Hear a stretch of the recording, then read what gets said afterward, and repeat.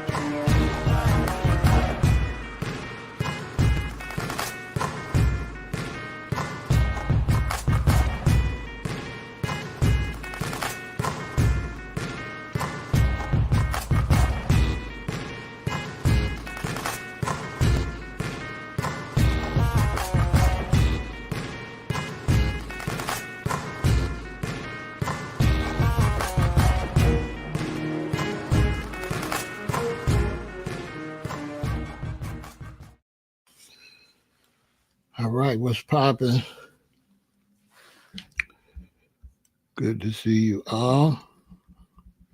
I wasn't going to be coming on till probably about 12. Then I got the word that America,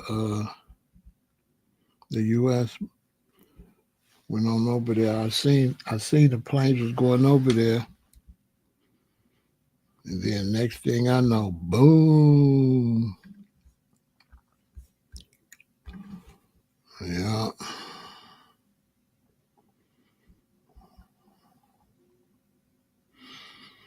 Yeah. So we're going to talk about it. Definitely, man. I'm representing Chicago, Illinois. You already know what it is. Yeah.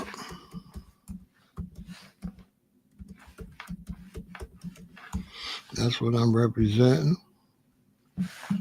The beautiful Nicole is here. We got Chicago, Illinois in the building.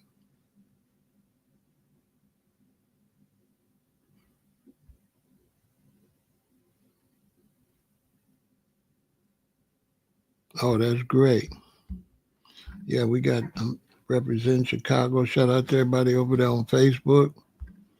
Everybody on Twitch, Kick, YouTube,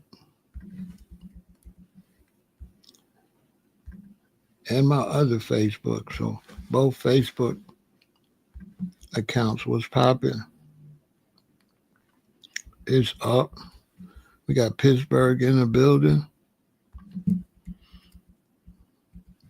We got Chicago, Illinois in the building.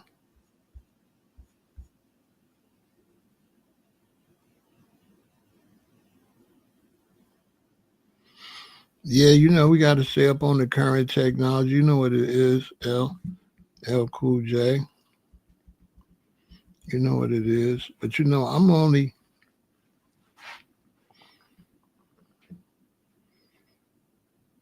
you know what I'm saying? I'm not really 67. You know what I'm saying? I'm not really 67 because you know, when I got stabbed, you know, I died. You know what I'm saying? Came back.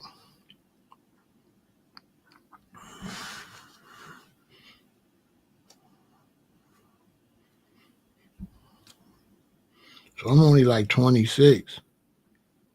You know what I'm saying? I'm only like 26 years old.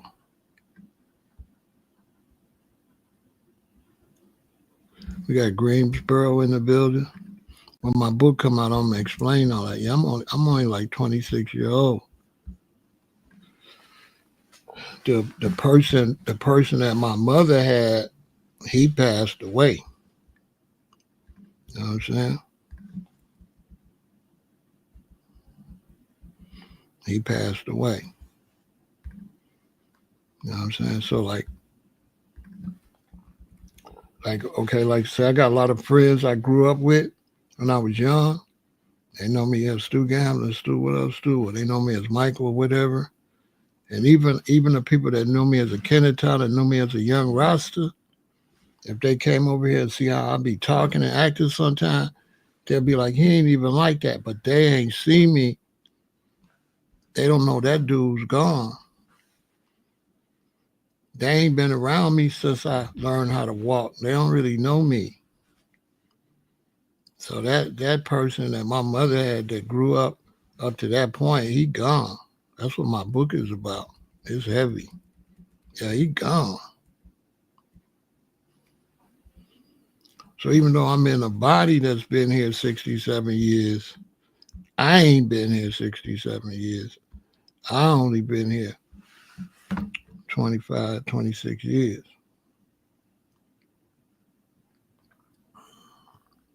You know, 89, 99, 2009, 2013. I mean, 30 years. Yeah, 99, 2009, 2019, 2021, 22, 23. So, yeah, I'm only 36. You know what I'm saying? I'm only 36. But we're gonna get into that.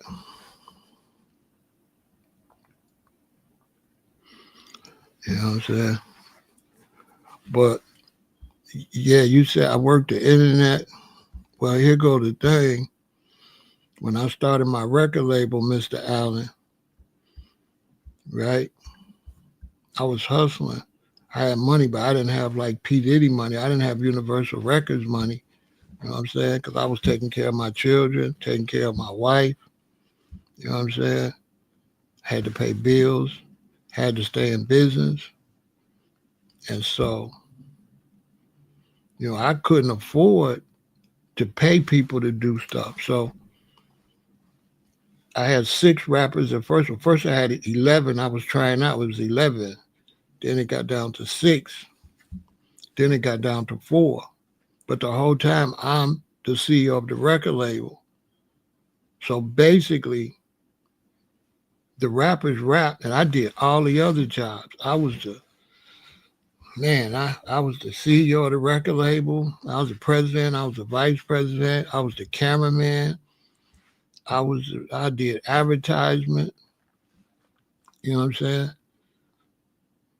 In those days, they only had forums. You used to have to go on forums. Y'all probably young don't know what a forum is. A forum is what like everybody used to go and type and talk to each other. They didn't have the stuff like they got now. The first thing they had was MySpace. And so I went on MySpace, and that's how I learned how to, make moving graphics and all that. I had to. I couldn't pay nobody to do that. So I'm on MySpace, boom. Then MySpace, Facebook was on something, right? No, they had the internet. We had the internet. They had the internet by then. You know what I'm saying? No, there wasn't no more dial-up days. They had the internet. The internet was popping. They had the regular internet. It wasn't no dial-up. It was regular internet. This like 1998, 99. They had the internet. They had all that. The internet was popping in 99. That was right before, they were talking about the counters starting over.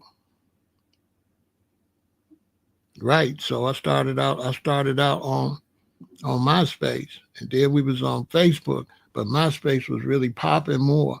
Then when I got on Facebook, I wasn't really promoting on Facebook because soon as Facebook came,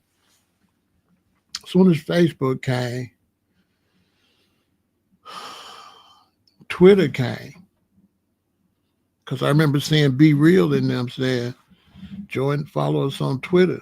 So I went over to Twitter. So I'm doing MySpace, I'm doing Twitter, right? I'm doing MySpace, I'm doing Twitter. And then I heard somebody say, meet us on Instagram.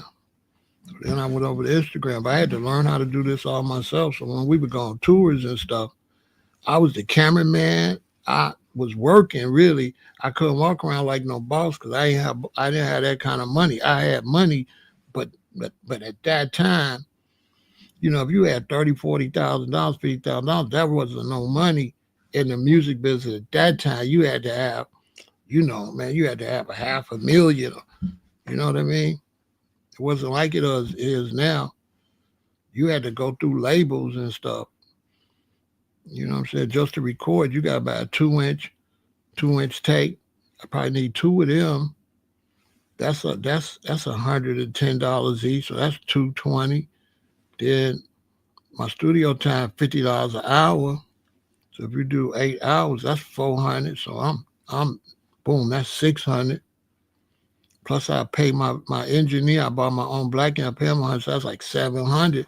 I'm going in the studio 4 nights a week, so that's 2,800 a week. Some weeks 2,800, something like that. You know what I mean? Now I'm still hustling, but I'm putting so much of the money. Studios, ain't nobody in the studios now. They got home setups. They got home setups, but you can get in the studio now for, $30, $50. Some places 50, some 30, depending where you go. But ain't nobody really going to the studio now. I can have all that stuff right here. That's what's taking me so long to figure out what I'm gonna do with my rap career. I'm gonna come out with. I'm trying to think if I should just do it here because the equipment is so good now that I could just do it right here. Not only could I do it right here, I can make a song and go live and be making my song, and y'all can be watching me while I'm making it. You know what I'm saying? It's a whole other thing. But we'll talk about that one day. You know what I mean? Yeah, I used to work in Chicago Tracks. You know what I mean? I was in Studio B and R. Kelly was in Studio A. You come in the building, then it's two long hallways. I come all the way down this long hallway. I'm in there. He go all the way down that long hallway. So you don't bump into each other. You know what I'm saying? The only way to get to his studio is the door in our studio where the 2-inch machine is at. You can see my 2-inch machine. You can see his. Other than that, he got to go all the way down to the end, up and all the way back. You know what I'm saying? We'll talk about that one day. I'll just talk about that whole music industry thing. But today we're talking about this situation with Iran. USA, they slid on them like sloop, sloop, pop, pop. You know what I'm saying?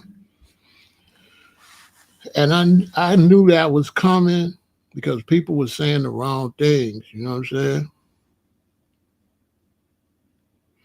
People were saying the wrong things. So I definitely know why Trump had to make that move. People were saying the wrong things. You know what I'm saying? So America had to pop out. You know what I'm saying? Pop out. I've been listening to that all day.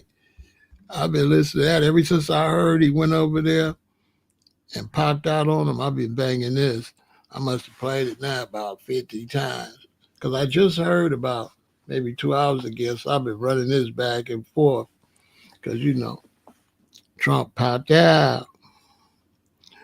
They talking a lot of mess. Then he popped out. Looked up in the sky and bombs dropped out. Dropped out. Dropped out. I can't wait to get in the studio. It's going to be ridiculous. Because I'm crazy with the, yeah. Yeah. I could do that mix right now, man. That'll go crazy. I could do that right now. That'll go crazy. I could do that. I could do that war mix right now. It'll go crazy. Get all my little stepsons and stuff and all the little children and little PJ, put them on some camouflage. You know what I'm saying? I kill it. For real. Yeah, so we're going to talk about that. It got crazy. Boom, they popped out like bop, slid, on that ramp, bop, bop, left. You know what I'm saying? Because the whole mission is to hit them and get back safely. If everybody get back safely, that's like a win. Because America be playing like peekaboo. They go over there and hit you, come back, say, nah, nah, nah, nah. You can't come over here.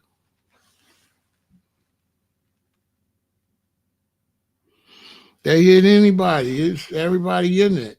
Everybody in it. I'm in the war right now. I'm on the USA side. I think he did right. Absolutely. Yeah. Listen, you can't second guess the commander in chief when he go to war. It's just that it is bam, it's go. It's go. He made the call. It's go. It's go. He made the speech go. When he said go, go. That is, it's gonna be what it's gonna be. It's gonna be what it's gonna be. If you're scared, go to church. You know what I'm saying? So it's not like I was. It's not like okay. Let me get that straight. It's not like I was in it. I wasn't in it. So whatever they was doing, I wasn't in it. Let me teach y'all a game. I was not in it. I'm just looking at it, and it just is what it is. I'm not in it. Okay. But it's like okay. It's like this. I go to the gym with my friend. It's five of us. We go to the gym. One of my friends, when he get to the gym, right, he start beefing with some dudes. It's five of them. So my boy beef with him. The man keep talking crazy. My boy still on him. What I'm supposed to do? It's up. It's up. I might not have wanted to do it. I wasn't thinking about none of that. We didn't go up there for that. But I'm in it. You know what I'm saying? And so once he went and did what he did, we in it. Whether we want to be in it or not, you in it. You in it, whether you want to be or not. You in it. And your opinion don't matter. You can have all the opinion in the world, but you in it. The whole USA is in it. Now, if I could say I'm not in it and stay out of it, I would. I'd be like, I'm not in it. But you think the opposition kept? You got to understand when they hit, they hitting.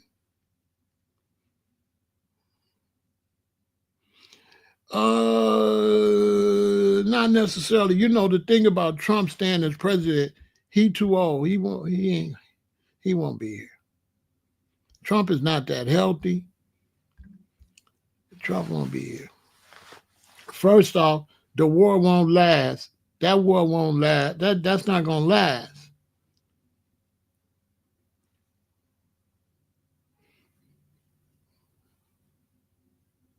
Here go the thing. I agree with why Trump did that. He had no choice but to do that. He didn't have no choice. He didn't have no choice but to do that. Now you say, why would you say that? This is why. He tried to stay out of it. He tried to stay out of it.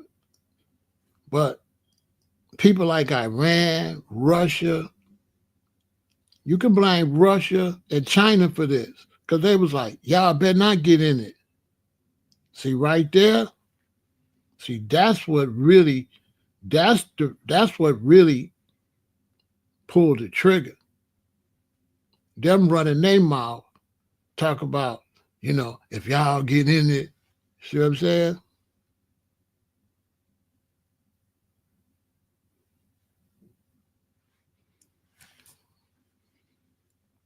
So if I'm Trump, I go back to the war room. I go back to No, they did it right on time. They did it perfect. G, I'm gonna talk about that too. So I'm going in the war room. I'm Trump. I'm like China talking about we better not do it. Russia talking crazy. Okay. But we'll go over there and help Ukraine. So he, you know what I'm saying? Russia just talking. Because we already could have boots on the ground in Ukraine.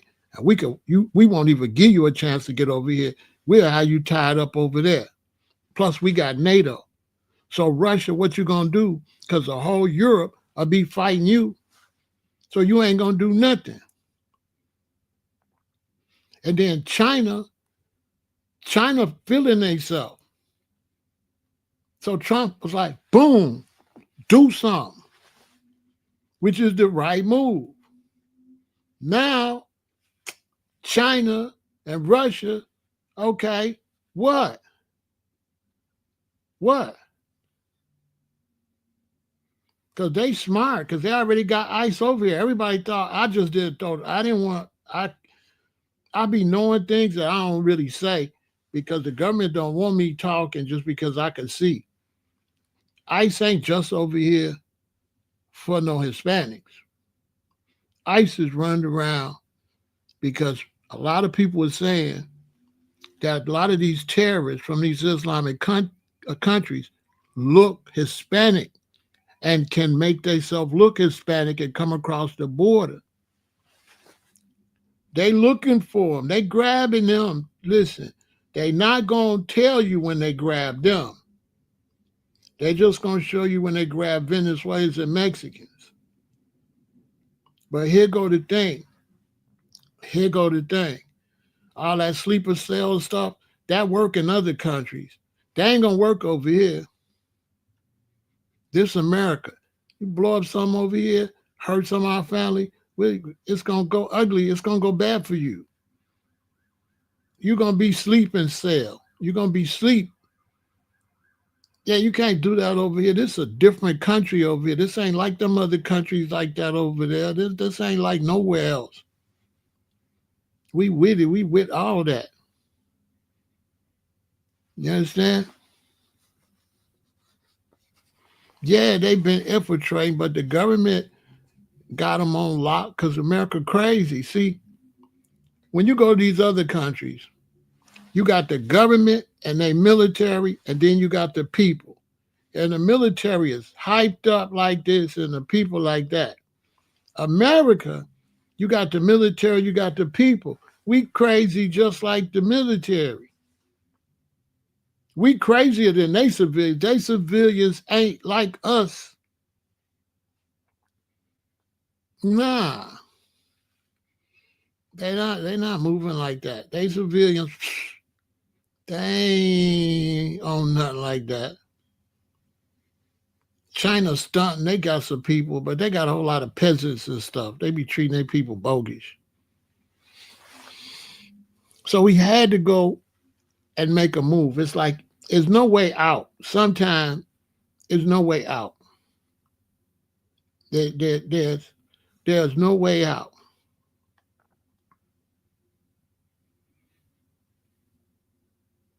It ain't just Trump. Any president would have did that. Any president would have did that. The only difference between other presidents is maybe they would have did something so it didn't get that far. But if it go this far in the United States, any president gonna hit you. Period. You cannot threaten the United States. Period. The United States take threats serious.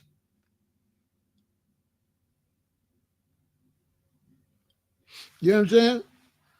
They're gonna take that threat serious. So too many people was bluffing and threatening.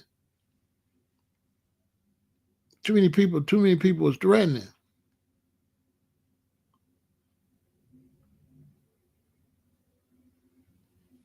You understand? And Trump, he moved like a gangster. So boom, he sat back, let Israel get dirty a little bit. Right? Y'all didn't see that? He let Israel get dirty. He waited till Israel looked like they might not win. So he's like, okay, I'll save you, but you know it's gonna cost you. You can only imagine the negotiations before he went over there.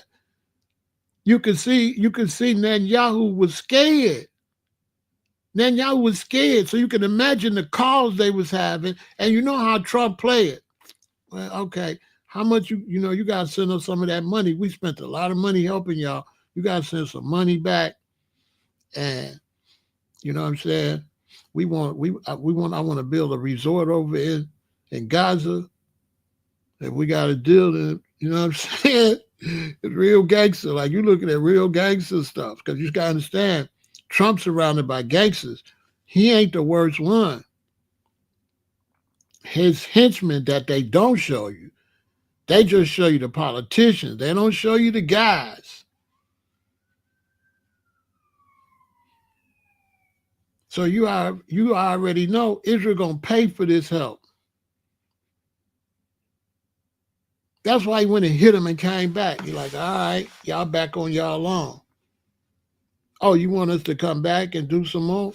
Okay, that's gonna cost you some more.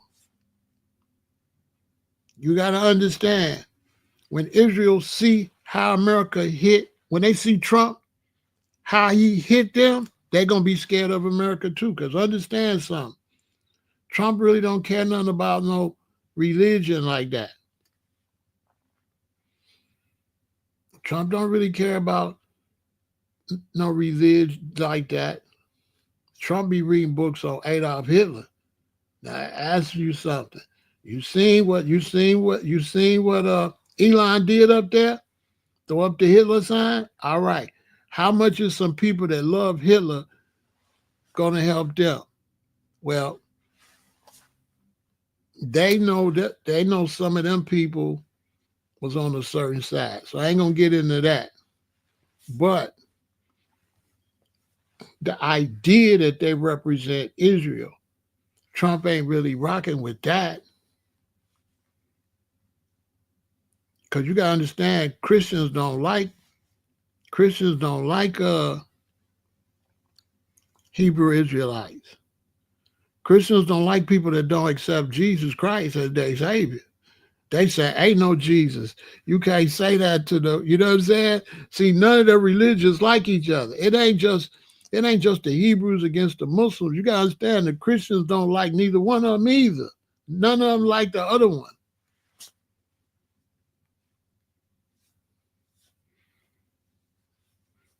So Trump making a big move, showing that he knew weapons that nobody knew nothing about.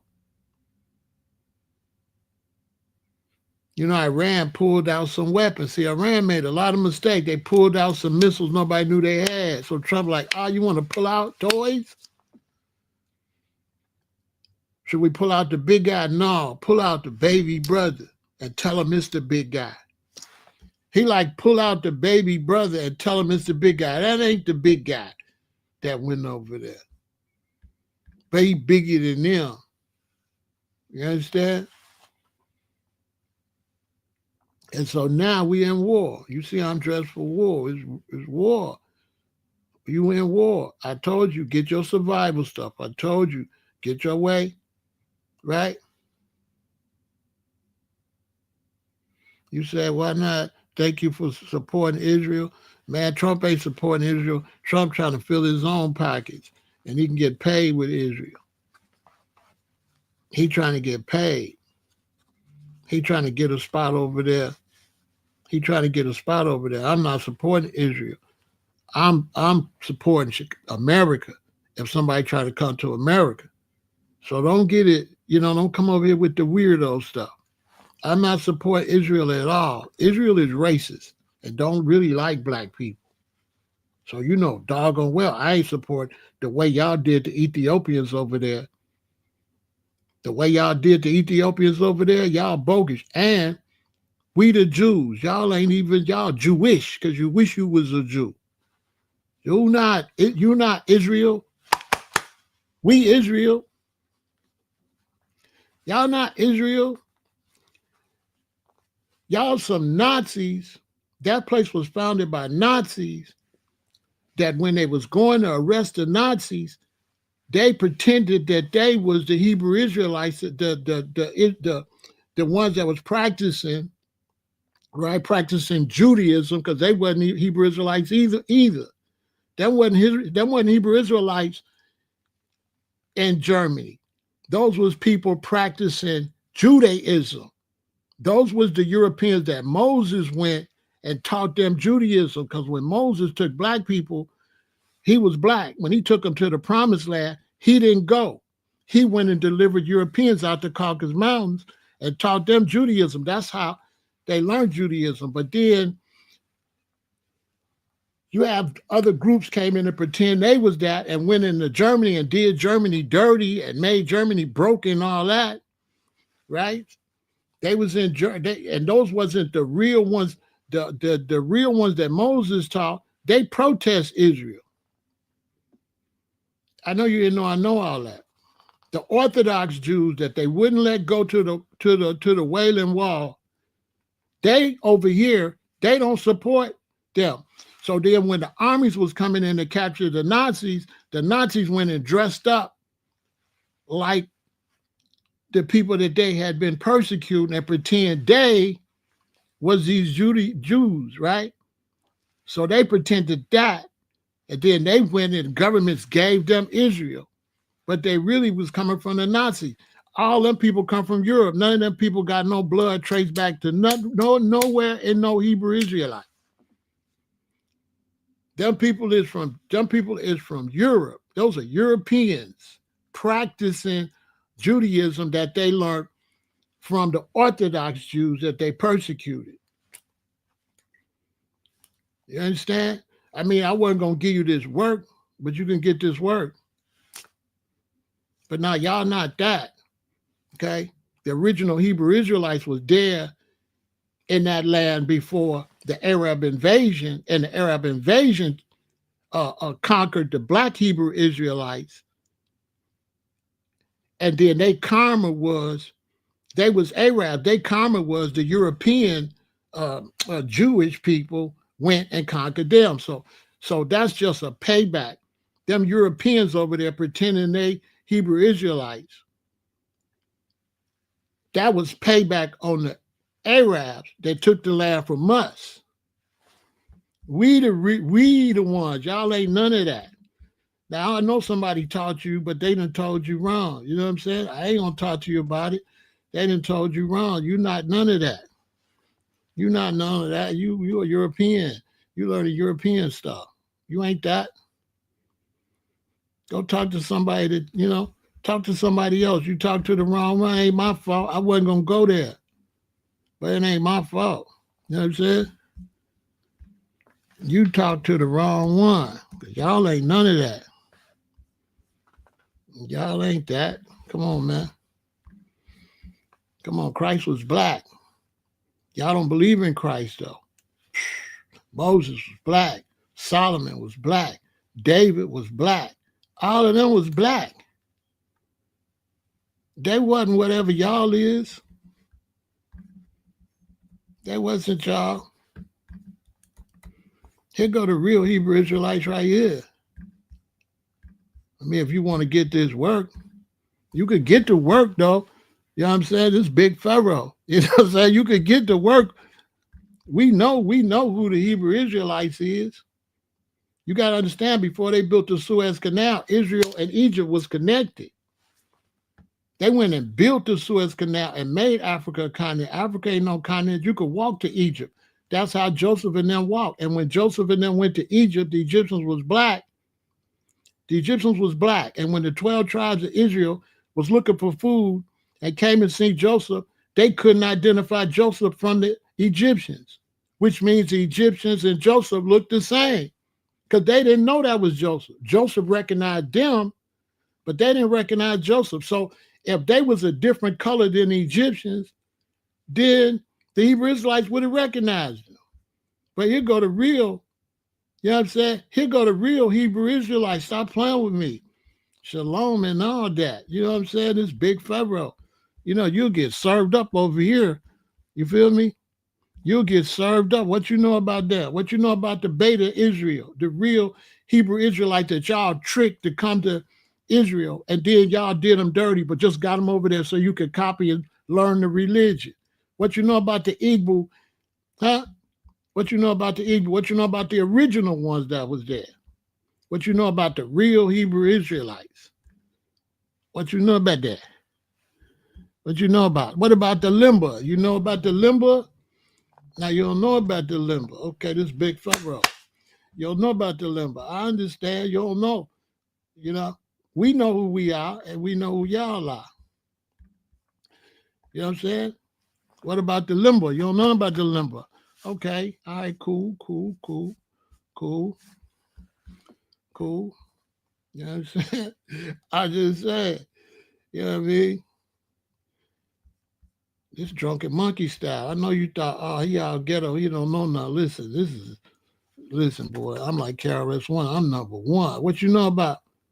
What you know about? What you know about the Ethiopian, the real, huh? Where the Ark of the Covenant at? Why y'all ain't got the Ark of the Covenant? Why is it Ethiopia? Why y'all ain't got it? The Bible say, woe be unto them that call themselves Jews and are not, but are the sons and daughters of the synagogue of Satan. And we ain't got no synagogues. I'm just saying, that's what your scriptures say. You know what I'm saying? Shout out to Ben Ami Ben Israel, my big brother, rest in peace, that left Chicago and took the brothers and sisters over there, back home. And y'all did them dirty over there, mistreated them and everything.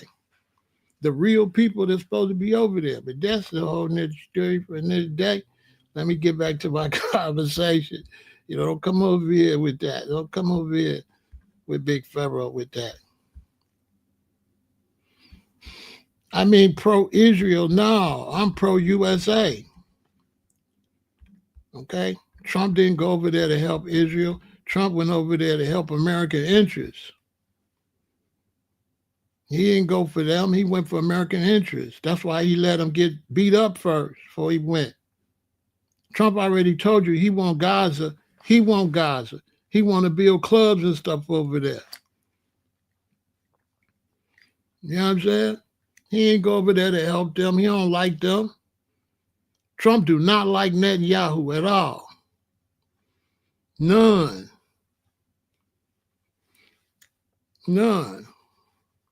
But Iran is the enemy.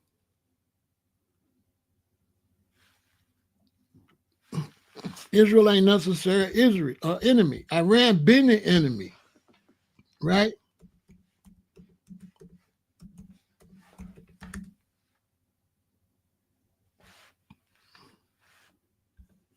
Iran been the enemy, okay?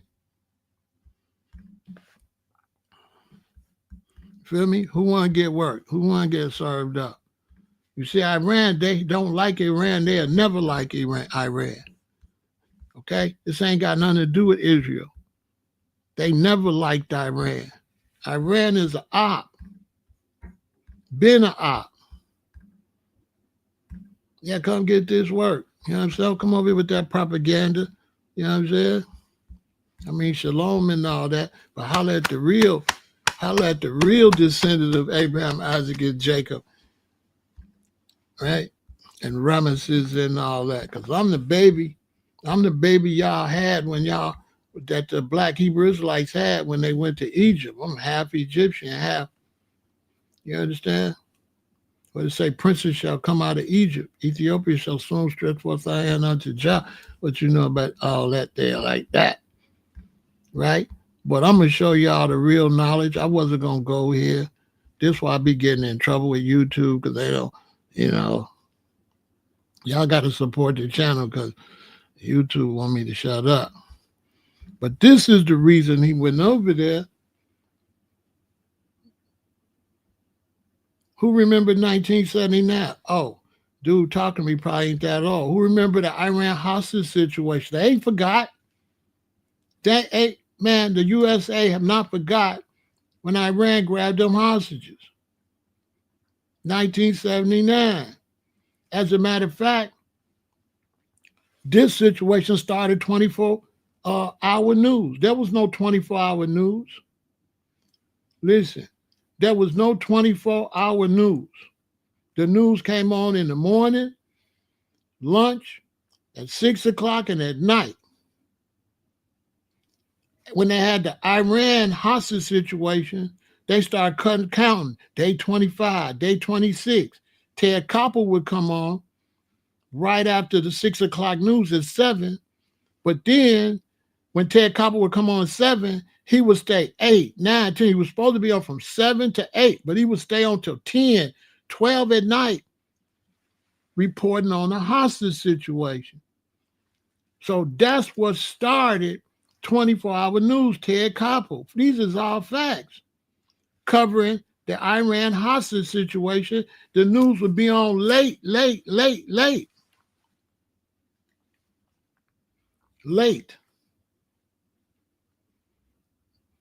Covering this situation. You know what I mean? And that led to Nightline, right? So then they just came out with Nightline so they could just talk about it at night. Boom. And then that turned to boom, Arsenio Hall and them, Channel 32, going from UHF to the main channels.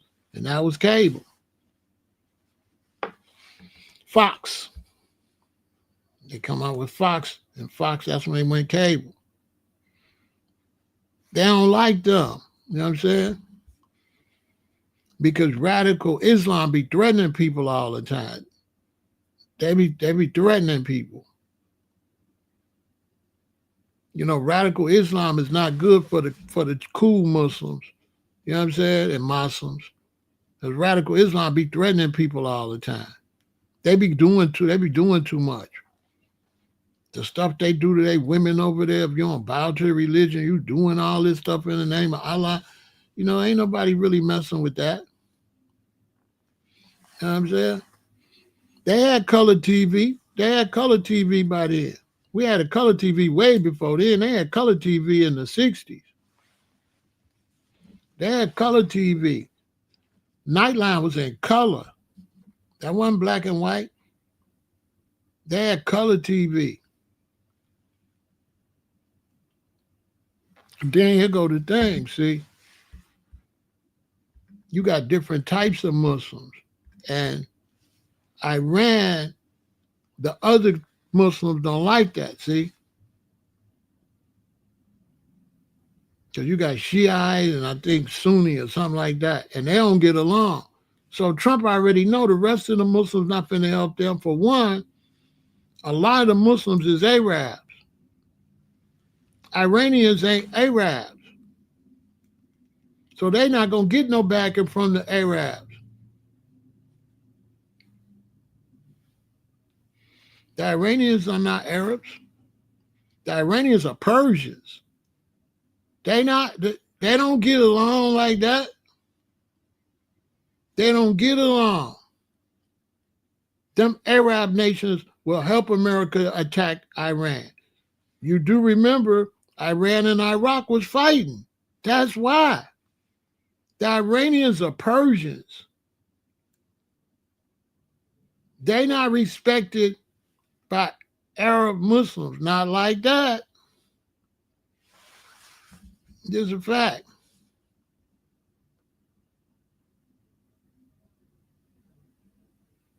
Will they be able to back their big talk? No. They're going to get decimated.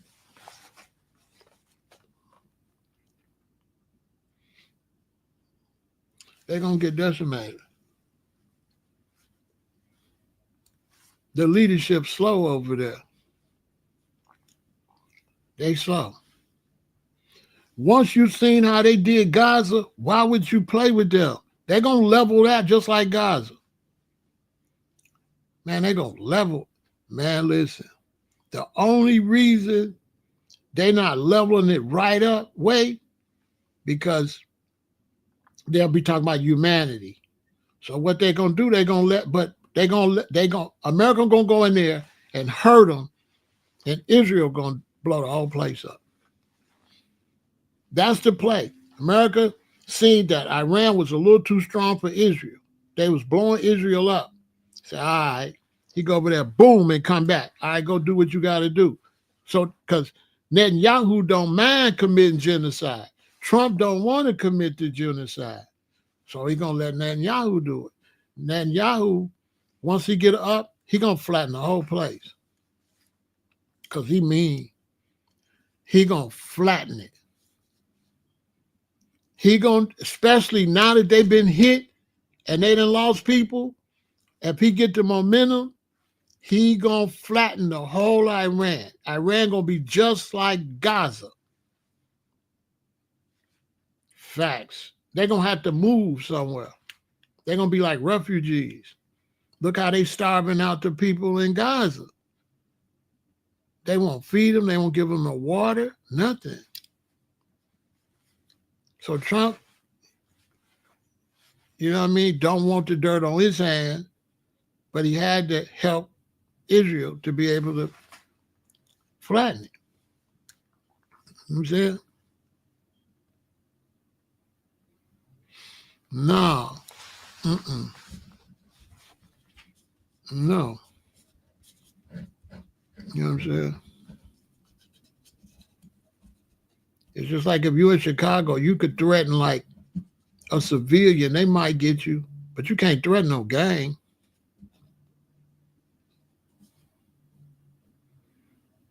Yeah, America's a gang. Like you can't threaten them in front of the world like that. And then some people will probably talk you down. Why would you do that to Trump? He really with it. He want to look strong. He really big on looking strong. You can't threaten that fool. Come on, man.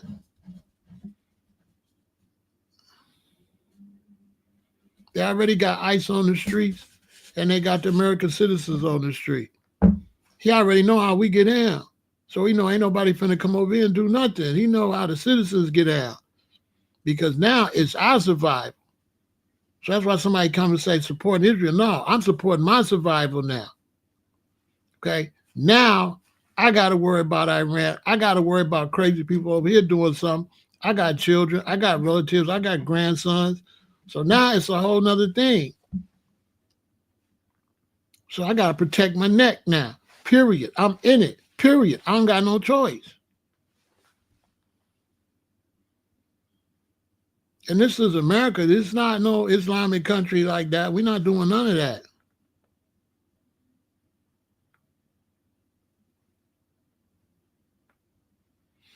Man, you know, the people over there don't like them. They forcing them people. Listen, them people are not like that. They get some nuts to be the leadership and they force the rest of the people. Them women want to drive. Them women want to go to school. Them women don't want to be wrapped all up in all that stuff while the men run around free. What kind of religion is that? If your women got to be wrapped up, you should have to be wrapped up. But the idea that women is oppressed, but you free, you dealing with prostitutes, LGBTQ and all that. Come on. But you got your women all wrapped up, but you ain't living like that. So that's all foul anyway. Forcing people, like right now, the men, I think they was playing chess. They banned chess. In one of them countries, the Islamic brothers over there trying to play chess, they banned it. They just treat them bogus. It's like imagine if we was here and you had one of them crazy Christians. You know, the Christians like you can't clap, you can't sing nothing but gospel music. Imagine if America had the crazy Christians, because all religions got them. Imagine if the crazy Christians ran over here. Imagine, like the Mormons or somebody ran this country. Everybody, all the women have to have long old dresses on and all that. It'll be horrible. You know what I'm saying? Ain't nobody trying to, boy, listen. So, you know, they done went, you know what I mean, and did what they got to do. And it's up. It's USA. It's USA. Because if you bomb America, you bombing me. So I'm in it. I'm in it to win it. I've got no choice but to be in it. Because I know some people will be like, well, why are you in it? Why are you in it? Will World War III be as bad as World War I and II? Shit, it'll be worse. They ain't got no nuclear weapons.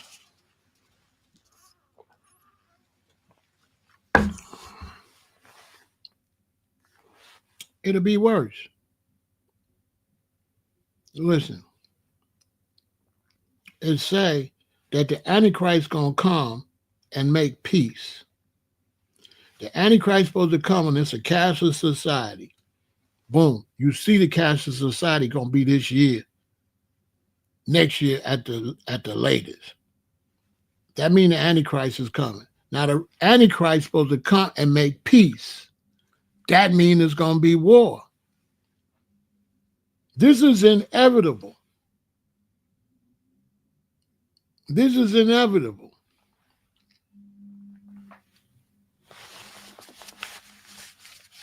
Islam is not the Antichrist. No, Islam not the Antichrist. Antichrist ain't got no religion. EJ, you wrong. The Antichrist has no religion. None. He don't mess with no religion at all.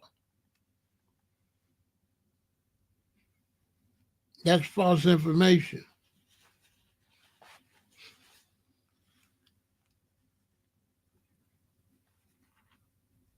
Islam was like that because of the Christian Crusades. Okay? Listen, the Christians was the one that was nailing people to crosses and torturing people. And that's where radical Islam came out of the abuse of Christianity. Let's not forget, they had people nailed to crosses all over the place. So Christianity, the one that created that type of violence and religion. So Islam was a response to the Christian Crusades.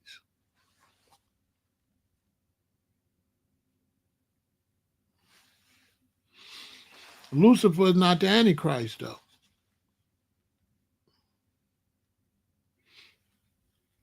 Anyway, you can't teach over here. So what you want to do? You want to be quiet? This is what we do. Okay. I ain't gonna pay you no to. Go ahead, do what you do. But now you don't know what you're talking about, EJ. EJ, are you trying to teach me something? Please don't. You don't have to be quiet, but don't try to teach me nothing. And don't be teaching them something that I don't agree with. It ain't the fact I don't mind people having a different opinion. It's just when they come over here, EJ. No, EJ, cool. He don't know. But let me show him what's going on. EJ, it's not that I got a problem. No, you cool, EJ, but it's not that I got a problem with what you're saying. A lot of people say, well, Pharaoh don't accept nobody else's point of view. I'm cool with it. I'm trying to protect my audience because I don't want them to learn anything that I don't stamp, right? Think about it, EJ. I don't want them to come over here and learn something I don't stamp under my watch. Now, if they learn it somewhere else, that's cool. But I'm responsible for them. So if they come over here and learn some information I think is wrong, and then they learned it over here, then I'm in trouble. But the Antichrist is not a nation. The Antichrist is a real person. Most likely, the Antichrist is William the Terrible. But most likely, EJ, the Antichrist is William. Look into it. Most likely, the Antichrist is William. Look into it, EJ. I know you're going to look into it. Yeah, most likely Damien. Because, Damien was the Antichrist in the movie. So most likely the Antichrist is William. You see how England, no, he ain't Trump. It ain't Trump. Trump ain't the Antichrist. I read the whole Bible, bro. That's what I'm trying to tell you. I read all that. Let me tell you something, EJ. In the 7th grade, my parents took me out of public school, sent me to Lutheran school. I went to a Lutheran school, 7th grade, 8th grade, and all through high school. We had religion class. We had religion class. I know more about the Bible than you. Facts. You just know pieces of the Bible. I know the whole Bible. Later, when I went to Hawaii, I read the whole Bible. Okay? So I know you think you're telling me something, but you're not.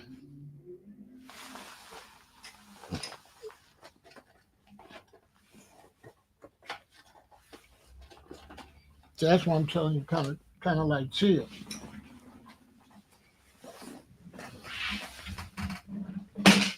What's that? Okay. You ain't telling me nothing. I'm telling you wrong. The Antichrist is a man. They say the Antichrist, right, will not be a lover of women. That show you it's an individual. It said, yeah, that's what he's trying to do. But that's good, so I could teach him. The Antichrist, they said, would not be a lover of women. They say he would not love women. Go read, you tell me to read, go read Daniel. You go read Daniel and listen to the description of the Antichrist. Because Christ, let me ask you something. Was Christ a nation? No, Christ was one person. So how could you be so the Antichrist got to be one person? Duh. If Christ was just one person, then the Antichrist is one person. That's the opposite of Christ. How could Christ be one person and the Antichrist be a whole bunch of people? That don't even make sense.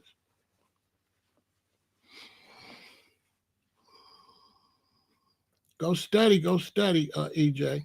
It's cool because he need to learn and other people learn. Go study though, EJ. You got it wrong. I don't know who taught you, but you should have studied under me.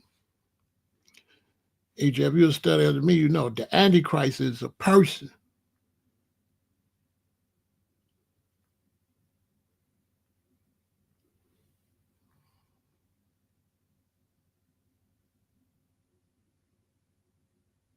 You don't know what you're talking about. You know what I'm saying?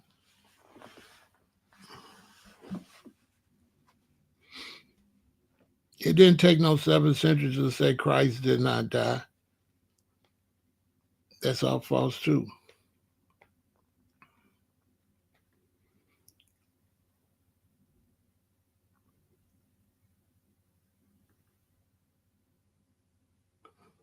Christ, after they crucified Christ was walking around India and stuff, and he still had the hole in his side. And they said his organs was like silver.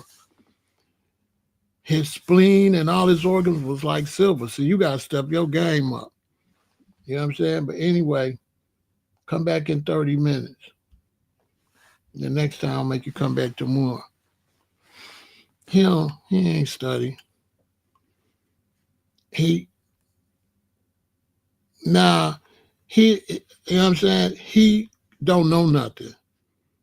And what they told him, he brainwashed, so he gonna fight against any new information because he believed that, and I'm messing up his belief system. That's all. So he's having like withdrawals because I'm shooting down his belief system, showing him he don't know what he's talking about. Because he don't. He don't know what he's talking about. He's just talking.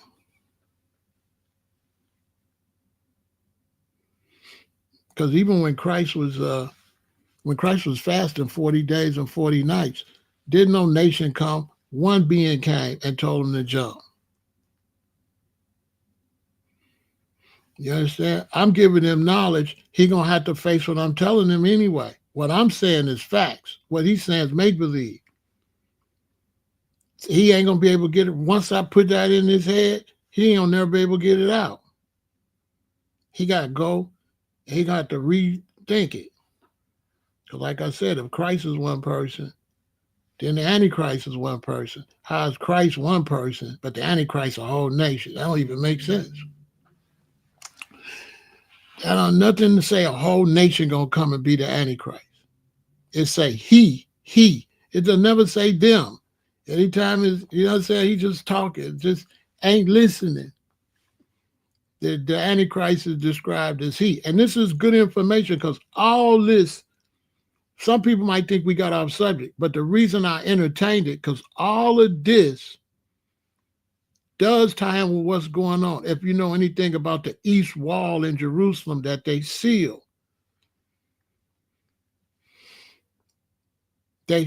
the East Wall in Jerusalem. Hold on. So I think it's all great. I think it all tied in. We finna go for a while.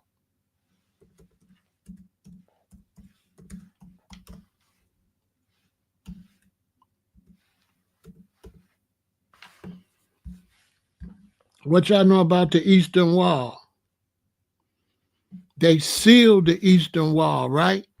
Because when I think a Muslim brother took it over, he sealed it. Because you know the Muslims ran it, everybody ran over there, right? He sealed the Eastern Wall. This is heavy, right? Hold on. I enjoy telling y'all all this. So we really not off subject. We really right on point. Because all of this got to do with what's going on. Check this out. All you had to do was listen. You could have learned something. This big Pharaoh. But I know sometimes when you black, right? Sometimes when you black like me, they don't honor your knowledge. You know what I'm saying? I couldn't possibly know nothing. You know what I mean?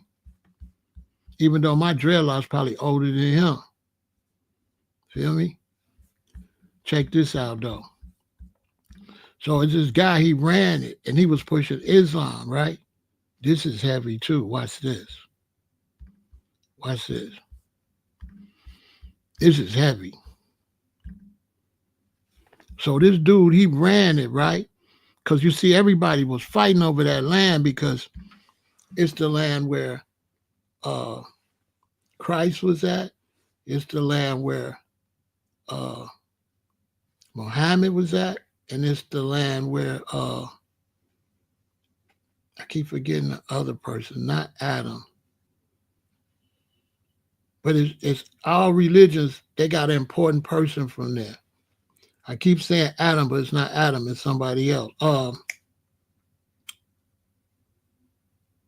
Is the Quran a remix of the Bible? Not really. So anyway, the Bible say Christ gonna come through the East Wall. So this Muslim guy that ran the place, Abraham, this Muslim guy that ran the place, he sealed the wall, right? He sealed it. This is the East Wall. He sealed it. See, it's concreted in because he didn't want Melchizedek wasn't born. Melchizedek wasn't born. He sealed the wall to prevent the prophecy of Christ coming through that wall, because Christ's supposed to come through that East Wall to Jerusalem. So dude was so wicked, he sealed it. Said he ain't gonna come through this wall. Go look it up. It's real interesting. But people is saying it's signs that he coming, because they've been saying stuff been moving and rocks been falling and dust been coming out of the East Wall like something trying to open it. He sealed the East Wall so Christ can't come back through the East Wall.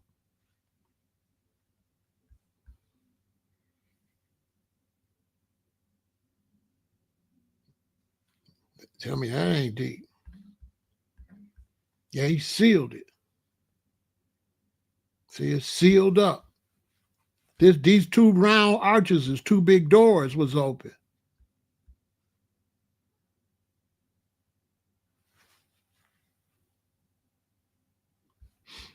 You know what I'm saying?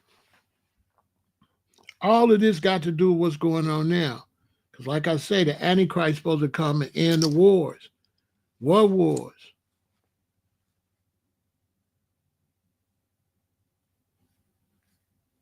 You know what I'm saying? What wars? You see what I'm saying? So in order for the Antichrist to come, there's got to be wars. Now, all of this is going to correlate with the cashless society. You see where that's going. We're going into the cashless society right now. So you right here, all this should be expected. Wars, and rumors of war. This is what's going on. It might be suffering. It might be anything, but you're supposed to be ready. You're supposed to know. So this is not like no good time for me. Anything, things could go real bad for me. It could be all kind of turmoil and stuff, but you're supposed to push through it. You ain't supposed to fold. Now, for us, foundational Black Americans, we got to protect our people. So if Trump go and he want to kick it off with them, and they talk about retaliating, then we got to protect our people. So retaliate on who? Because we can't let them come over here and destroy us.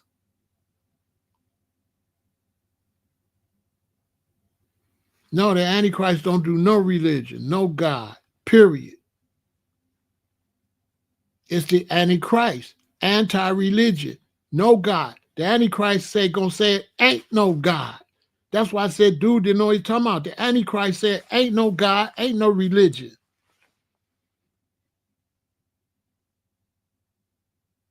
The Antichrist don't do God at all. Don't do religion and don't do God. Period. It's the Antichrist. Christ do religion, right? So the Antichrist will do what? No, the Antichrist said there is no God.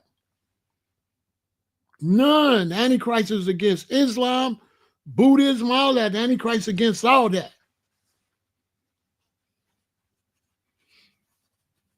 The Antichrist do no religion, none. None. So when you hear people say he's going to come set up a new religion, I'm like, no. The Antichrist is about war. Are we entering World War III? I mean, it's coming. How it's not going to come?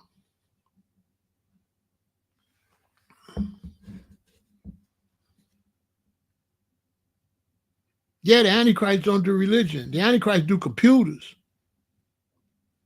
The Antichrist do computers. The Antichrist is going to listen, I'll go ahead and tell you. The Antichrist is going to have a statue. Going to have not a statue, like a robot, right? Because the dragon was wounded. Listen, the dragon was wounded at war with Michael and Gabriel now. The dragon is going to wash up on the ocean and they're going to find him. But he wounded, so he can't do nothing, but he still got the knowledge. They're going to take the dragon to a spot and they're going to build a replica of the dragon. And they're going to put all the knowledge up from the dragon into this image of the beast, right? It said, because it's an image of the beast, not the beast. The beast is wounded. So they're going to make an image of the beast. And when that image come on a wall or something, everybody going to have to put their hand over their chest, not pray, but do like you do the flag. I pledge allegiance to the flag. Everybody going to have to pledge allegiance to the beast. And when I first started studying this, they got a computer called a beast. And it was bigger than this whole spot. Then after so many years, it was the size of this room. Then after so many years, it was the size of a refrigerator. It had all the knowledge from all the books in this thing called a beast. Then they got the beast down to this size. But the object is to get the beast small enough to put it inside of a big old robot. And this robot will know everything that's recorded. It's going to be computer technology. It's going to be computer technology. The beast's going to be an image of the dragon. But the dragon is wounded, so they're going to make one. They're going to make one. And that's going to be their God. But they don't worship him. You pledge allegiance to him because all they worship is war. All they going to worship is war. Ain't going to be none of that belief in God or get you grabbed. Yeah, if you believe in God, they're going to try to capture you because it's the Antichrist. All that's coming. Like you could see it's coming. I believe it's coming out of England. Look how England's just sitting there quiet, watching everything. No, the golden calf wasn't the image of the beast. The golden calf was Hathor that they made because they was practicing some of that in Egypt. So they made Hathor. That's all. They made Hathor, but Hathor wasn't wicked. Yes, AI. Exactly. Yep. AI is what they're gonna put inside the beast, the image of the beast. But AI is gonna get its information from the dragon. Now you gotta understand the dragon was an angel that hovered over the throne of the Almighty, and he was covered with stones and beautiful jewels. The dragon used to hover and play music. He was a musician that hovered over the throne of the Most High. He was covered in rubies and diamonds and all of that.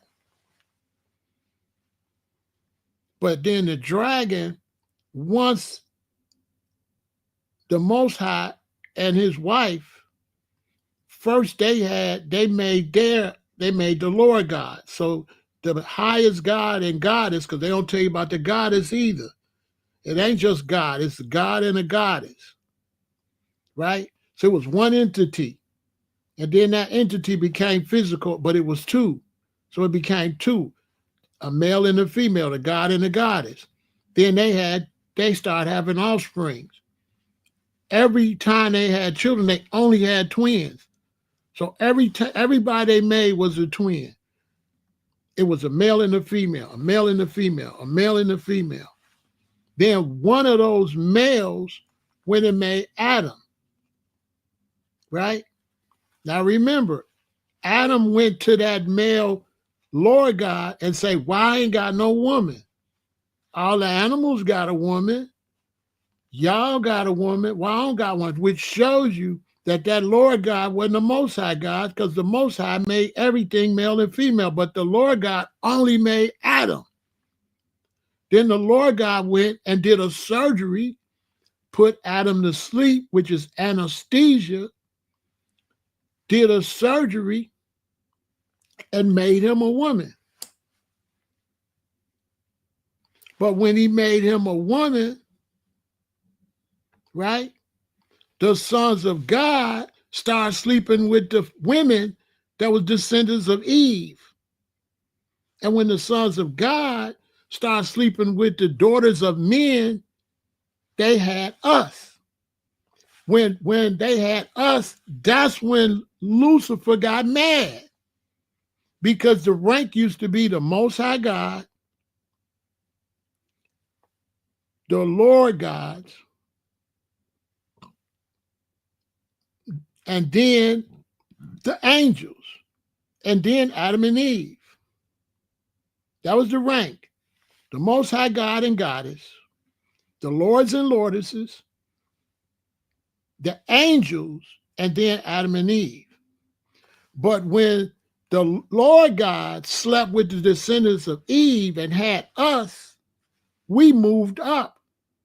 So then it was the Most High God, the Lord God and goddesses, us, then the angels, then Adam and Eve.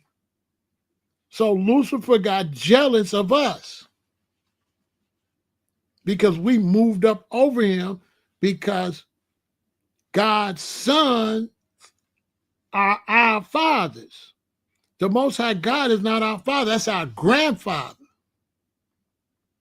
The Most High God is our grandfather, it's not our father. Our father is the Lord God that slept with the daughters of men And then right after the Lord God slept with the daughters of men in chapter 6, what's the first name come up in chapter 7? Noah. It's giving you a hint that Noah is a descendant of the Lord God and Eve. Because it said, then giants walked the earth. Well, how did Noah build his big? He was a giant. So now everybody drowned. So we come down through Noah. Adam and Eve is gone. Wiped out, never to be found. I could prove that because what do they say in science and anthropology? They say they looking for what? The missing link. The Neanderthal. Who is that? Adam and Eve. They drowned. Our mother is Eve and our father is the sons of God. Adam and Eve got drowned. Look, read it. It's right there. All you got to do is pick it up and read it. It's right there. Soon as the Most High said, I can't deal with y'all no more, the very next chapter, it say, now there was Noah. So why is it Noah? As soon as the sons of God slept with the daughters of men, then it say Noah. Because Noah was a descendant of Eve and the sons of God. And had us and everybody else got wiped out. Because what the scriptures say? The Most High said, I can't deal with y'all no more. Because y'all is just corrupt. That's what it say in chapter 6. Look it up. Y'all corrupt. And I'm going to cut y'all years down. Y'all can't live to 900 and all that no more. So since that time, our years been going down. 900, 850, 800, 7, all the way down to now. Methuselah lived 900 years. That proves my point.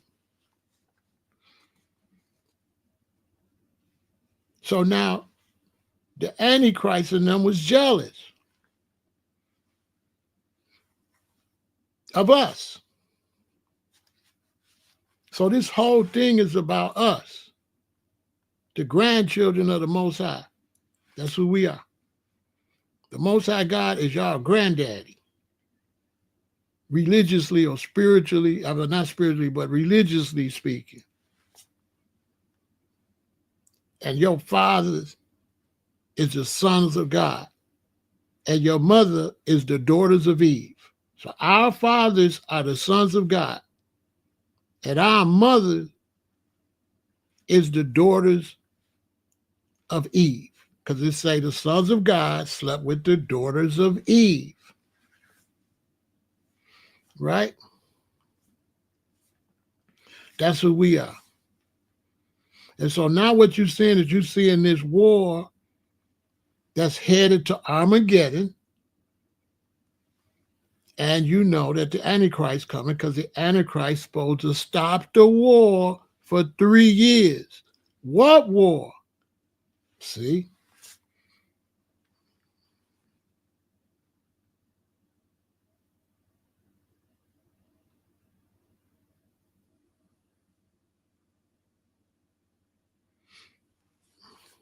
You see what I'm saying?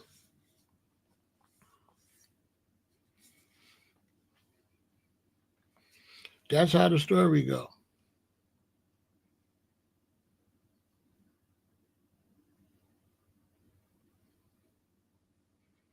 When Christ returns, it ain't gonna be nothing for Christ to do because you either gonna be done took the microchip or not. You're gonna be able, you done be the either, ain't no judgment day. You're gonna take the microchip, you're gonna take the mark of the beast on your forehead or your hand, or you not. You're gonna make your own judgment. What the Christians be teaching is all false. It ain't what the scriptures say. The scriptures say that's going to cause all, but great and small, to take the mark of the beast on their hand or their forehead. And anybody take that, you're out of here. That's your judgment day right there. You're going to judge yourself. Ain't going to be no judgment day. For what?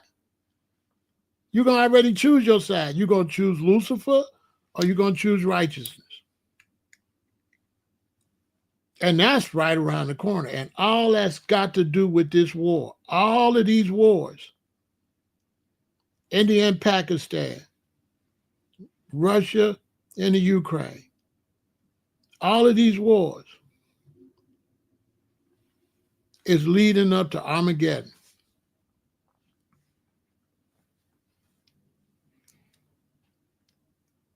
Because everybody, no matter what, they got to go and conquer Africa and get that stuff out of Africa. And that's why I say what? The army's going to march down the Euphrates. That Armageddon going to happen at the same place Genesis started. You know, Genesis started in North Africa. It show you where the Euphrates and those rivers meet. That's East Africa. Read the beginning in Genesis. That where it say the three rivers. That's East Africa.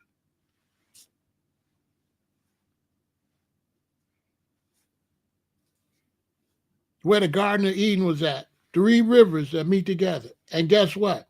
The Asians, the Chinese supposed to march down the Euphrates. Now everybody like, how the Chinese gonna march down the Euphrates? The Euphrates full of water. Well, the Euphrates is dry now. The Euphrates is dry now. Let's take a break and then we'll finish. And we're gonna talk about the war. We got time. We're gonna go through all of this. All of this is connected though. That's what I'm trying to let y'all know. All of this is connected. Don't think it's not. All of this is connected.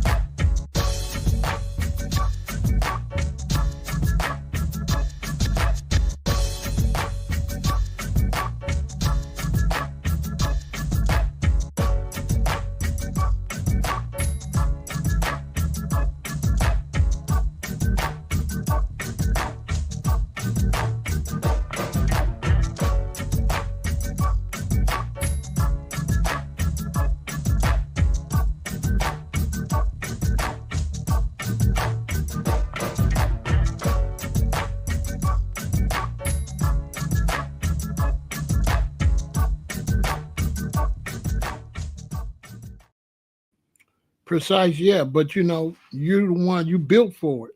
So all this is happening because you all are built for it. You're the ones that could deal with it. You know? So this is, you all can handle it. You're built for it. Y'all ain't just normal people.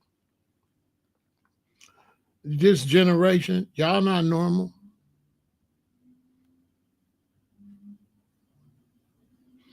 You haven't been activated because the Most High don't want nobody to know who y'all is. Y'all only get activated when it pop off. That's the way you was made. You know, I can speak for black people. You know how we do our homework in the last minute and get an A or B on it. You understand? It's going to be something we forced into. So these wars are destined to happen. They're fighting over who can control the world, who can control Africa. They ain't going to tell you that's what it's about. But if you look at everybody that's beefing, they all got their teeth in Africa to try to get those natural resources.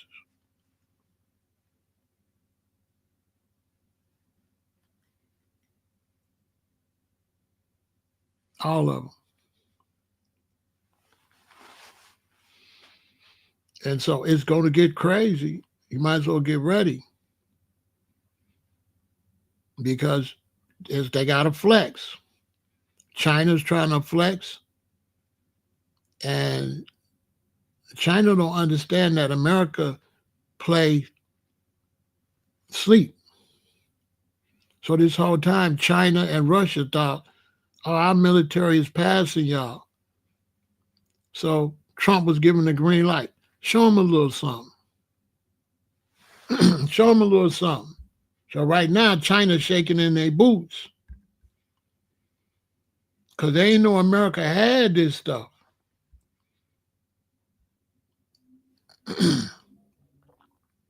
This was a warning to everybody. This wasn't just a warning to them people in Iran. This was not a warning for them. This was stunting on the world, like, don't play with us. You understand? You got to understand that Trump ain't thinking. You got to understand that the Most High controlled everybody. Put thoughts in Trump's head. Trump don't know who he working for. Lucifer don't know he working for. Everybody is working for the Most High. He just don't think it. Even Lucifer is working for the Most High, but he think he not. This is how this is going. You see how the world is? You run that way, what you do? You run that way, you end up here. You run that way, you go that way, you go that way. That's how it is. No matter where you run, you go get back to square A. You go get back to the Most High. You can run, you can do whatever. You can do flips, but you're still gonna get back to the same situation. And religion has got ridiculous. They've fallen. They've sold their soul. Christianity, Islam, Judaism, Brahminism, all of them sold. Buddhism, they all sold their soul. Religion is controlled by Lucifer. All the religions. None of those religions are worth a hill of beans. They not.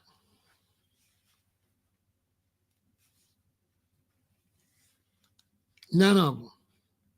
There's no God who will want you to do all that foolishness. There is nothing you could do to please God. For God. It's nothing you could do for God. You cannot pray to Allah. Allah was not interested in your prayers. The only thing that pleases God is that you treat other people nice. So how could you be doing all this stuff to people and talk about you? No. That's just like your daddy at the house. He got 2 boys and 2 girls. And one boy, you go push your brother down the stairs, you beat up both sisters, then you go tell your daddy you love him. And what's your daddy gonna say? What's your daddy gonna say if you mistreat your little brothers, all your brothers and sisters, and go tell daddy you love them?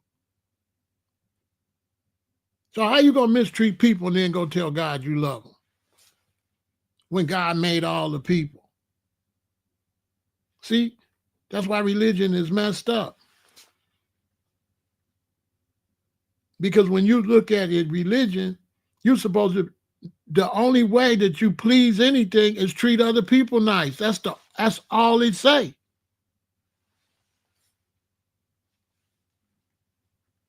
That's all it say. If you read all of them books, it's going to amount to treating other people nice.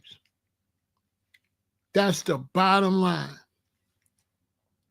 If you ain't doing that, you can't please nobody. We supposed to be living in harmony on the planet. Not only are we supposed to be living in harmony, we're supposed to be taking care of the water, taking care of the planet, taking care of the animals. You can't go and destroy all these animals or put animals in zoos and all that. Talk about you love God. You was just at the zoo looking at a gorilla locked up in jail, and you try to call it a zoo, and you try to act like this is cool. So you got wars. You people not living right. Yeah, you're gonna have wars. Imagine saying Chicago should stop the gang wars, and you got a world war. How are you gonna stop the gang wars when the world is warring? War is what we do. So you want the gangs to be different than life? Life is about war on this planet where we live at. Now it's about Chicago gangs. Right now, what is Iran? Iran is ops. Listen, Iran is the ops. And the U.S. slid on them. Listen, the U.S. didn't just slide on Iran, just like the gangs be sliding. They ain't do it. They did a flyby. They ain't just do a flyby on their ops.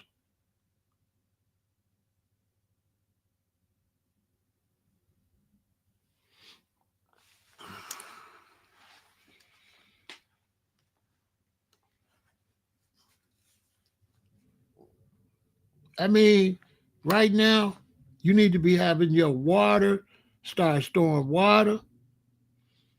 You need to start storing food. You need to have emergency lights. You need to have iodine in case of a nuclear attack. And you need to have your head on the swivel because you might have some terrorist attacks in the U.S. It's really, really up.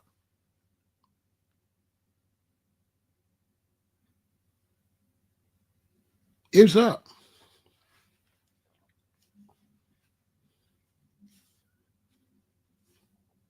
And somebody say them ain't your ops. They my ops because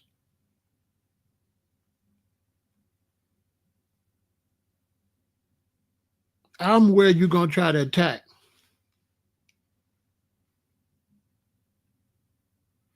Okay?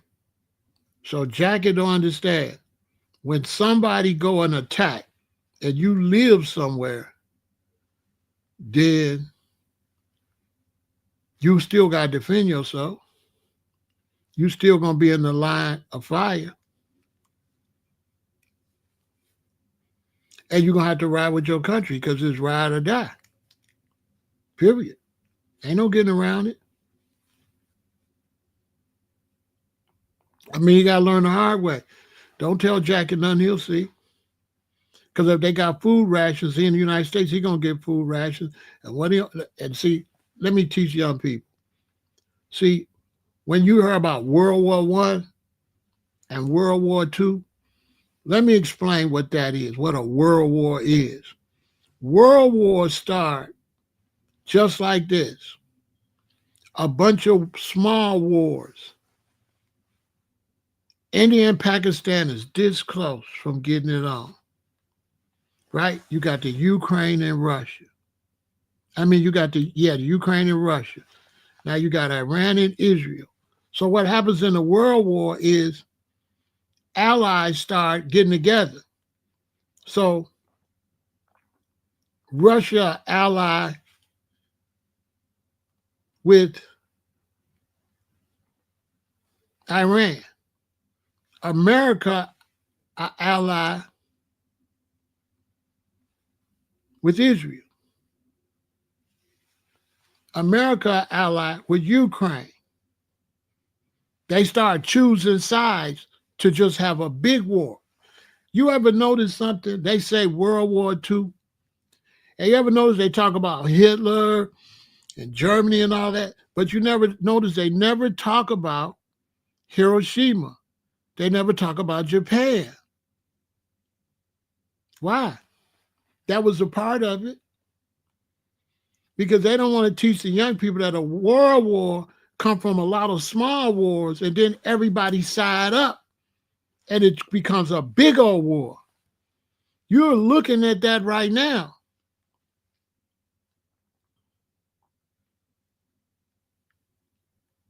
Because before Trump made the order to go over there, he called NATO. Believe that.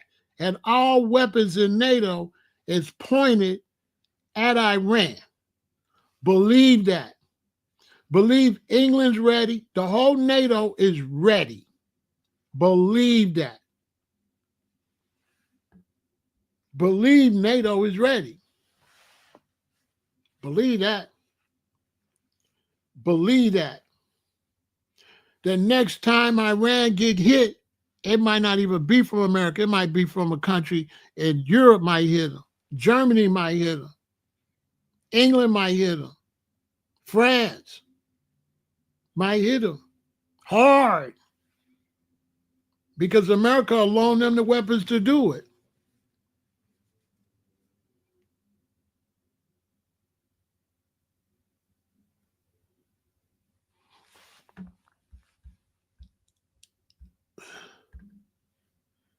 The idea is some U.S. officials are mad Trump didn't let Congress or no one know. The thing about that is what they made up in Congress was a good thing, but that's old. Now I'm gonna tell you why he didn't tell Congress and stuff. See, back in the day, if you told Congress, even if it leaked, it only leaked to one or two people. But now with the internet, you can't tell nobody. Because one of them suckers will go and leak it. It'll be all over the internet. So the real reason that he didn't tell nobody is because of the internet. I'm telling you, he couldn't tell nobody because of the internet. They trying to keep rules today based on rules way back. Where if you did go tell Congress and them, they couldn't let us all know. There was no way they could let us all know, because even if they went and told Walter Cronkite, he wouldn't have told us.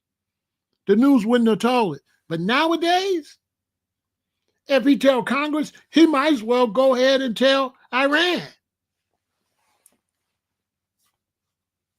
If he tell Congress, because how many Muslims you got, or people from these Arab countries and stuff, or from these Islamic countries is in the government? They'll tell.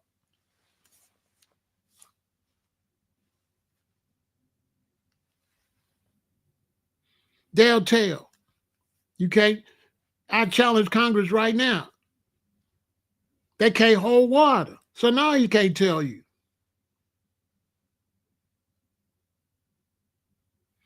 If he would have told them, they would have told. Could have got Americans killed. If it leaked and then they fly over there and they waiting on them, what could happen? It had to be a sneak attack. That old stuff they made up, that stuff ain't gonna work no more.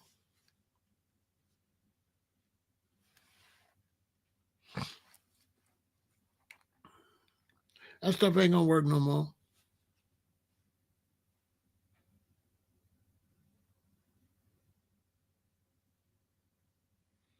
They said it could have made them unprepared. How? You don't need to be prepared. The Army's prepared. They just talking. What you need to be prepared for? They didn't need to be prepared for what? Listen. What you need prepared. Listen. What you need to be prepared for, when they drop it, it's going to be over the news anyway, so go get prepared. When they drop that on them, they're not going to be able to attack for what? How long it's going to be before they get hit and attack? So if I listen, if I'm going to go over there and hit them on Friday, and I tell you Wednesday, 2 days before I do it, and then I go hit them Friday, it's going to take them longer than 2 days to respond. So I might as well let you find out when it happened. Now you got 3 or 4 days to get prepared because they can't hit you the day it happened. So for them to say they don't need to be prepared for what? This is a sneak attack. They're going to get hit. They're not going to be able to respond like that. Iran ain't got the military like that. Even Russia's military, their militaries is all weak. Russia could barely beat the Ukraine. Their militaries ain't on nothing like that.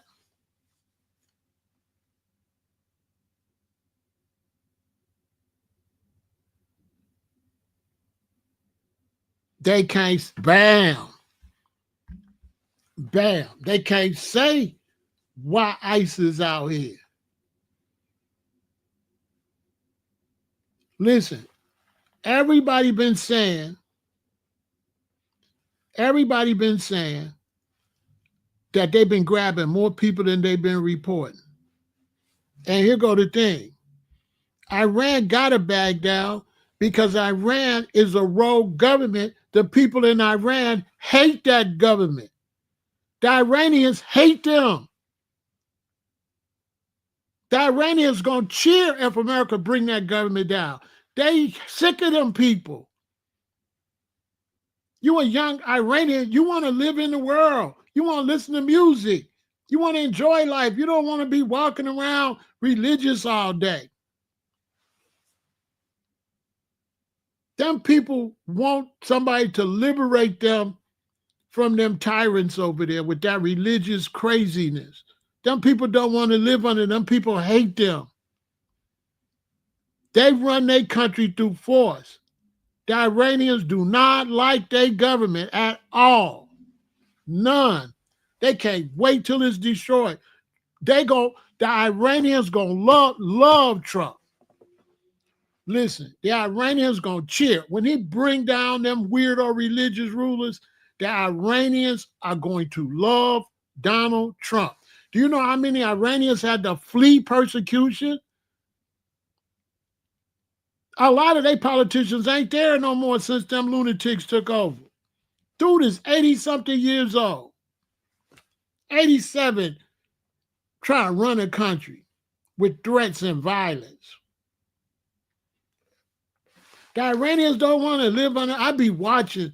Listen, I don't be watching goofy stuff. I'll be watching world news and I'll be watching information. I don't be looking at goofy stuff. I look at information in the Black community, music, and definitely war and governments. That's what I'm following. If you went to my YouTube, you'd be like, oh, I get it.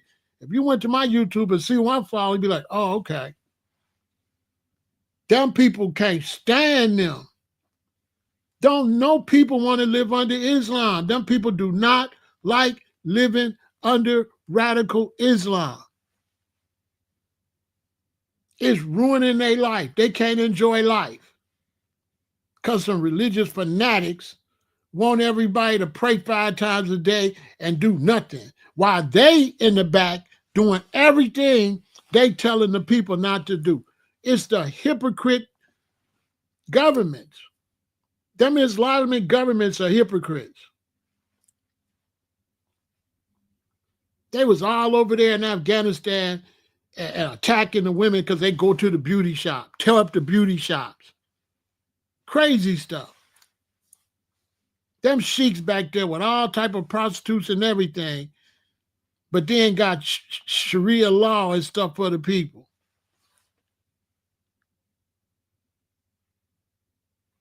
Islam is outdated. Christianity, Islam, all that stuff is trash. All that stuff is outdated.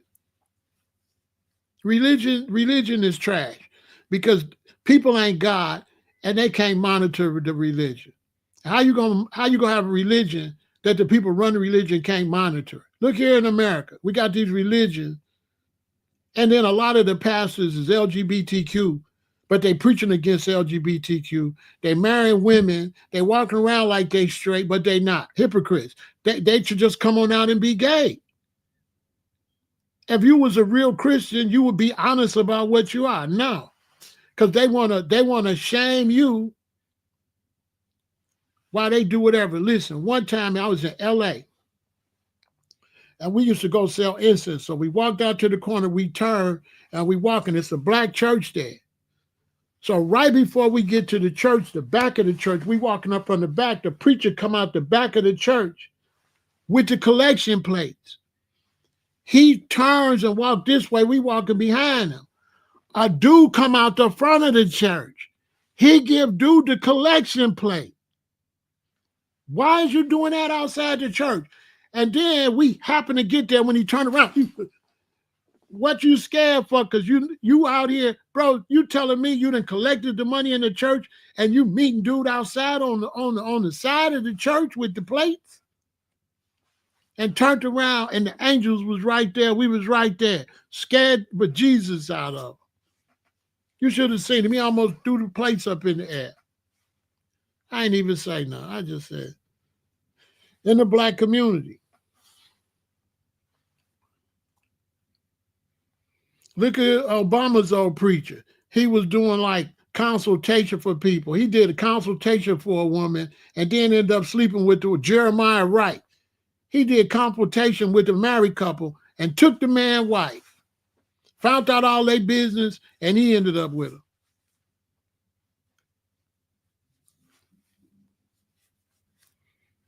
These religions. Look at Israel. Tell my day the children of God behaving like that. You see what they did to the Ethiopians?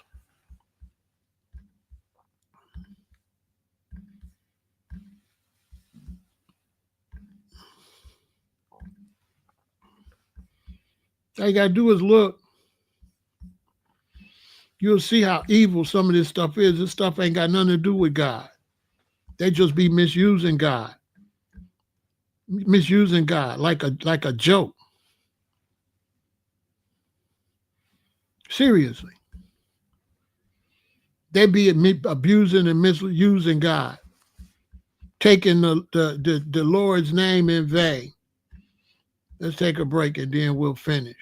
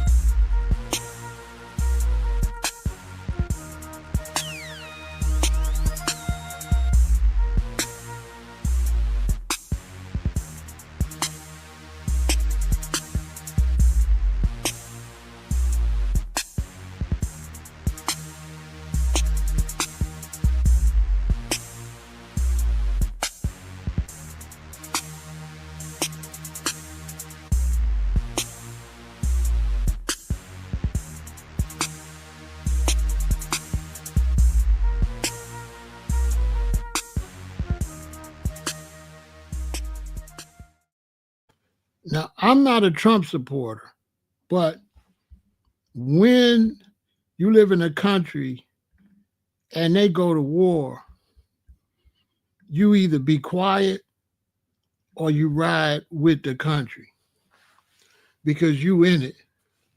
So protesting against the war, I'm against that. You know, protesting, speaking out against the war, I'm against that type of behavior because you're already in it now. And what happens is when your country go get in the war, what you got to do now is you got to protect yourself. You ain't got no time to be thinking about whether they should have did it or not. It's too late for that. What you got to think about is being prepared.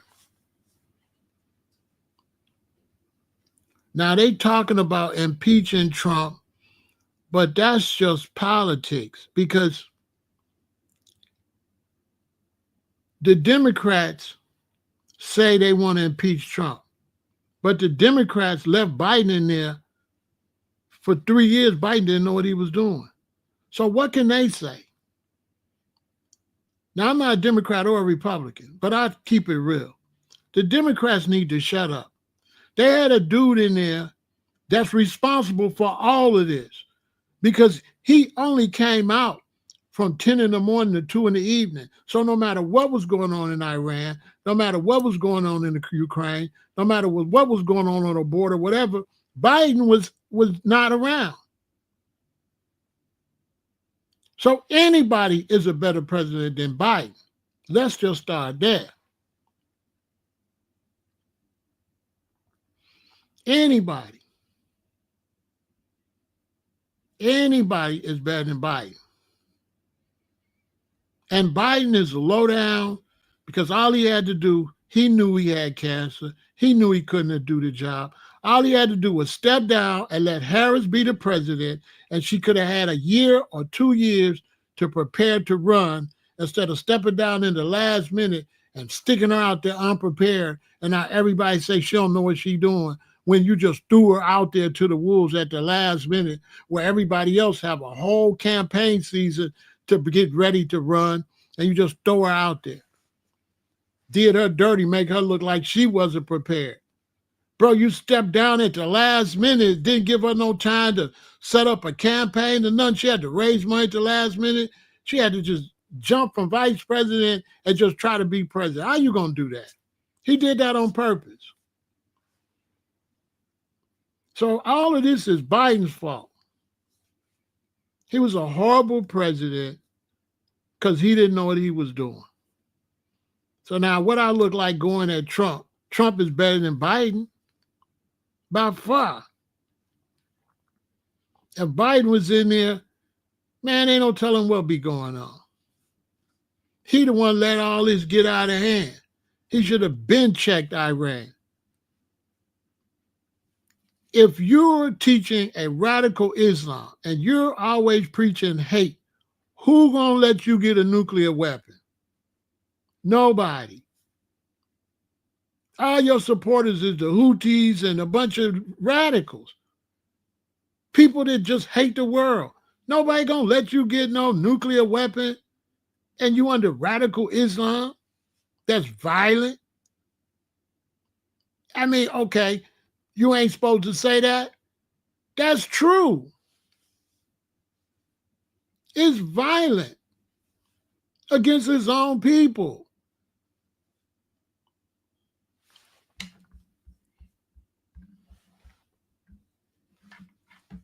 Look, let me show you something.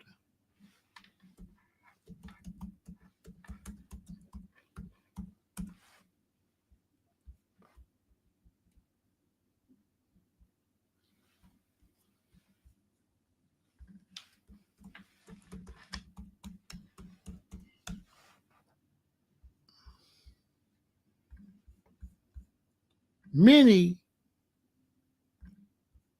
of their flags represent violence. Swords, swords, swords, swords, swords. What's with all the swords? What do a sword got to do with a country?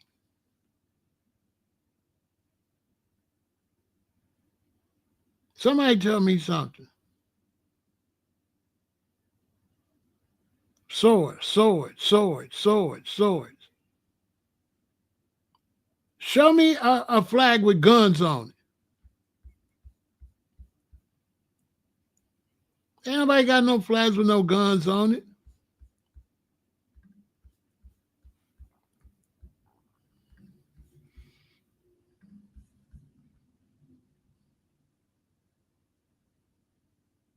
It's just negative.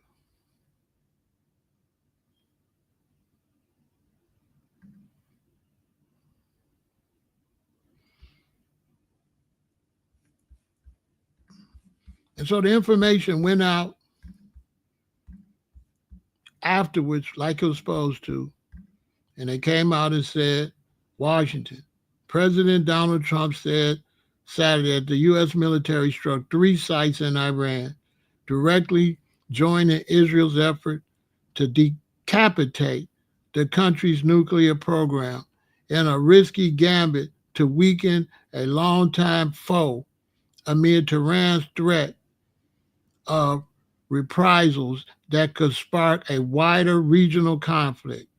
There was no immediate acknowledgement from Iran of any strikes being carried out. The decision to directly involve the U.S. in the war comes after more than a week of strikes by Israel on Iran that have moved to systematically eradicate the country's air defense and offensive missile capabilities while damaging its nuclear enrichment facilities. But U.S. and Israeli officials have said that American stealth bombers and the 30,000-pound bunker buster bomb, they alone can offer the best chance of destroying heavily fortified sites connected to Iranian nuclear program buried deep underground. So all of that is strategies where Trump let Iran weaken Israel. See, this is gangster stuff. These are gangsters on the high level. Same thing, but just military, but it's gangster. Trump made a gangster move. Instead of helping Israel early, where Israel wouldn't appreciate it, he made Netanyahu have to run and hide and beg him for help. They say Netanyahu was calling Trump begging. That's why Trump made the move, because he wanted to let Netanyahu know, stop playing with me, boy. We your backup. Don't forget it. Because a lot of times these Jewish people think they got all this money and they control these banks and they try to think they can run the world. But see, money don't run nothing. Guns run the world. And guns will take your money. And that's why America is one of the smartest countries ever, because while everybody else spending money on everything, America spend money on military. If you go look, they got this graphics of everybody, how many planes they got. And they go like this, and then they got this many planes, and then they got this many planes, and then they got this many planes, and they got this many planes. And when they get up to the top, then they go like this. And the amount of planes America got is, way more than all of them put together. That's because they know he who has the goal makes the rule. America knows that. He who has the goal makes the rules. But he who has the guns can take the goal. Facts. Guns beat money all day. I don't care how much money you got. If I got a gun, give it here. Yeah, run that. Your money is nothing. I'll take your money. So America understands that.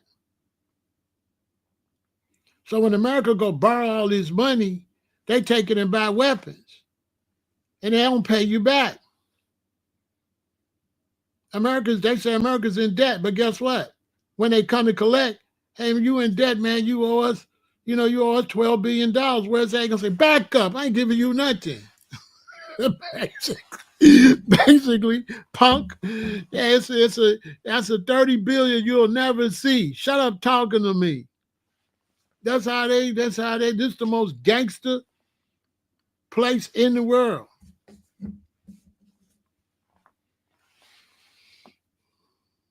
But what a lot of people don't know is this the new Jerusalem. America is the new holy people. America, let me tell you something. When the Mark of the Beast come out, The most hard-headed country that ain't going to take it is Americans. It's going to be more Americans not take it than you could believe. Americans ain't going to take no microchips. Some is, don't get me wrong. Just like some people took the COVID. But Americans didn't take the COVID, did they? No. Americans didn't take that. Some, but the majority of Americans did not take that shot.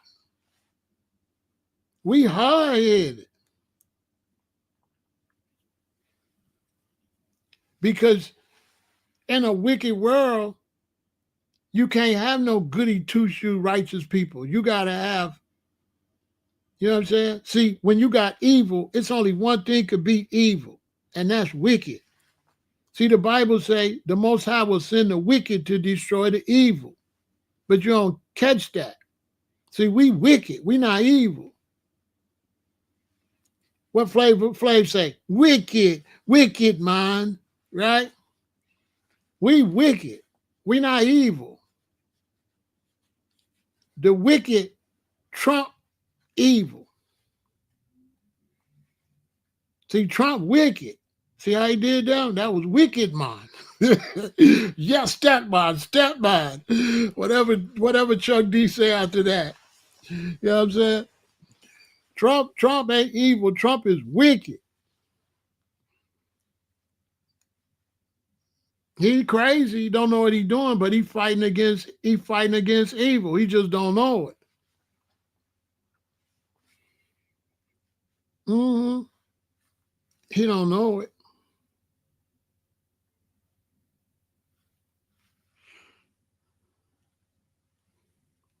He do a lot of crazy stuff. But I can't judge Trump as a president because Trump, there ain't no Donald Trump. You can't say Donald Trump is nothing. That's one thing I learned about Donald Trump. You can't say nothing. Whatever he wake up on the side of the bed, that's what he on. He the type of president to wake up and say, I'm going to give Black Americans reparations. And 3 weeks later, bam, it's done. Just because he feel like it. That's the thing about him. You don't know what he going to do. So it's hard to judge him because he's so bullheaded. One thing he going to do is whatever he want. I know I can say that.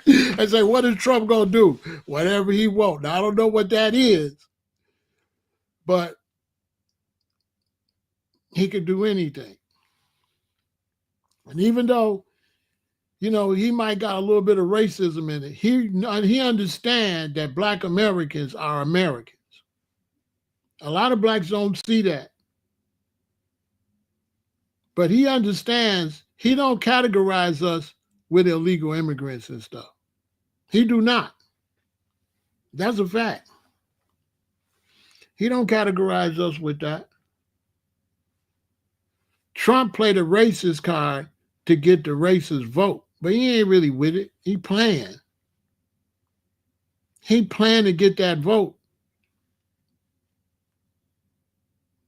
because the Democrats ain't Democrats no more. They liberals, and they doing too much goofy stuff. They too nice, and nice people let bad people in. You know what I'm saying? So when I seen him go over there and do it, I was like, okay, it is what it is. I can't be on the type of mindset, he shouldn't have did this, he shouldn't have did that. Wickedness equal wizardry and witchcraft. Kinda.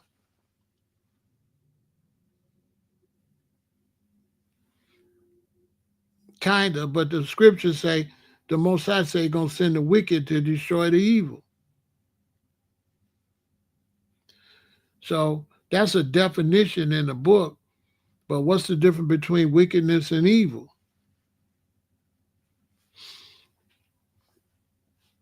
For example, when the cashless society come out, they trying to starve us. Are we going to be doing righteous stuff? No, we're going to have to do what we got to do to get food. So we're not going to be doing no righteous stuff when they try to starve us. We're going to be on some wickedness. against the evil.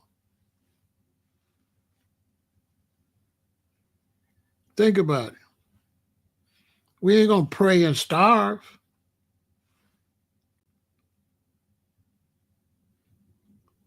Look at Samson whooping the Philistine. That was wicked, and they was evil. All we gotta do is be vigilant when we moving outside. Listen, man, if y'all live in some smaller places and stuff like that, you know what I'm saying? Keep your eyes open. If you're in Chicago, they ain't gonna never play with us. They ain't gonna play with us. I speak for the rack. They go ahead and try. They're gonna get one time. They're gonna get one time. I remember 9/11. I can't even tell you what happened in Chicago after 9/11.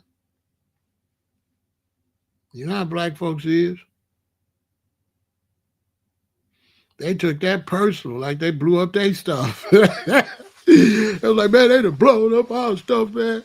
Black people funny, man. Bros was taking that. They ramped up on one dude. They finna jump on dude. I had to tell him, man, he a Sikh.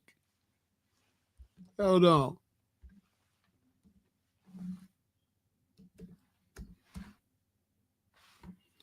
I said, man, he a Sikh. They ramped up on dude, right? Man, listen, man. Man, after 9/11,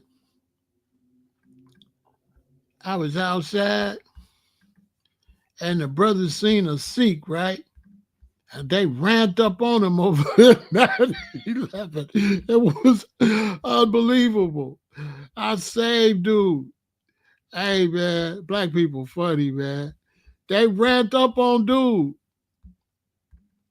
They're like, man, y'all, and you know what I'm saying? Y'all done blowed up, 9/11, y'all done blowed up New York. They ran up on dude. They wanted to whoop dude. You know what I'm saying? They wanted to whoop dude, right? I ain't going over there. I'm finna show them. I'm raising them up. I can't talk under them all the time. I got to talk over their head so they can learn. Look, y'all. The Sikhs is out of India, right? This is a Sikh. So it's a dude like this. He walking down the street.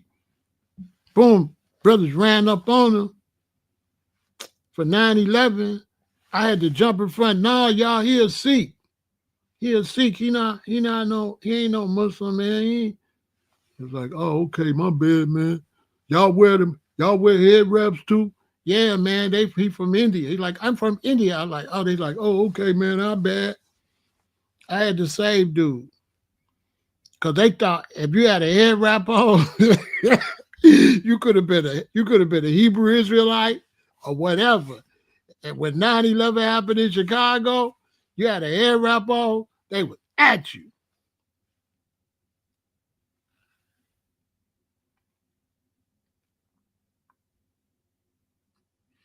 Are Chicagoans gonna be looking at Arabs and Middle Easterns funny? Nah, not if they don't do nothing.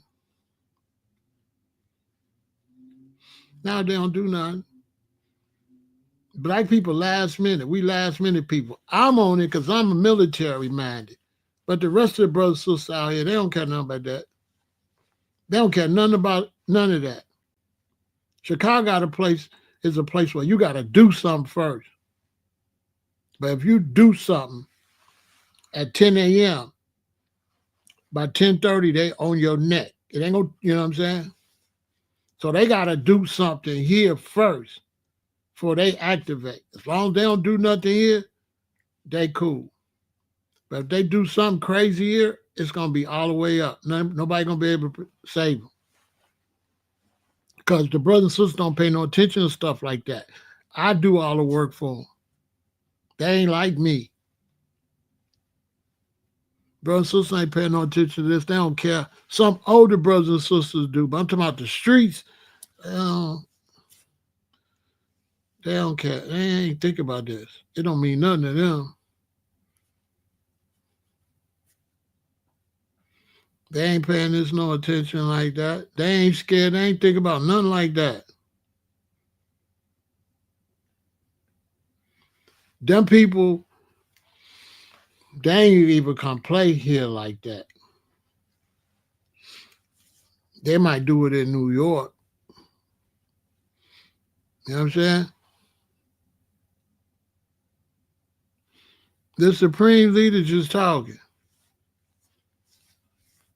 He just talking.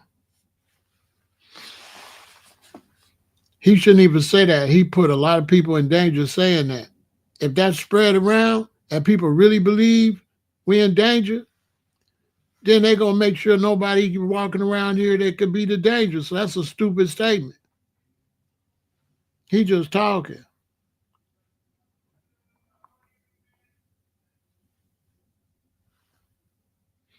Because he don't want us to listen and get in and drop us over there out no planes. Ask the Vietnamese. Man, you know, man, that supreme leader just talking. You know what I'm saying? He need to go retire and sit down.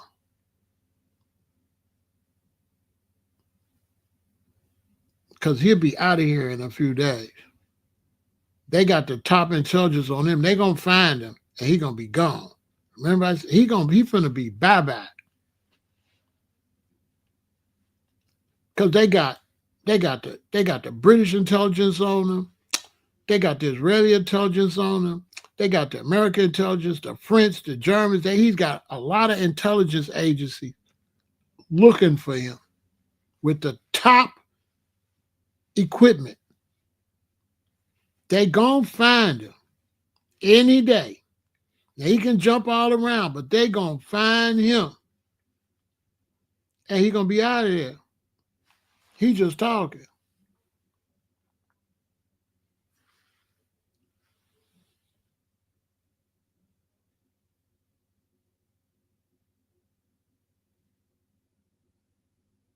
He just talking.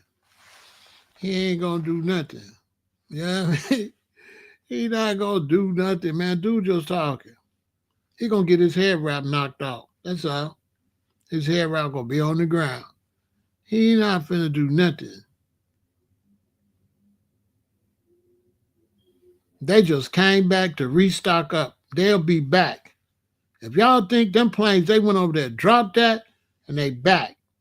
Trump said it might be another. They coming back.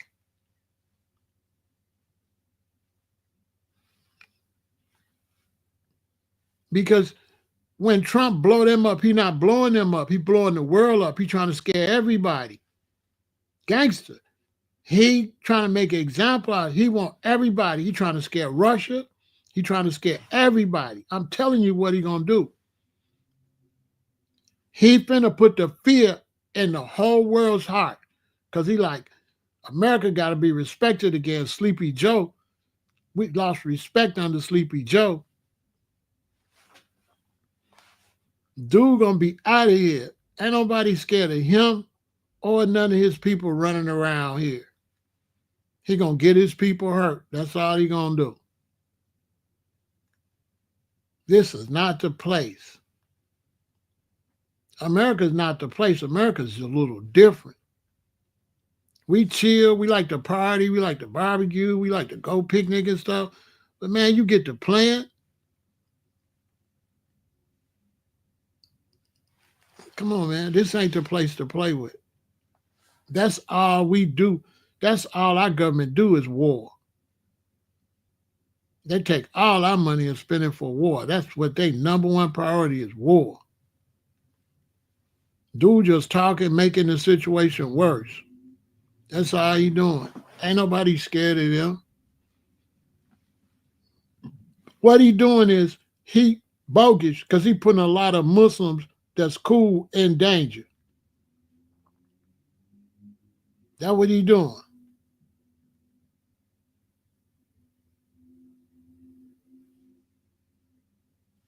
Man, the only cell he gonna activate is a jail cell for his friends.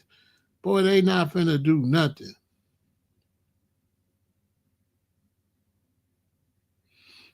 Iran didn't attack anyone. Why? Why they attack Iran? Because they don't want Iran to get no nuclear weapons, Anton, because they be threatening. It's just like, Anton, let's say you constantly threatening me and my family, and we find out you finna go to the gun store. You will never get there.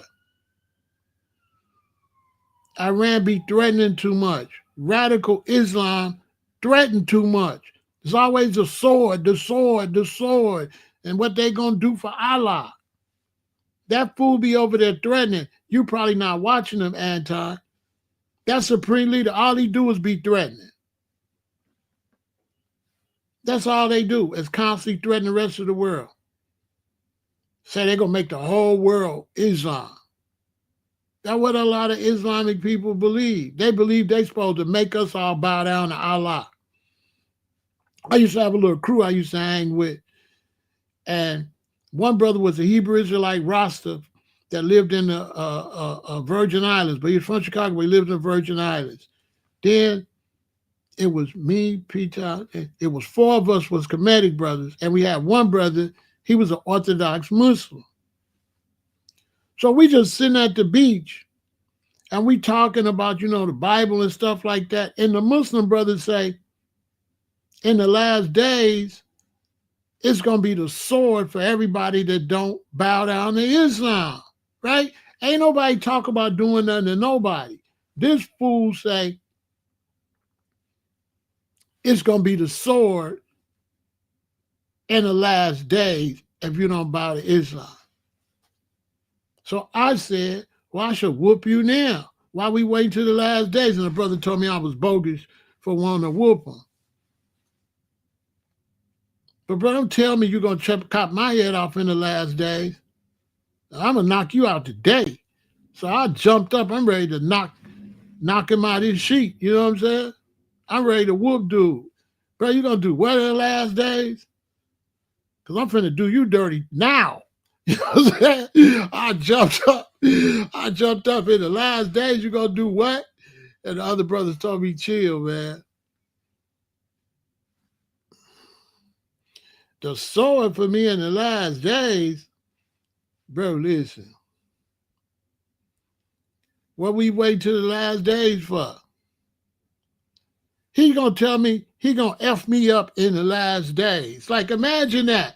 Imagine if I came to your house, any of your brothers, I say, listen, in 2 weeks from now, I'm gonna do you dirty, right?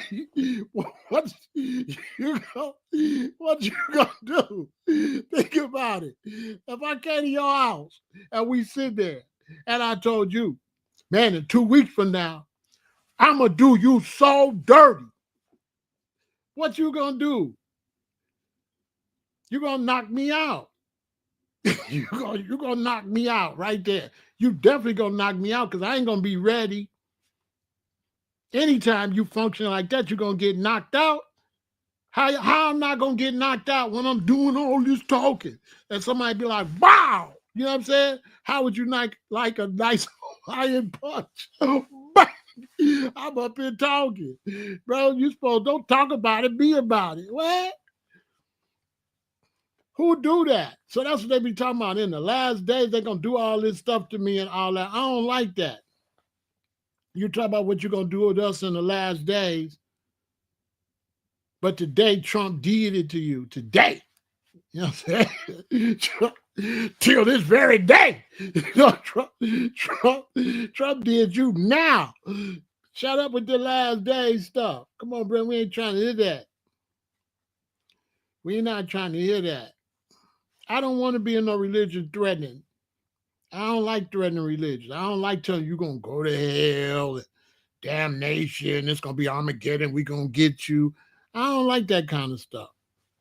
That stuff corny. Threatening people in the name of religion. This fool gonna tell us in the last day he gonna cut my head off. I said, boy, listen, I'm finna knock your head off today, boy. What is you talking about? What you talking about? You gonna do what? When? Why you waiting? Why you gotta wait till the last day?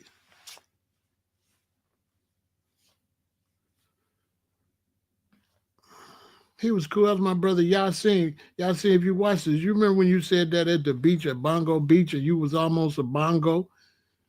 Yeah, he was almost a bongo. He was almost gonna get beat on. You know what I'm saying? I'm just saying. He came this close. P.T. and the brethren got me off of. Got me off of. You know what I'm saying? Talking about in the last days, he gonna do all this crazy stuff. If I don't submit, come on, man. I ain't submitting to no God, even mad. I'm not doing all that. Everybody else, if it's a judgment day, everybody else might go up there and take your judgment. I'm not taking mine. So if it is a judgment day, the Most High just ain't gonna tell me, oh, you go to hell or whatever. But we're not doing all that. That's why I don't believe it's gonna be no last day. Because if it was a judgment day, it'll be a long time. If you after me, you're gonna be there for a while. Because I go in front of the Most High and he'd be like, okay, you go to hell. I'll be like, hold up, it don't go like that, partner. Wait, I got questions. Now you God, right? And you saying I'm sinning. Why can I sin? You God, you could have made it where it wasn't no sin. You say I'm following the devil. Why you didn't kill the devil? This is your fault, dude. You the one run all this. So if it ain't running right, that's on you. You God. Why you blaming me and you God?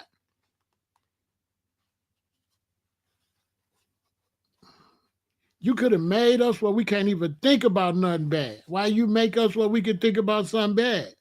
Dude, I wish God would play with me like that. Trying to tell me what I should have did and all this. When you sit up here and let the devil just run around and Lucifer and all them just run around. You gave me free will to do right and wrong. All right, so I'm going to heaven. How you going to take my damn free will away now? God, I got free will. You gave me free will to do what I want to do. Okay, I want to go to heaven. Duh.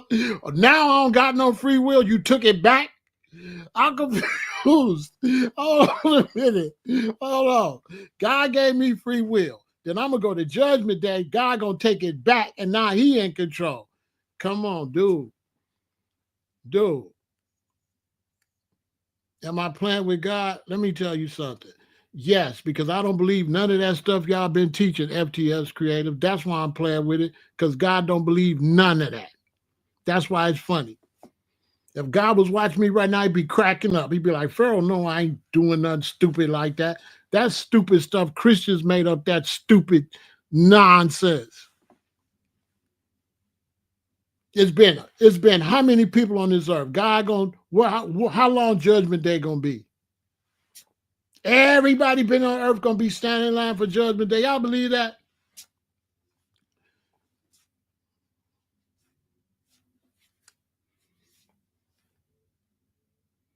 If I gotta pay my bills and get my own food, if I gotta pay my bills and get my own food and take care of my own wife, I'm God around here in my house. Now, if God want to be God, tell him to come pay this light bill and all that. See, because I ain't scared of no make-believe God. FTS want me to be scared of a fake story because he believe it. So he watching you. Yeah, well, I don't know why he ain't helping, but whatever, whatever. You scared of God, FTS, you be scary. I don't believe none of that. All that's trash. How am I go to hell when I was already a slave? That was hell. How somebody that was a slave, that was lynched and hung and all that, how you gonna tell me I'm gonna go to hell? Let me tell you something. He said I'm on my way to hell. Let me tell you something. You know where you could go? right now, to hell in a handbasket. Okay? Bye. Pharaoh, you a Boule member? How do you join? And what do you get?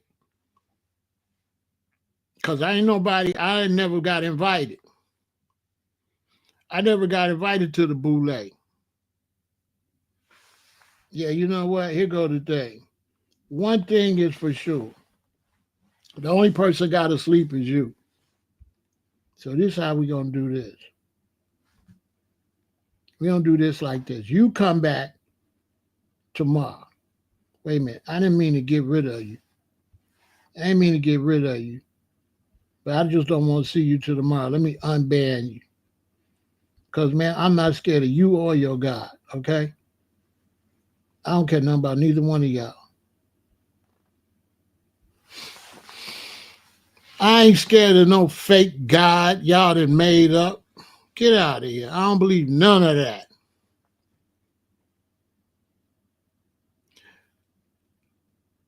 I don't believe none of that. All that, ooh, God gonna get me, whatever. I'm 67. Been talking like this. So if y'all God slow, I should have been struck by lightning. Talking about somebody gonna come get you. So all these people that died early, God came and got them, or was it they was eating food that gave them cancer? And FTS eating cancerous food, talking about God gonna come get me, but cancer gonna come get him. Diabetes gonna come get him. Man, nobody want to hear that fools. I don't believe none of that. I do not worship no God I got to be afraid of. If I got to be afraid of God, I ain't messing with it. You ain't supposed to be afraid of God. God gonna do something to me, but wickedness is all around here. God ain't did nothing to all his wickedness. God gonna do something to me, but can't stop all this foolishness. Come on, man. Miss me with all that. Man, miss me with that. That's all make-believe. Everything y'all saying about God and all that's make-believe. All that's hocus-pocus nonsense. None of that ain't real. None of it ain't real.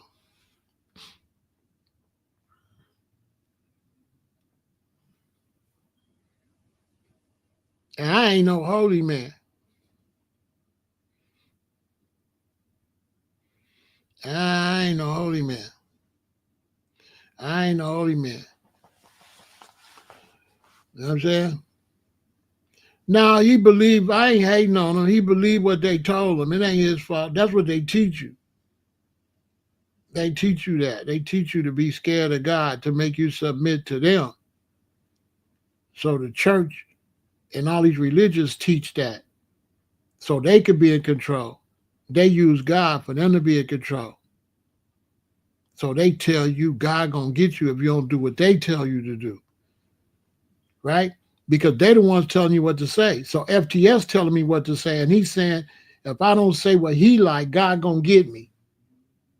Because God ain't saying shit to me, right? He the one saying God gonna get me if I don't change and act the way he want me to act. All you gotta do is look at it.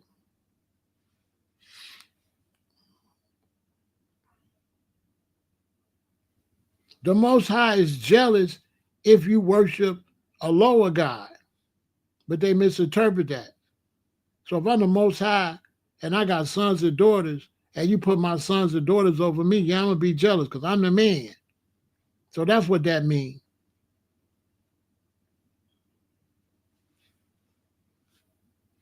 They just take all that stuff out of. They don't teach what it really means. They teach nonsense. You know what I'm saying? With religion, make you scared of God, and then you be scared of God, and it don't get you nowhere. Even to the point that if something happened to you, they say God took you. Just nonsense. Everybody died. They say God took them. God did it. And it's like billions, it's like trillions and trillions of people on this planet. They saying God is watching every trillions of people and can, as for trillion of us pray, they say God can hear all of us. And if that ain't ridiculous, what is? If it's a trillion of us, God listens to all of us. Hold on. Let me see how many people on the earth.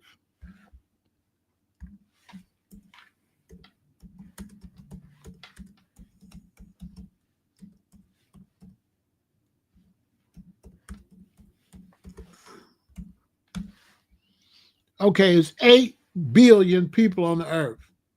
And God is listening to 8 billion people.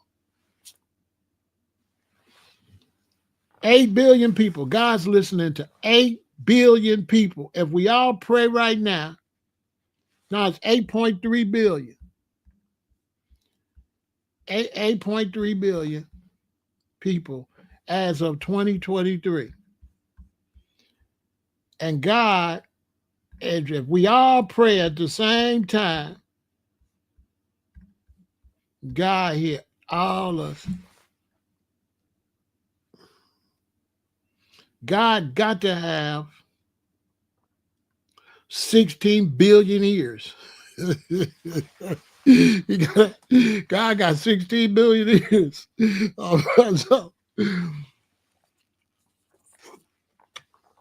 God got 16 billion ears. Straight foolishness. Straight foolishness.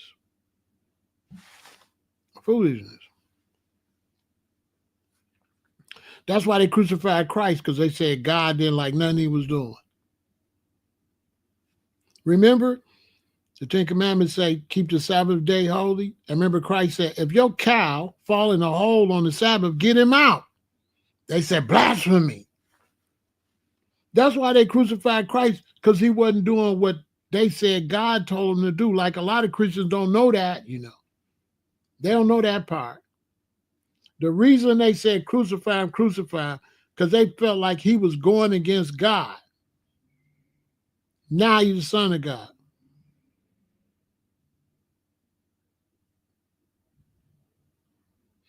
You say you gone, I'm on the prayer list. Bro, don't put me on your weak ass prayer list. Go pray for the meat eaters in your family that's sick. I don't want to be on your prayer list, okay? Okay? I don't want to be on your prayer list. And where I'm from, E&J is some liquor, okay? I don't want to be on your prayer list. I don't want to be on your list at all. Go pray for yourself, loser. Stop playing with me. I don't care nothing about your prayer list. Go get a preach your money like a sucker. Because you don't know nothing about the Bible. You just be sitting there listening to people holler and scream and sing hymns. You don't know nothing about the scriptures. Christians know nothing about the scriptures. EJ, you know nothing about the Bible. Nothing. Guaranteed. I got $5,000. They bring you, me and you debate the Bible. You don't know nothing. You have not, I guarantee you have not read the Bible from Genesis to Revelation. Guaranteed. The Bible's the only book that you can say you read, but you've only flicked back and forth. They never read the Bible. The preacher never read the Bible. The preacher go, now turn to 1 Timothy and say 1 Timothy, thou art that. He just read in the middle. It be all out of context. When you read the whole chapter, it don't say nothing the preacher said. Then he say, now turn to Matthew. Now turn to James. That's what they do in the church. They don't know nothing about the Bible. I went to religious schools. 6 years. EJ don't got no religious teachers. They wanted me to go be a minister. I went to religious schools and church for 6 years and didn't know the Bible until I went to Hawaii and read it myself. And when I read it myself, I said, they ain't said none of this. EJ don't know nothing about the Bible. Zero. Guaranteed. And then they got new revised standard versions that don't even say what the original ones say. EJ know nothing in the Bible. I got $5,000. Take his money. He know nothing. He don't know nothing in Genesis, Exodus, Leviticus, Deuteronomy, none of them. He don't know nothing. When we graduated out of 8th grade, we had to say every book in the Bible for catechism. He don't know nothing. Okay, what's the breaking story? No, what they be telling you about the Bible is a lie.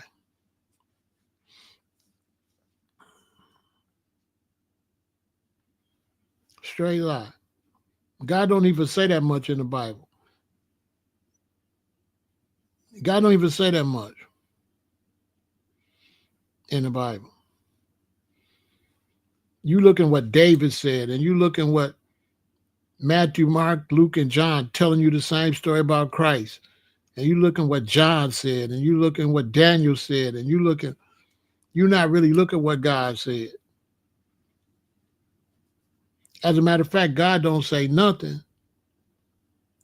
Moses tells you what God did at the beginning.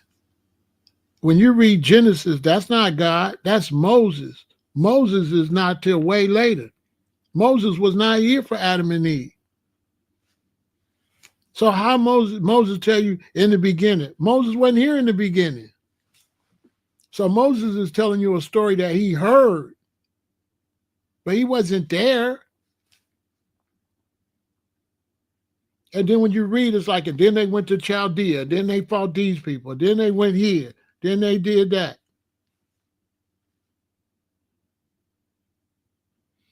They be trying to cast spells and call them prayers. Now they be in there lying, a bunch of whoremongers and prostitutes in there pretending they love God. The church is just, listen, man. The church is where I can go get a wife. The church where I go is a bunch of horny single women looking for a man. If I go to church, put my little suit and stuff on, go to church by myself single, they all going to be looking. Who is that? Then they're going to say, hey, Brother Good, you can meet us a couple of days. Then they're going to get to know my name. Oh, Pharaoh. Amen, brother. Right? That's all that's going to be. Couple, 2 or 3 weeks, she invite me over for dinner. I go for dinner, knock her back out. If I don't want to go to church no more, all of a sudden she don't show up no more. She ain't coming if I don't go. That's where the women is at. The church is for the people to get together and take care of community situations. So the church is where you get supposed to get together and say, Sister Carol is in the hospital and we go visit her. Or we have a problem with homelessness over here. The church is a community center. That's what the church is. The church is where you gather to take care of community business, basically, to do righteous stuff for each other. That's what the church is for, really. The church is a gathering place for the community that be trying to do good. So you want to be a decent person doing something good. So this is where you have stuff for the children to do. This is where you keep up with which elderly person is in the hospital, who just passed away, who get married, who don't feel good. That's what the church is for. And then you supposed to give money to the church because the minister is so busy going visiting people and all that, he can't have no job. So your money helps pay his rent and his bills so that he could be a servant for the community. That's what collection is for. That's what you collect the money for, to keep the church open. If the church need a roof on it, the pastor got to have somewhere to live because he's supposed to be working all the time, not just on Sunday. He's got to look out for his parishioners. And some churches actually do that. There are churches that do that. So he said, and for Cadillacs and Cuban cigars. See, no. See, RJ is taking the worst and lumping everybody under worse. No, everybody don't do that. So they'll take a preacher that do that, and they'll put that image on all the churches. All the churches don't do that. There's some righteous preachers.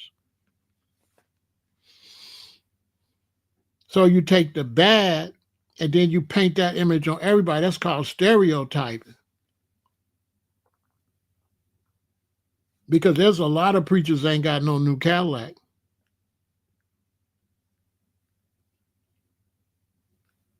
A lot. There's a lot of preachers that ain't got no new Cadillac and all that. I know, but when you say that kind of stuff, you're saying that in front of the community. So you got to look at what you be saying. When you say that, it's a joke, but then the people believe that. So you put me, do I buy that? Our church, listen, the church we went to, we could barely raise enough money to keep the church open. That's why the church closed. I know this for a fact. They had a house next to the church. Our money paid that rent for that preacher at that church. That man didn't have nothing. I told you I went to religious churches. I went to Lutheran school. When the congregation got older and young people to get into the church, they sold the church and the school. They sold it because they wasn't getting no money to keep it open. The church got a light bill. The church got a gas bill.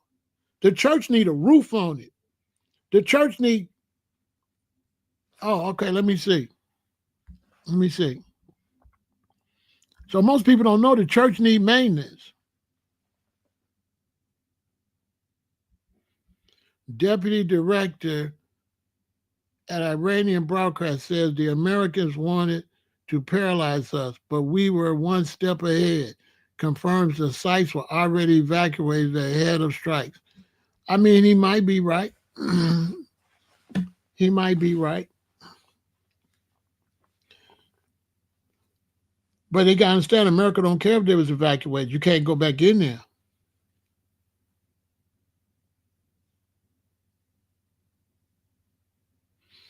So the church got bills and stuff to pay. You know, I used to count the money. The preacher asked us, did we want a job? And this was, I think, probably in the 7th grade or 8th grade, maybe my freshman year. I don't know, one of them. And we count the money. It's not no whole lot of money if you don't got no big congregation. See, everybody don't got no big old congregation. So see, this is what people stereotype. All churches don't got thousands of people. Some churches don't got that many people. And they struggling like to keep the church open. But I can tell you this. When I moved in with my father, because he wasn't doing well and he was getting dementia, his gas bill was way behind.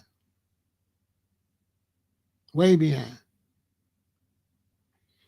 I went to CETA, took his bills, took his medical stuff, and CETA paid all that and some. So when he got his bill, it was green. He was in the green. He had like $600 that he had to use up. They paid everything he owed plus $600. I tell you something else too. Expungement, right?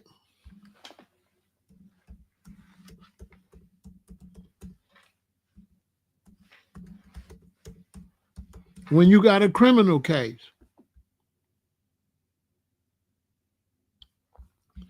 right? When you got a criminal case, guess who do your expungement for you for free? See, if we're going to tell the story, tell the whole story. What does it say right there? Churches in Chicago and surrounding areas frequently host free expungement clinics to help individuals clear their criminal record and obtain second chances. These clinics provide legal information, assistance with paperwork, and sometimes even direct legal representation to those seeking to expunge or seal eligible records. I got all my cases expunged and sealed. A church hooked me up and sent me downtown to a lady that worked with them that's working downtown to expunge your cases. So these are things they don't be saying. I'll tell you something else too. If you drive around Chicago, a lot of times on a Monday, Tuesday, or Wednesday, you're going to see all these people lined up outside these churches. This is not on Sunday. This is like Monday, Tuesday, Wednesday around 10 in the morning with baskets. You know what they there to do? Get free food. The church be giving out so much free food. Let me show you something.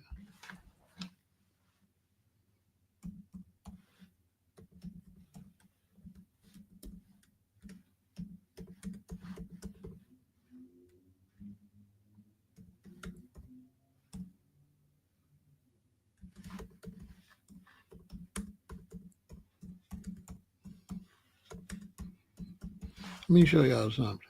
See, I don't mind people saying stuff, but tell the whole story.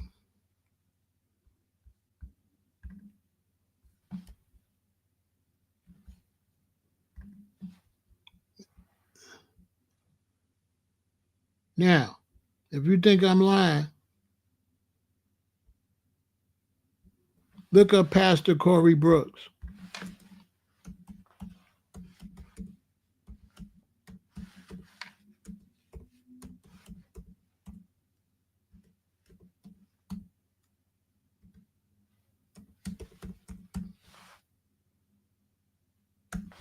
Hold on.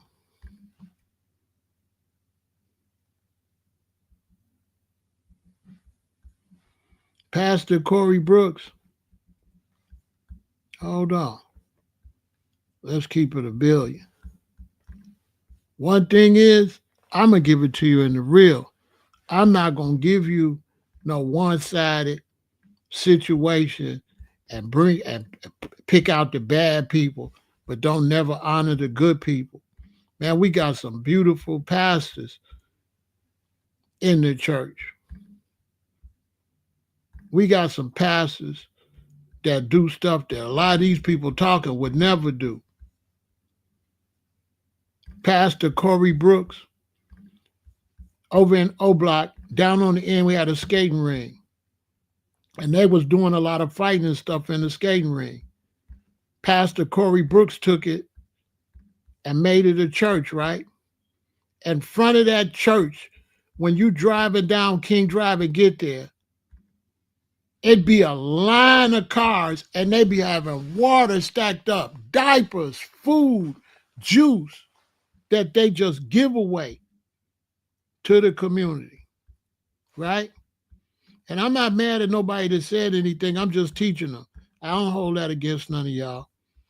Pastor Corey Brooks slept on the roof for years to raise money to build a community center. He raised $10 million. He raised $10 million to build a community center for the neighborhood.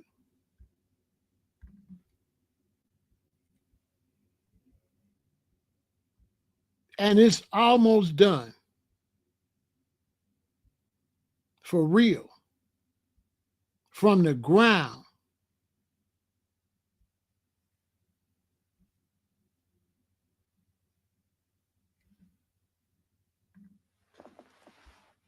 From the ground.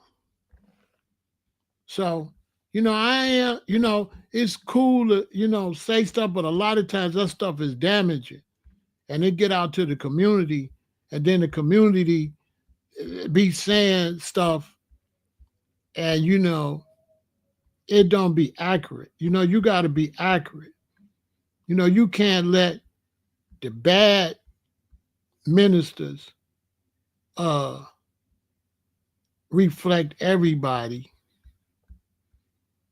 You can't do that. You gotta be when we get on this social media and stuff, you gotta be accurate. You gotta tell people the truth because people hear this stuff and spread this stuff, and then they don't want to help because people should be going giving Corey Brooks some money. And this is right down the street from O Block. At the end of O Block is his church. These is facts. That man slept outside to raise the money in the wintertime, to raise the money to put a community center for black people in Chicago. That's a fact. So, like, I'm not for,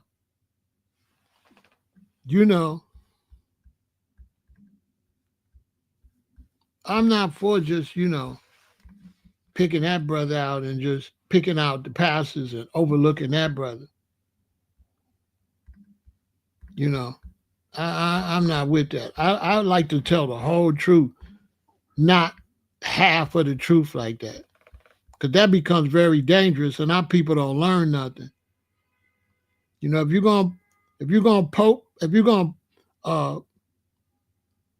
gonna say something about the bad ministers, you got to say something about the good ones. You can't just be one-sided like that. That's not cool.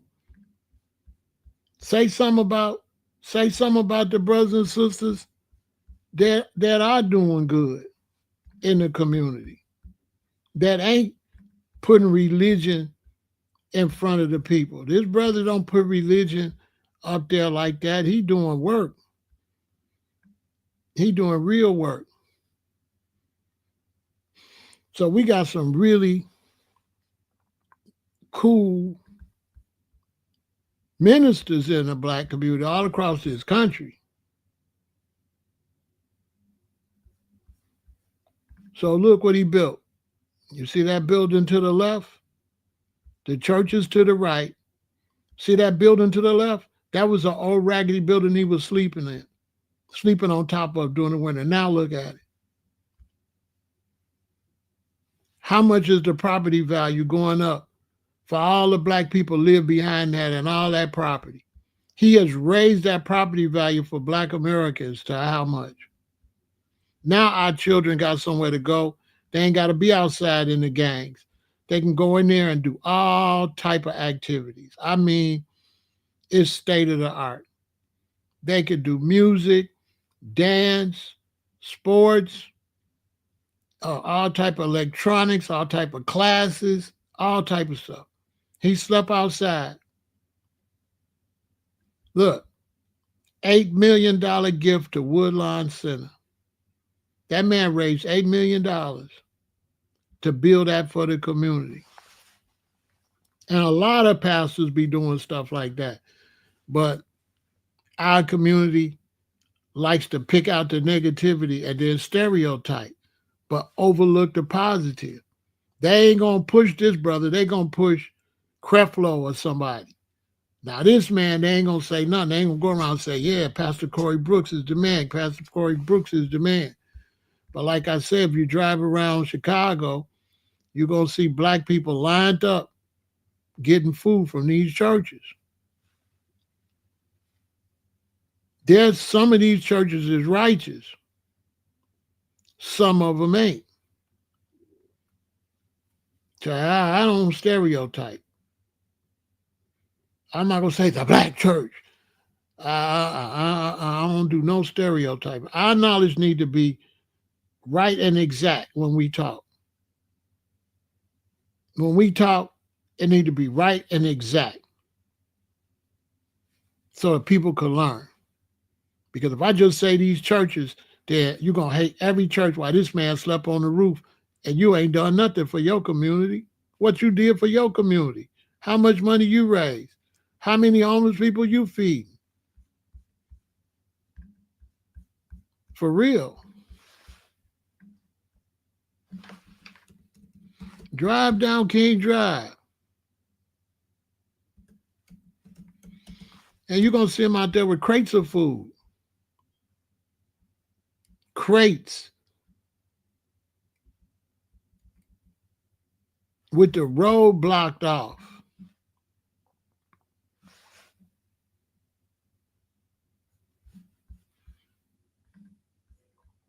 I'm telling you, it's incredible. So, I'm not going to do that. You know what I'm saying? That's like saying every Muslim is negative. I can't say that. It's some really cool, good Muslim brothers out here and sisters. I could say the religion is weird, but not everybody is going by the tenets of the religion. So there's people in the religion that's not really going by the fanaticism of the religion. Everybody's not going by that. Some people is doing works. And some are doing the crazy stuff. But not everybody. Everybody that's a Muslim, everybody that's a Christian, everybody that's practicing Judaism ain't the same. Everybody's not doing negative stuff. You know what I'm saying? So I be trying to be careful myself to not, stereotype. If I catch myself stereotyping, I'll, clean it up. It's easy to do.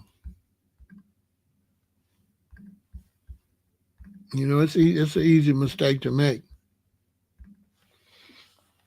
But we definitely going to have to be ready for what's coming, because these people are definitely going to have wars. They want to have wars. They don't like each other, and they're going to have wars. And if you got young sons, they need to go to college. They need to go to medical school. They need to be in college, because they won't draft them. They won't draft them if they're in college taking certain classes. They will not draft you. My mother worked for the draft board. She worked for Selective Service, and she helped a lot of our relatives not go to the military. And the key was be enrolled in college. They will not pull you out of college to send you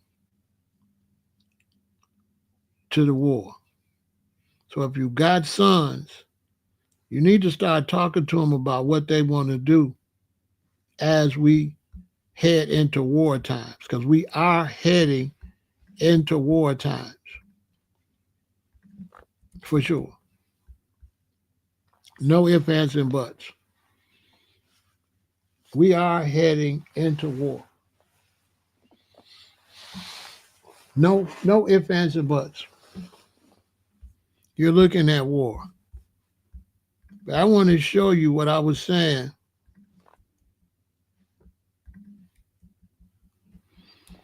I want to show you what I was saying about pastors. If you go down 63rd Street, you will see Corey Brooks with more food than you ever seen outside on the sidewalk. It's on the curb as you drive down King Drive. See what I'm saying? You see that food? And you pull up and you pop your trunk and they just throw a bunch of it in your truck. Okay, we're going to finish in a minute, all right?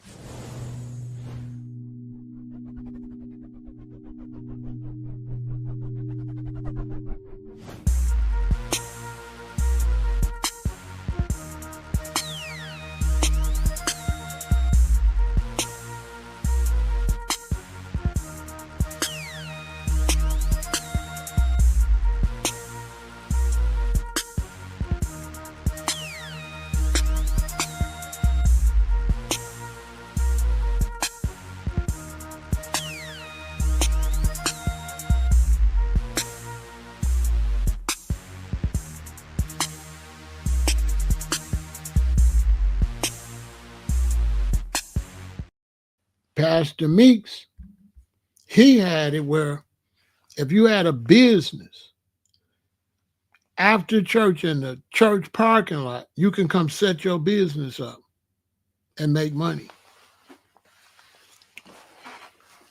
He had a business set up for his people that went to his church. If you went to his church and you wanted to start a business or you had something to sell, he let you come out with your little tent or your tables or whatever, and right outside the church, make you some money.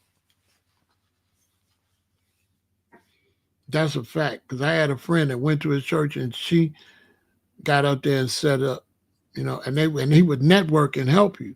He would network and help you get your business off the ground.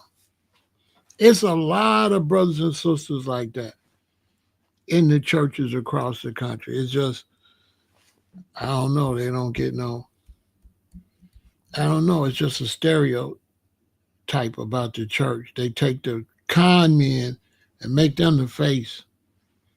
Don't do that. You know what I'm saying? Don't promote the con men. Promote the ones doing good work. Like stereotype. Especially if you black. Why would you do something to the church that they be doing to black men? You doing the same thing we complain about them doing to black people. They stereotype us. They pick out the crooks, the gang members, and say, this is black people. I mean, that's the same thing. They don't go show the hardworking good brothers. They gonna go show everybody been to prison and did all that. And then make it the average person think that all us black men, we represent drill rappers and we represent crime. The same thing we complain about. Why would we turn around and do that?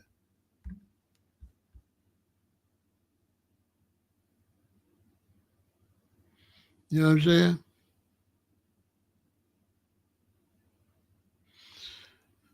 Yeah, that stuff disqualifies you from the draft. Yeah.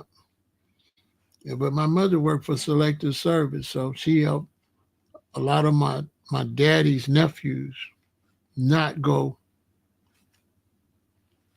to war. If you heard about Chicago, where the Chicago 7 broke into the draft office and threw all the papers and burnt the papers, that was my mother's job.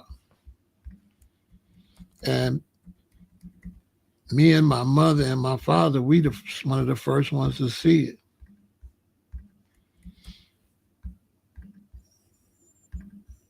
We was the first ones to see that.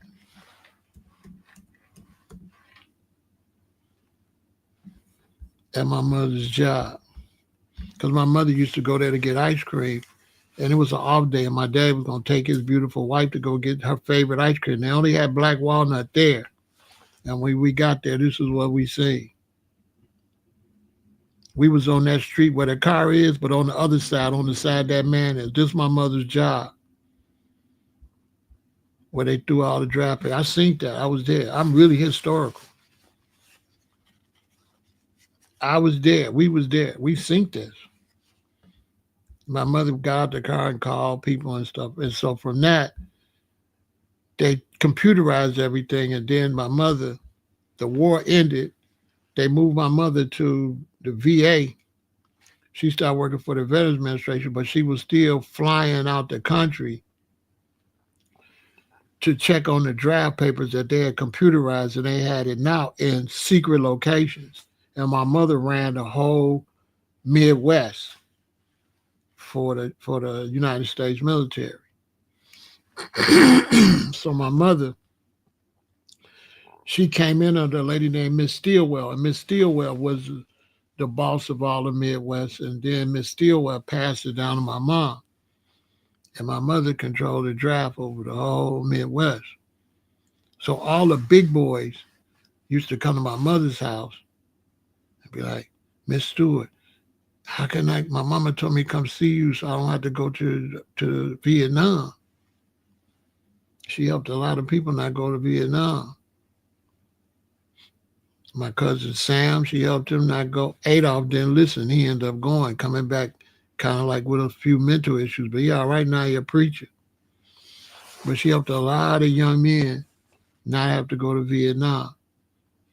And when it was almost time for me to uh, have to register, they ended the war. I think I was like a senior, and the Vietnam War was ended. So I didn't have, but I wasn't gonna go anyway because my mother was gonna show me what to do, not to go.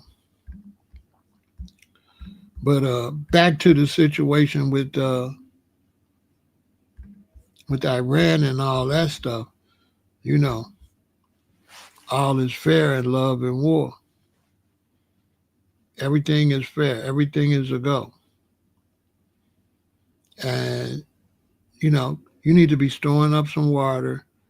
You need to be getting some survival stuff and paying attention to what's going on.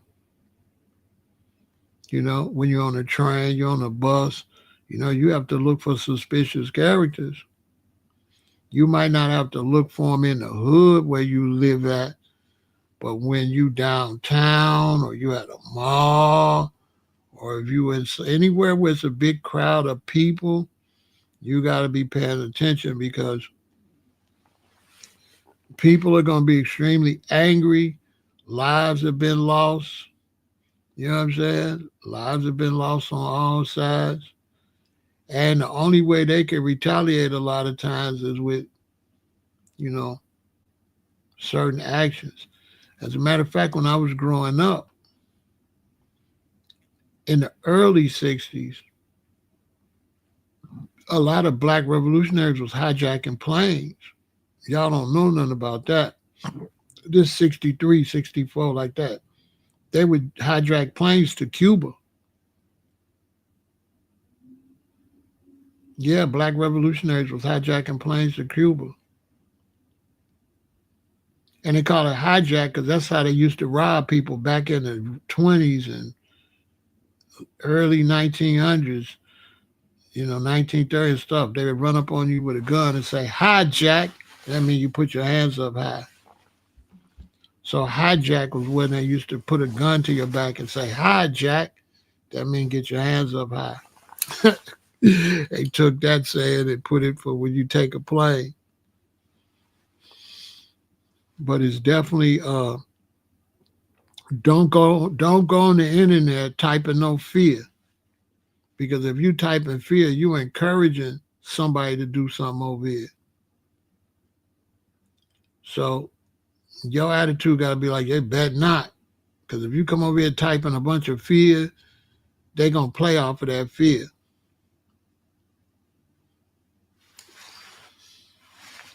They're going to play off of that fear. Because, they feel like, okay, you struck us, we got to strike you.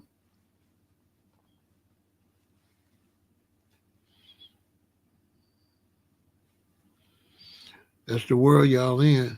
So ain't no need in, and kind of stay off the internet.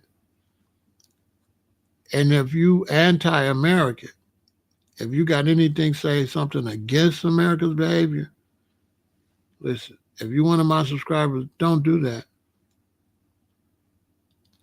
Do not go on social media talking against the government. Not right now.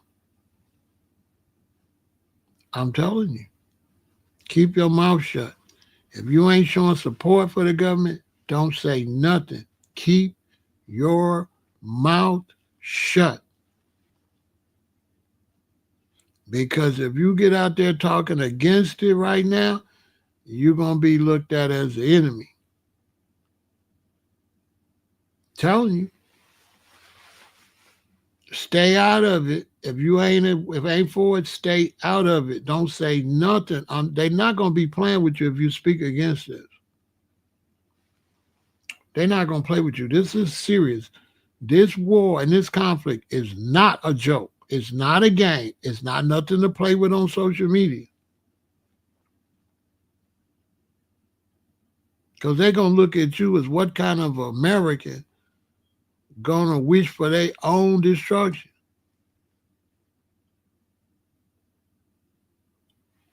You're going to be looked at as crazy. That's why right off the top, it's known I'm on Trump's side. I'm on it. Whatever they do, hey, I'm with it.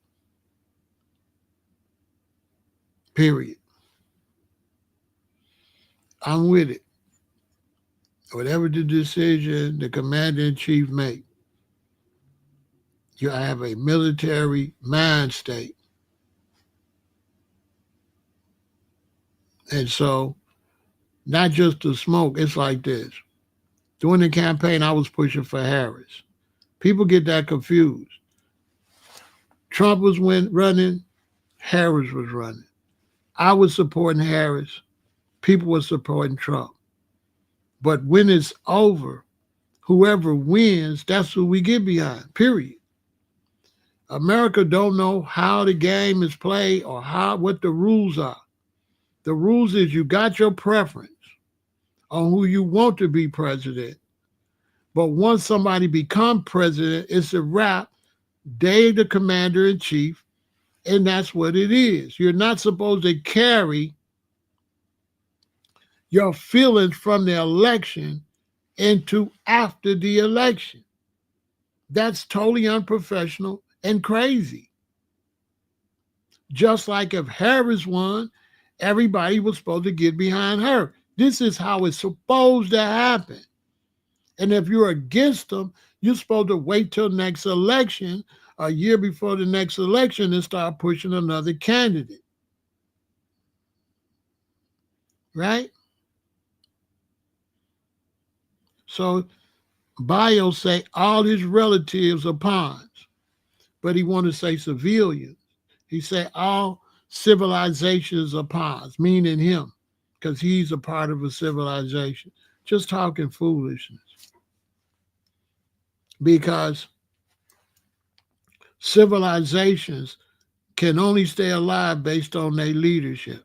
If you didn't have good leadership, you wouldn't even be on this internet. You'd be somewhere in a hole. The America's keeping you alive. If you're in America, what's your name? Bio something, Dr. 3D Vision, some kind of weird stuff. Bro, if it wasn't for this country protecting you, you'd be in a hole somewhere.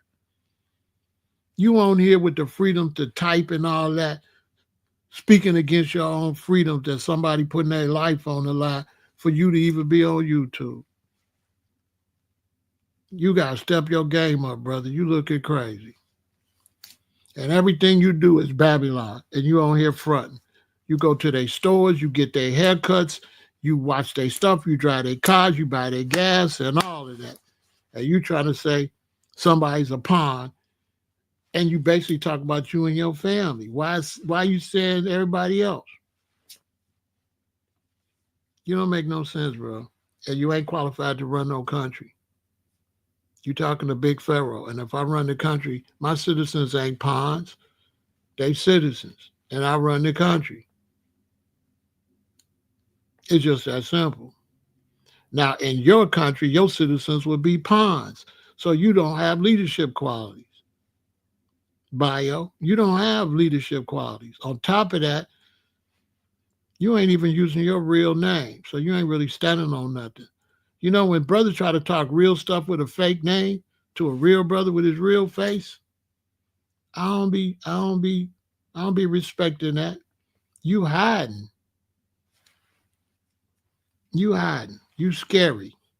Come back with your real name and stand on something. Don't try to talk no real heavy stuff with a fake name where you scary and you hiding. Because ain't no bio, Dr. 3D. That don't even exist. Don't come over here with no bootleg names. What you mean politicians lie? You lying right now. That ain't your name. You lying. Every time you log in, you lie. That's not your name.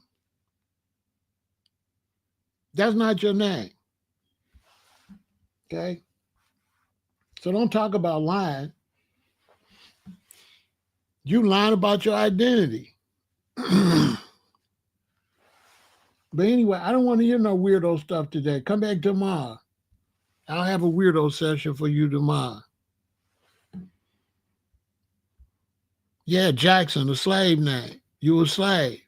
This big Pharaoh El-Aton. I been got rid of my slave name. You ain't standing on nothing. You ain't standing on nothing.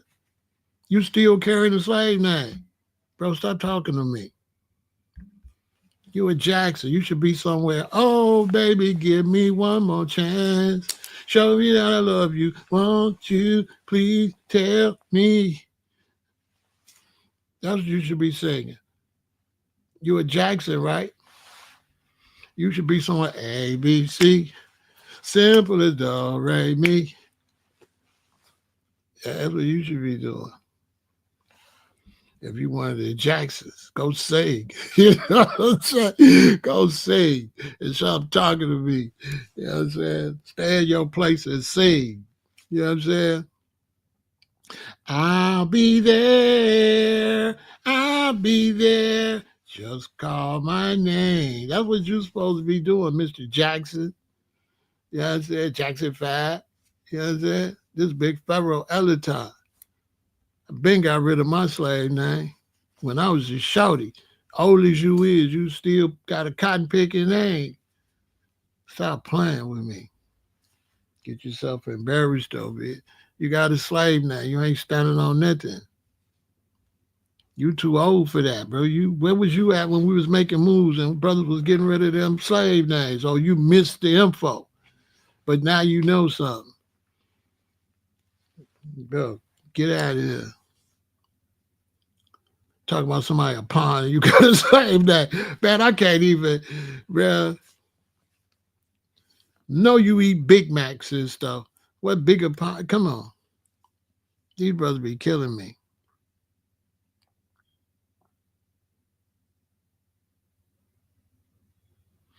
I mean, Trump, listen, Trump did exactly what he's supposed to do. You stunting and you threatening and you daring. And what happened is when Iran started stunting and threatening, then Russia started, because Russia mad. Russia mad because the assistance to the Ukraine. So Russia gonna jump in that and say something ain't none of their business because Russia probably figured the Ukraine wasn't none of America's business, but the Ukraine was America's business because they feel like if you come in there and gangbust, they got to protect Poland and they got to protect NATO. So America wanted to help the Ukraine, although they was pissed at the Ukraine because like y'all should have joined NATO. But we can't let Trump come in there down in the middle of NATO and with NATO countries on both sides, we can't let them do that either. So what we're going to do is we're going to use the Ukraine to monitor the Russians to see what they standing on. So that's why they gave weapons and stuff to the Ukraine so they can look at the Russians. And then once they watch the Russians, they're like, oh, they weak. The one general said that Putin went down to Korea with his hand on what they call it, knee and hat, or what they call it, something. Went down there on his knees with a hat begging for weapons from Korea. They laughed at Putin. So now Putin and them is talking, China talking, right? All these people is talking.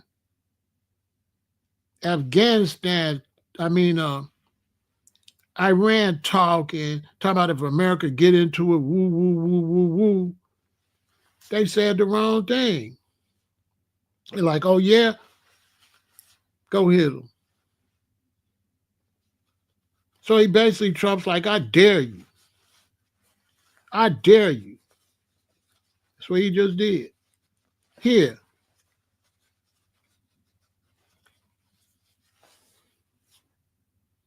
Because before they went over there, what took them so long, they set the Navy and the Marines up. They got the submarines ready. They got the satellites watching them.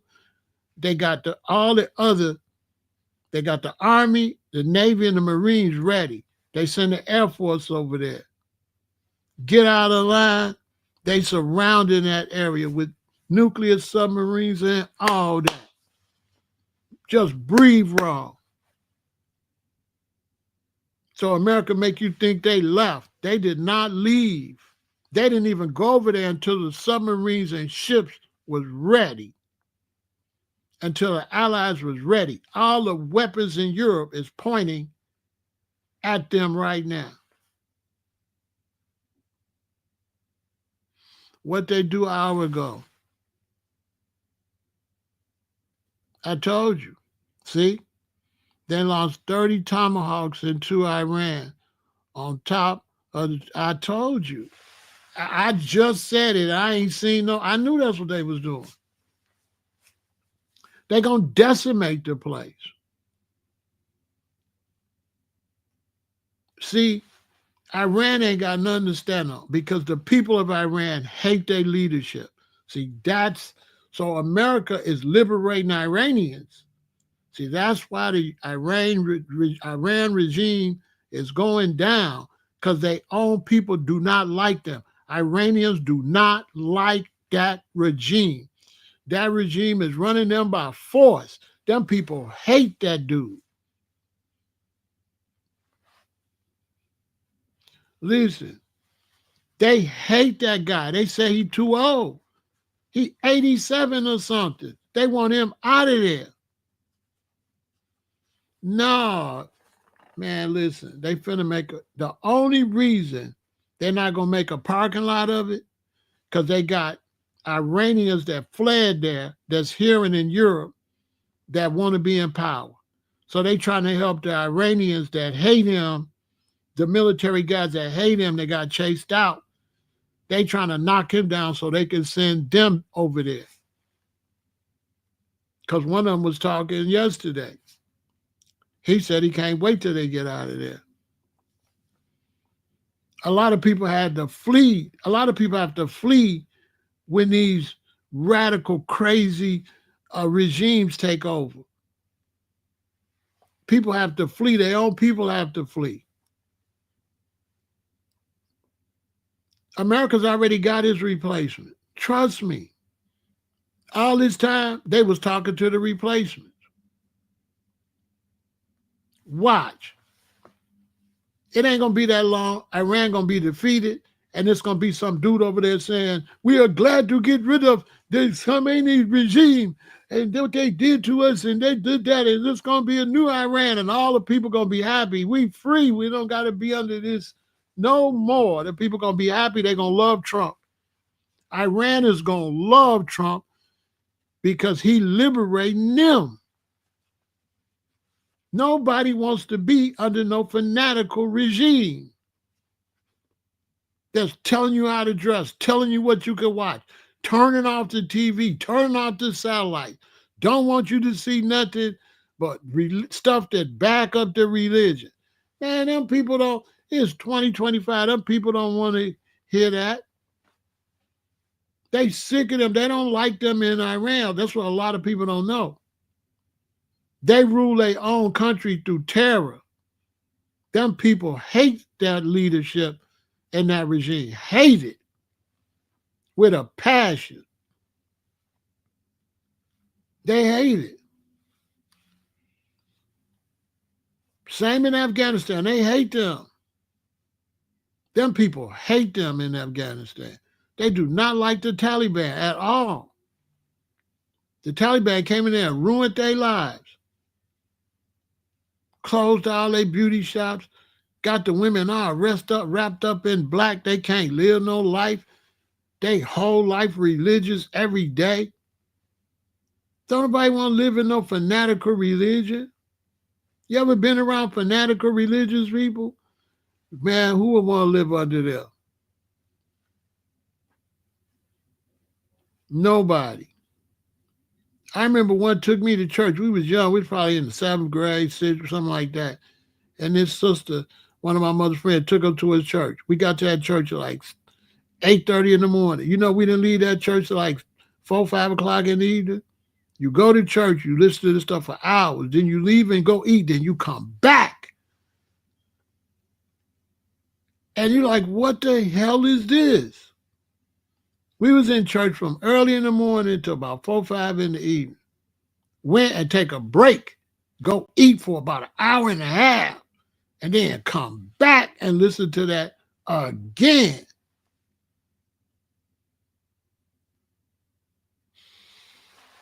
And I was thinking, Mama, why you send us to that? Nobody want to sit in here and hear this foolishness all these hours, man. Some religious people are the worst. They try to force everybody to do that all day and night. If that's what you want to do, cool. But you can't be no leader in the country. Imagine me, the leader of America, and I make all y'all grow dreadlocks and make everybody got to go vegan. That's crazy. Come on now. That ain't crazy. And if I catch you eat some meat, firing squad. Come on, man. Come on. That's crazy. I'm going to do what I do. You do what you do.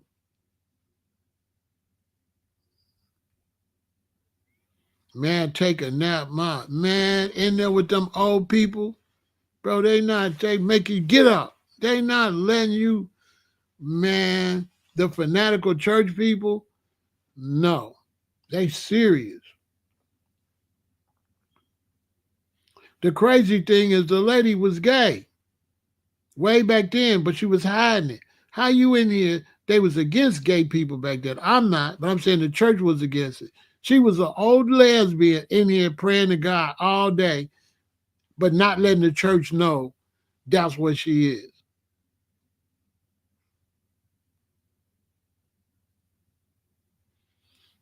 You know what I'm saying? Crazy.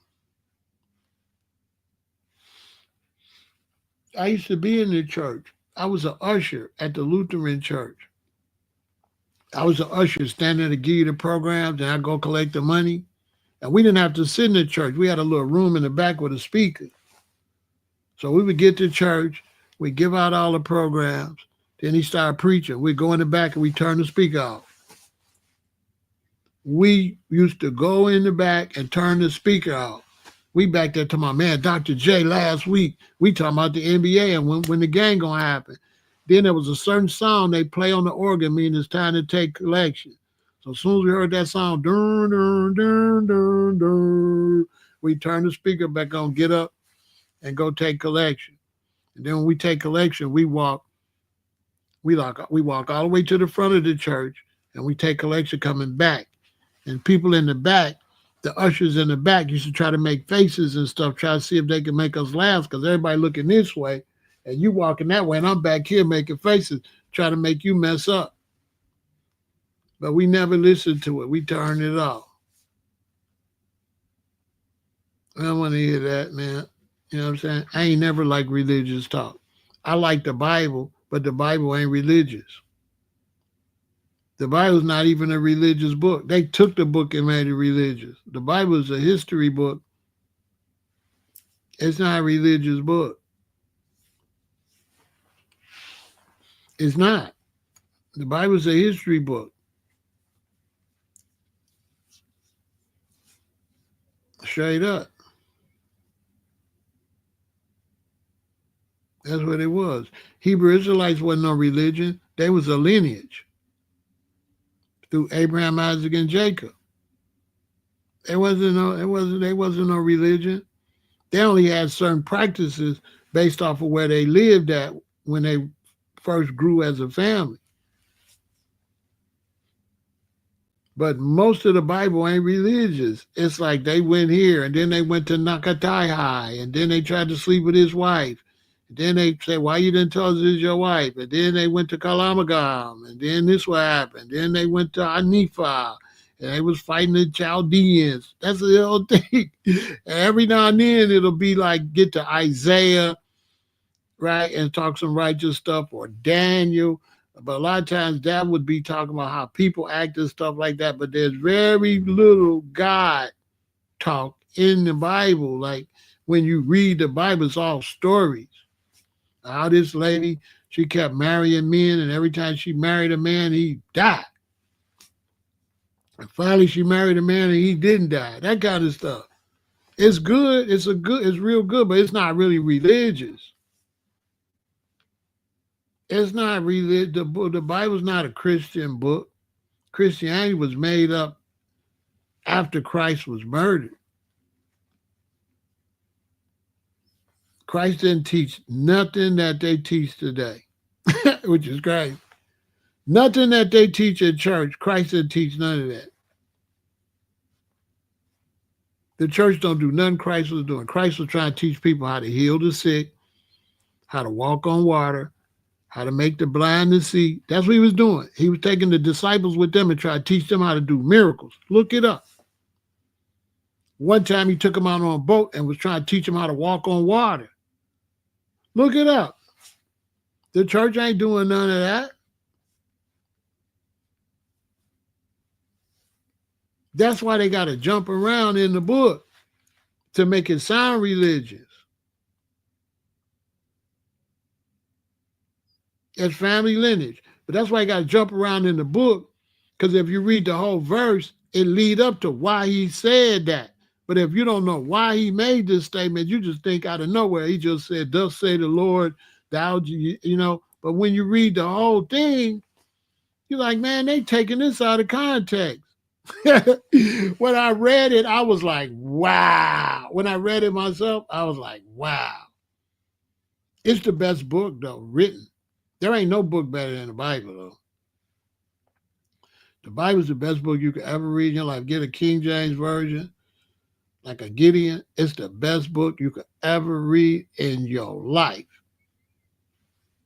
It ain't no the Bible. It's a whole bunch of stories in there. It's full of stories. All kind from the beginning to the end is stories and stories and stories. It's off the chain. It's really. Now get the Gideon. Get the Gideon. The one they be giving away at the hotel. Get the Gideon. See it say, placed by the Gideons. Get the Gideon and read it. Just read what it say. Don't put no religion in it. It's so good. It is so good. A lot of people don't get into it because certain books go together, so they think the whole book go together. You know what I'm saying? Like Genesis, Exodus, Leviticus, Numbers, and Deuteronomy. They all go together because they all dealing with Moses. But after that, don't none of that other stuff go together. Don't nothing go together again until you get to Matthew, Mark, Luke, and John, which Matthew, Mark, Luke, and John is the same story. It's the same story to show you the authenticity of the story, because 4 different dudes telling the same story, but they don't know what the other one wrote. So it's like the best lie detector test, because Matthew wrote what he knew, Mark wrote what he experienced, Luke wrote what he experienced, and John wrote what he experienced, and they all said they experienced the same thing. See, a lot of people don't get it. That's what makes that fantastic, because they all say the same thing. Now think about that. There's 4 different dudes, right? But they all tell the same story. Just in a different way, but it's to the exact same story. It's good. Acts is off the chain. But you got to read it. The one's going to blow your mind is Job, Isaiah, Daniel, Acts, Revelation. Them right there going to mess your head up. Them right there, if you read them, you're going to be like, wow. It's heavy. Daniel is heavy. They never, you ain't going to go to no church where they going to tell you what's in them books. They ain't going to speak on Job. They ain't going to speak on Daniel. They don't speak on Isaiah. They don't speak on Jeremiah. They do not talk about what's in them books. And they sure don't talk about Revelation. They don't talk about the book of Revelation. John was out on the island when he wrote that. They had unalived all the other disciples except him.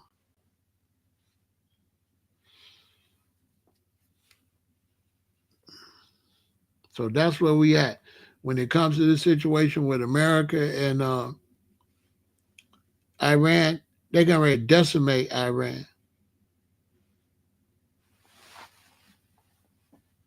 Iran, that regime is over. That guy that run it, he'll be unalived any day. They'll be like, we hit him, got him. He'll be done. He'll be gone any day. They're gonna be like, got him.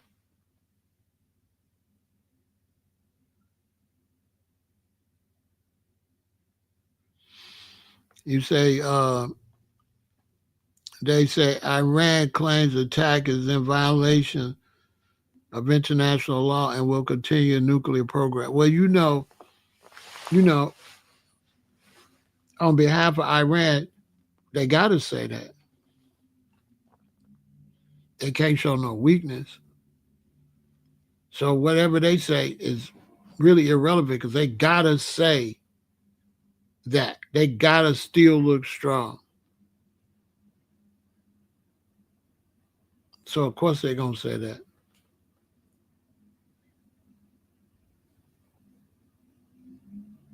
But America going to make sure he can't talk no more. He not finna be saying nothing soon. It's going to be RIP. Facts.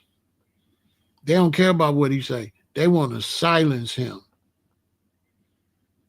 And once they get rid of him, everything he say is irrelevant.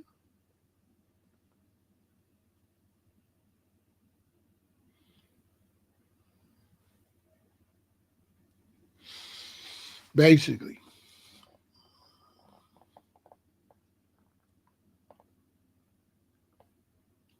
It's a wrap.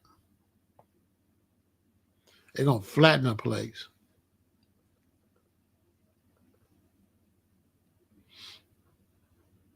My father said when they have wars like that, that's because they want to rebuild.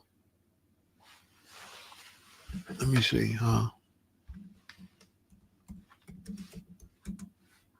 on.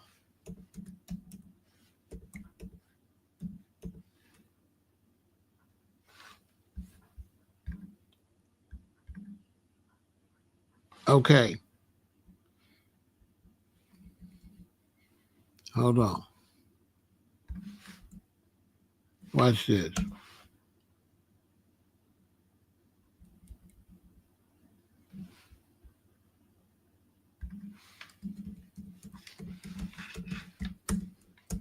Watch this.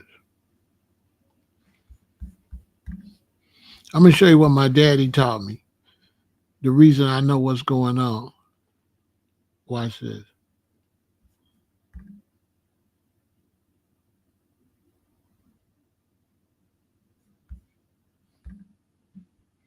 Watch this. This is going to blow y'all mind. My father taught me this.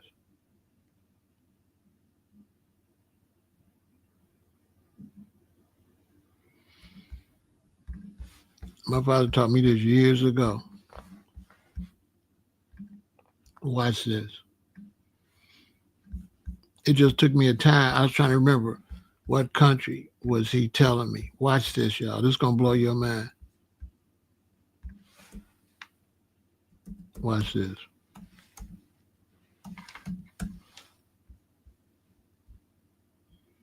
This is what my daddy taught me.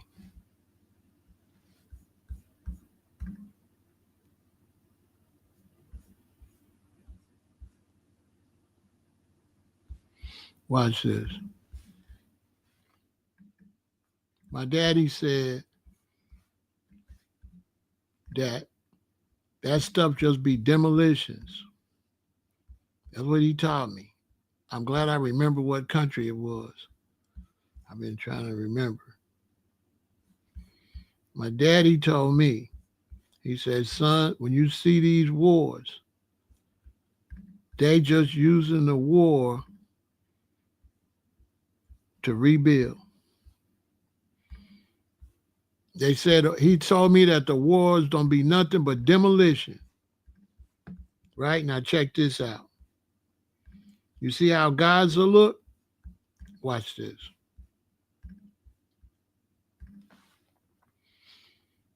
What I'm teaching y'all is some of the realest stuff you're going to hear. This comes from my father. 1979. I'm going to show you. This is Lebanon. That's Lebanon in 1979. Right?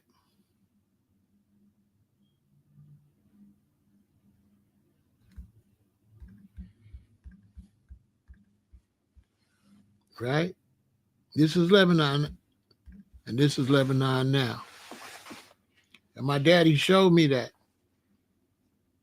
My daddy showed me that. My daddy said they did this just to do this.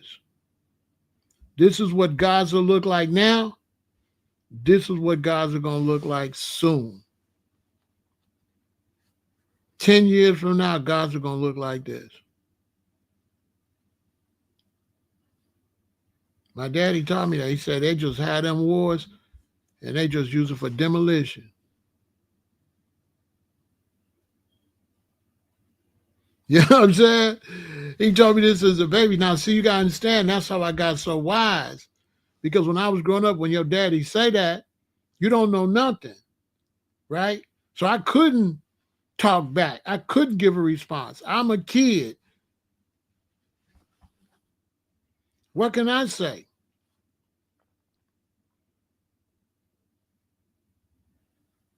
My daddy telling me this before they built this.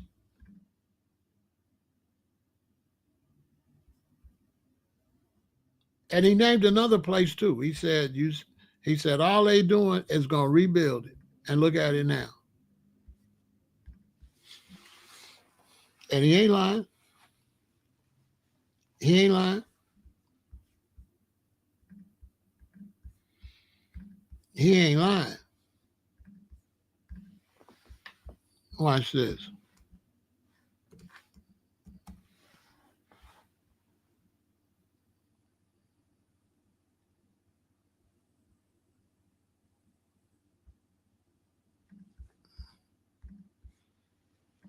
He ain't lying. Look at Lebanon. Look at Gaza. Same thing. That ain't the same thing. Look at Lebanon. Look at Gaza. Lebanon now, and what you think Gaza going to be like later. Remember, Trump said he won't end in Gaza. Remember, Trump said he won't end when they rebuild it. He want resorts and hotels. That's the deal he made with Netanyahu. And the way he made the deal, think about this. If you're Netanyahu and Trump tell you, okay, we're going to help you, but we want this and that. You say, okay, it's a deal. And then Trump go decimate Iran. So now you're thinking, I better keep this deal. You know what I'm saying? Trump ain't just terrorizing Iran, he terrorizing Israel. He's showing Israel, y'all little weapons, look, they kicking y'all ass. I help you. Go over there. Boom! With the big bombs. So what you think Netanyahu was thinking? I better not play with America. It's real gangster stuff. He ain't just gangster in Iran. He gangster in everybody. They all scared. What you think Russia thinking right now, fighting in Ukraine? Watch Russia call for peace. After seeing this, watch. Russia gonna work out a deal.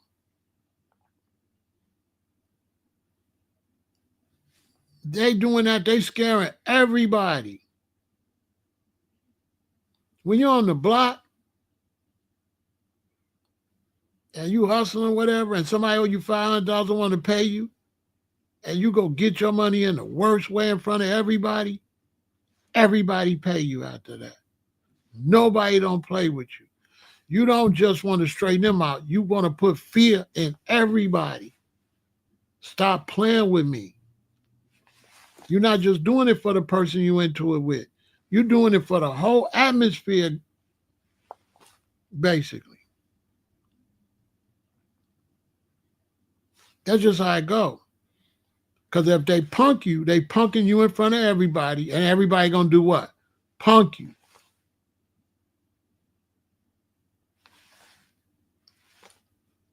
So now when you depunctify somebody, don't nobody else want to get depunctified. Everybody stand down. And you got to make it horrible.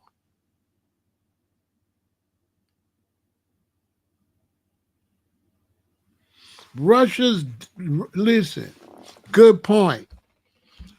America went into the war and monitored Russia when they was fighting the Ukraine. And they like I said, one of the generals said that Russia ran down to Korea with hand and knee, begging for help. So America already see, you can't even beat the Ukraine. Trust me, Russia was shaking in their boots today. Shaking. Everybody's shaking. See, Trump know the art of a deal, which also is like gangster stuff. Listen, Trump is the ultimate gangster. For real. Trump is a gangster. That's why you don't see me playing with dude's name. I know y'all notice you don't see me. When doing the campaign, it was all fair. I get a pass for trying to get Harris in there. But once Trump is president, you're not finna hear me diss dude. None. I don't got nothing to say about dude because I know how gangsters go. Trump is a super gangster. Trust me. Don't let that smile and all that food. Dude is ruthless. When Trump was building Trump Towers, the mob tried to extort him. Trump hired FBI for his security. The leader of the families in New York told all the families, stand down. Leave him. I swear to look it up. When Trump was building Trump Towers, the mob wanted to extort him. They wanted to scare him. He hired FBI for his security. The head of the 5 families told all of them, stand down. Hold on.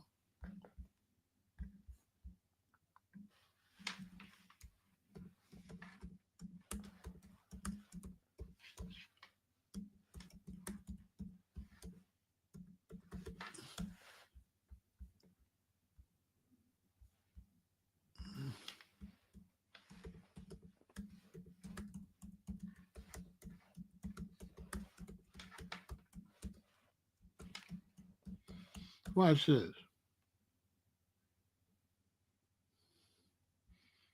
If I can find it. Because some of this stuff be in books.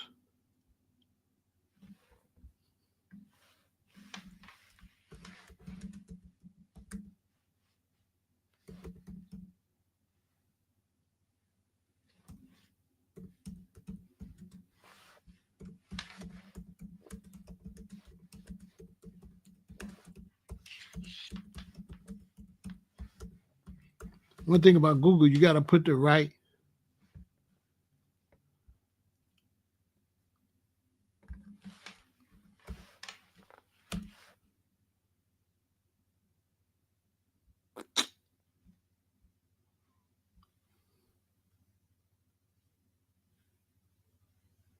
Dang, man.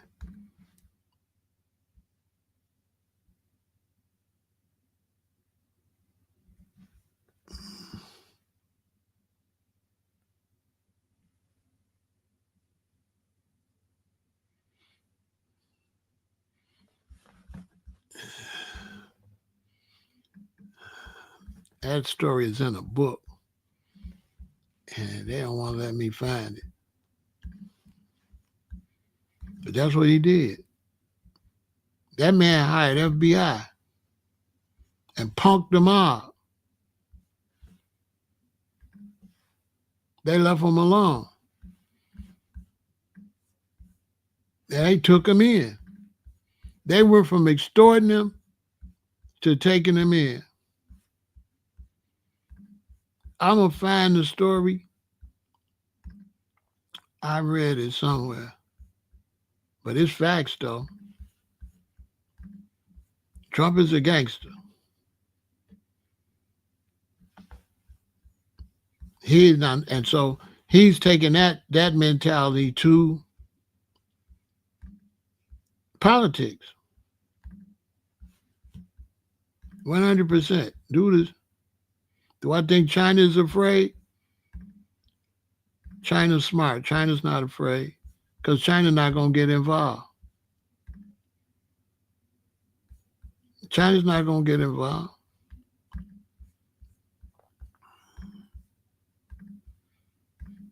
China don't give a damn about Iran.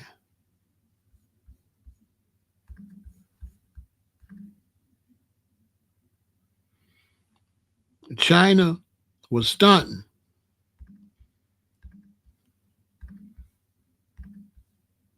And China know that Trump responded to their stunting. China know. China don't give a damn about Iran.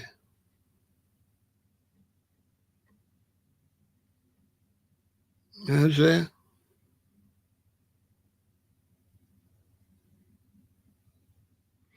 Man, Russia ain't gonna do nothing. Trump is a gangster. These people, Trump was, okay? Trump is a shrewd businessman and a gangster. Just saying this,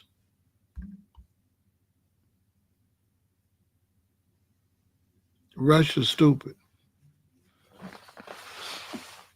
Putin is stupid. Because just saying this will get him blowed up this week. Just saying this, Trump will go back and send to Ukraine something. And next in the news will be like, Russia hit. How they talking all that mess?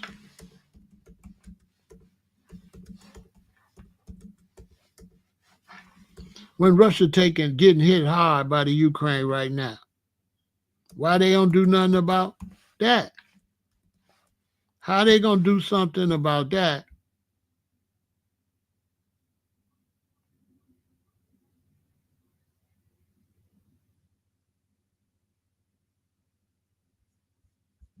How they gonna do something about that while they getting whooped?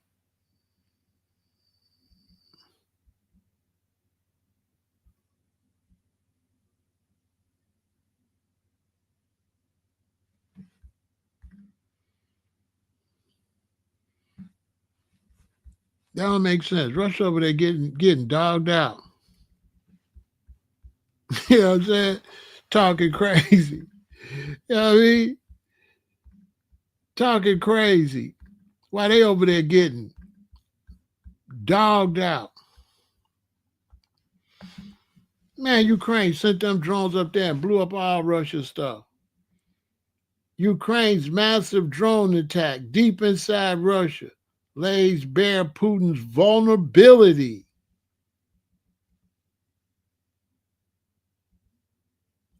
Putin's over there taking a beating, but he gonna talk about what he gonna do. Look, plane blowed up. They over there blowing up all their stuff.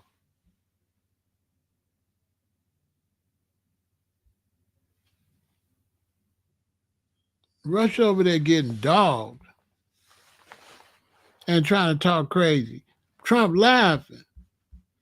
He like, boy, you can't even, boy, we over there whooping you over there.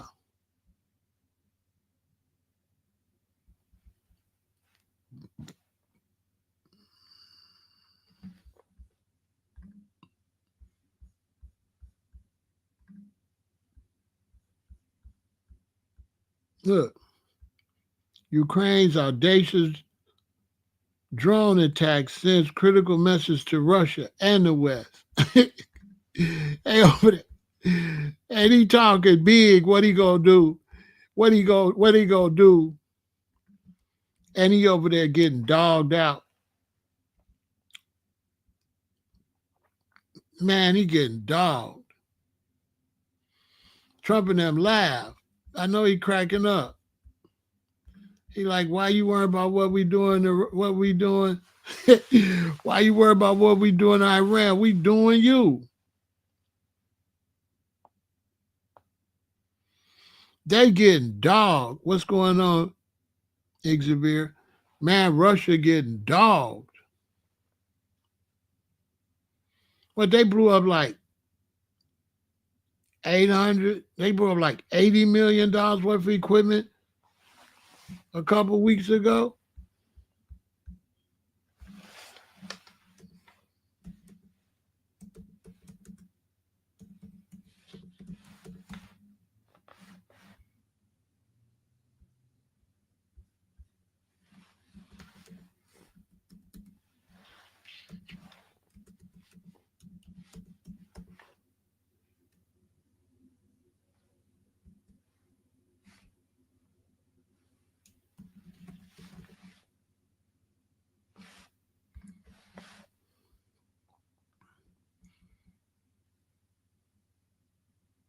No, they destroyed $960 million.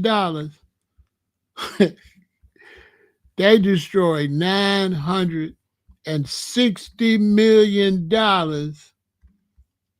of Ukraine stuff.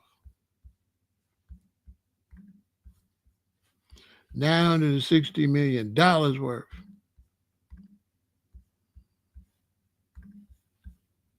Look, there you go right there. Top story.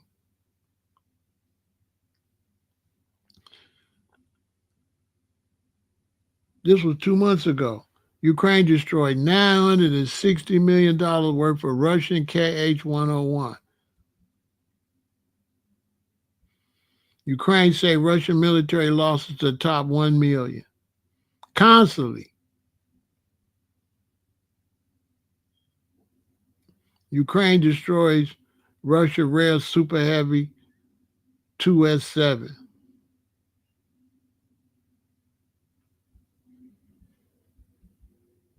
Look, Ukraine serving them. Putin has lost 1 million men. Look, Ukraine's drone strikes against Russia could become something. But all I know is I've been keeping up with it. They dog walking Russia. You really think they're gonna play with Trump right now? Russia needs to shut up and end that war with Ukraine.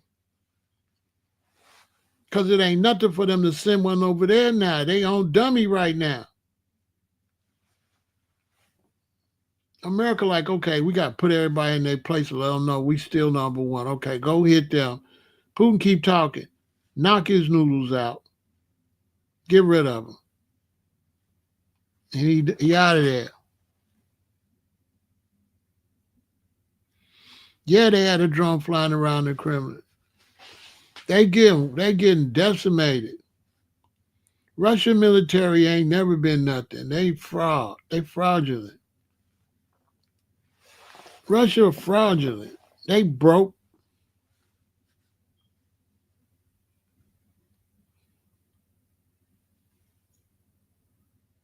They don't do their country dirty like America. That's why they can't beat America. America take your dollar. America take this much of it for military, and all a little bit go to other stuff. Look it up. Your tax dollar, every dollar, if it's this much go to the military. Look it up. America spent all their money on guns. They gangster, that's what you do when you're a gangster. You spend your money on guns. You don't need no money. You got guns. You go take other people's money. You got the most guns. I could be like, China, loan me 100, loan me 2 trillion. China give me 2 trillion. So I'm gonna pay you back next Monday. Monday you call me, you say, what's up with my 2 trillion? Like, okay, it's coming, it's coming. You send me 2 trillion, boom, I take 250 billion, buy enough weapons to do you dirty if you insist. Right? I take your money. It's America, man. I take your money and I buy weapons to make sure I don't gotta pay you. So out of the 2 trillion, I'm gonna spend a half a trillion to make sure I ain't gotta pay you. I'm gonna spend another half a trillion. So not only am I pay you, I can come rob you, take everything you got.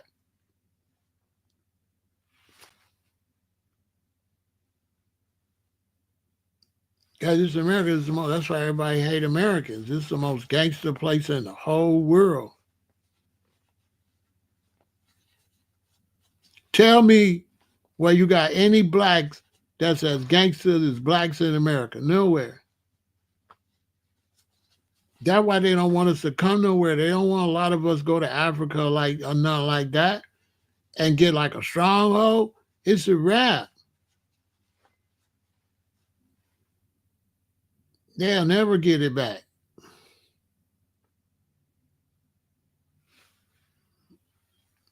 Hey, no, we don't want y'all over here. Go back where y'all came from. We've been, you understand, you gotta understand the European is the menace. He the one know how to do everybody dirty. And all these other nationalities, they've been on their own. It's only one group of people that been up under him, doing the whole thing, watching how he do. We was in his house feeding his babies. We was picking his cotton. We was the one right there. Everybody else was distant from him. So by the time you get to the roaring 20s, we on some gangster stuff.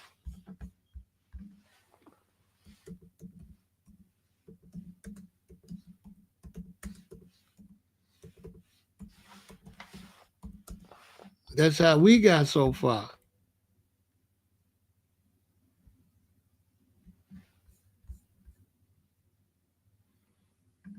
You know what I'm saying? I should do a whole live on that because I do it every now and then, but a new group come, they don't be knowing this stuff. You know what I'm saying? So that's probably why I really know what Trump gonna do.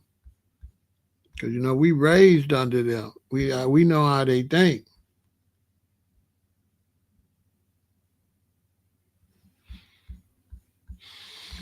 You know what I'm saying?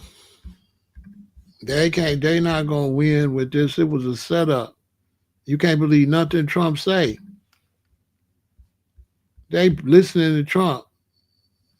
Man, you can't listen to Trump. Trump gonna spin you. He not finna tell you the truth. Hey, crazy. This is real gangster stuff. They finna do Iraq. Iraq was threatening too much. Trump kept telling them, listen, come sit down and talk and shut your nuclear plant down and you'll be all right. They like, no. He like, come listen, come talk. I watched them say it over and over. Come talk it out. Shut it down. They like, no.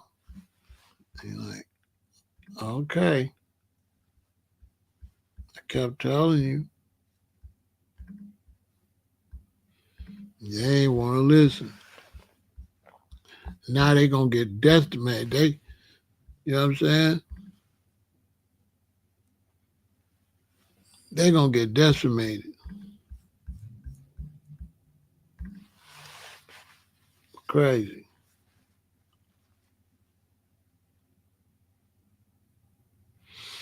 Man, they know they move stuff. They know. See, here go the thing. I'm glad you said that. Listen, America's gangsters. You right here. You got this facility and all this stuff. This your main spot. You hear we coming and you move. We blow it to smithereens, right? We win. You can't go back. We don't care if you ain't there or not. We don't care if you're not there. We just gonna make sure you ain't gonna never be there. Not only you never gonna be there, you had to run. So now we playing chess, you running.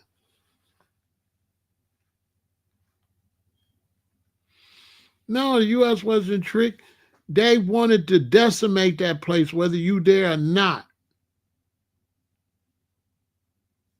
They wanted to make sure you got to go set up somewhere else. That one place is a mountain that nobody could penetrate.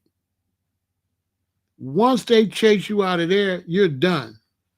You're not going to be able, in the middle of a war, to set up nowhere else.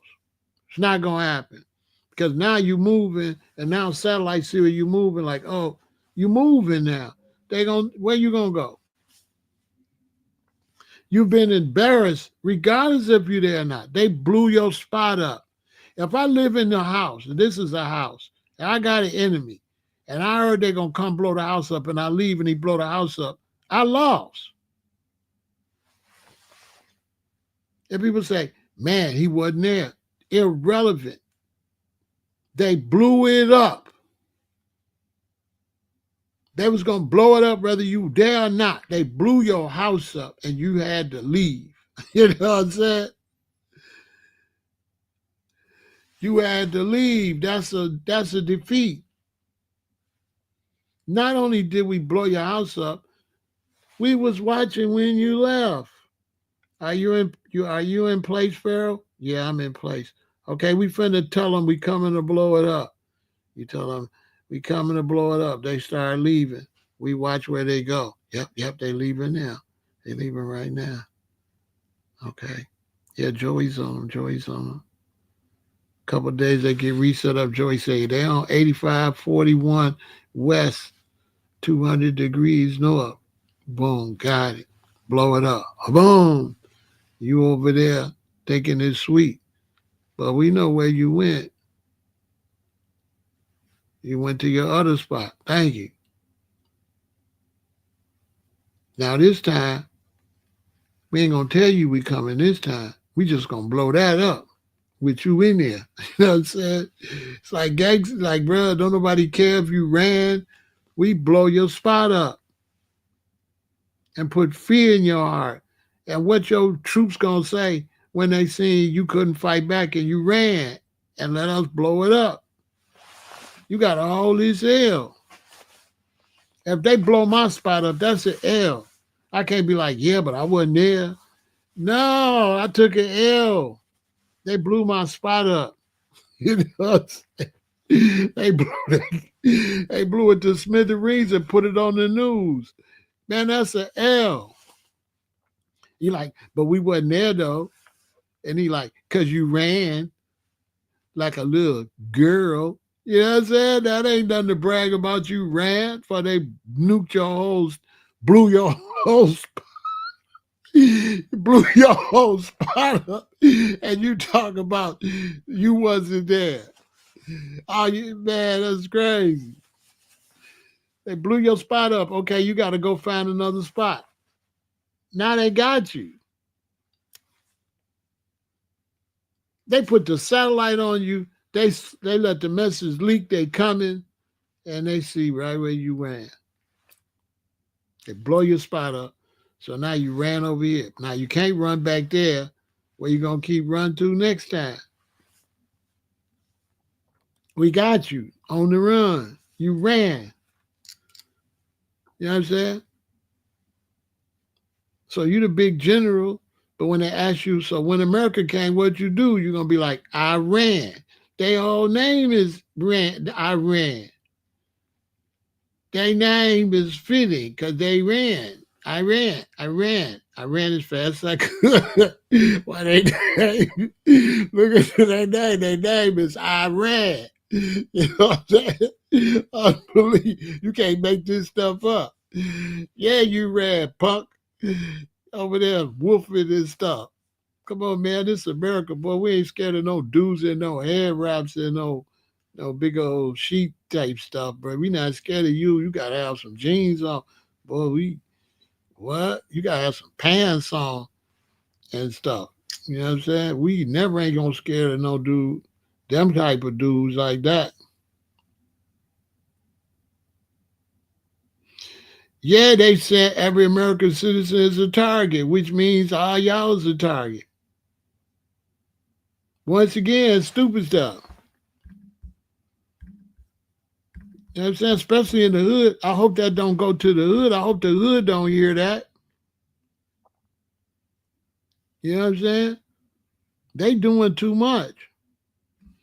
I told you, man, in 9/11, we got attacked by some Arabs, but brothers was running around beating up Sikhs. Anybody with a head wrap was getting it. They don't understand America. America get to talk and say, man, they say we all in danger. We all targets. You can't say that in America.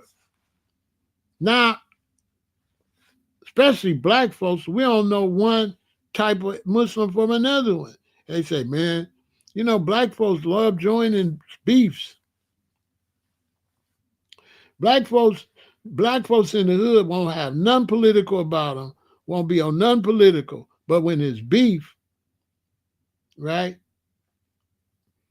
They're gonna be like, yeah, man, they playing with us. It's unbelievable. They be like, black folks don't know nothing about politics, don't know nothing about Pakistan, don't know nothing about Iran and nothing. All they know is they beefing with us, man. Talking about, man, you see that they talking about, we targets, man. Man, you know what brother's gonna say? I'm a target right, man. I tell you this, man. They blow up my stuff, hurt my grandma, blow up my grandma's spot. Boy, it's going down. You know what I'm saying? That's all they like is beef. Tell me you not telling black Americans it's beef. See, you slow. You're slow. Now, a Sikh, an Indian, I gotta be out here like 9/11. No, bro, he ain't no Muslim, bro. He a Sikh. Man, he dressed like one, bro. Everybody that got a head wrap, bro, ain't no Muslim. I had to go out there and save all these Indians and stuff in 9/11. Black folks is funny. Black folks is like, they blowed us up. I don't know how they is in the other city, but Chicago, hey, man, it's funny. They blowed us up, man. Who they think they is, man? They're going to stop playing with us. They was here, though. Don't have a clue what's going on. Hey, man, all it takes is these shorties to go in there and their grandma scared. That's all it takes. They don't know no positive number. They go home and granny scared and talking about, I don't know if I should go shopping, man. They talking about blowing everything up. What you talking about, grandma? And them Iranians, they say they gonna blow stuff up. That's it. Dude gonna go straight on the block. Man, I can't stand them Iranians, man. You know what I'm saying?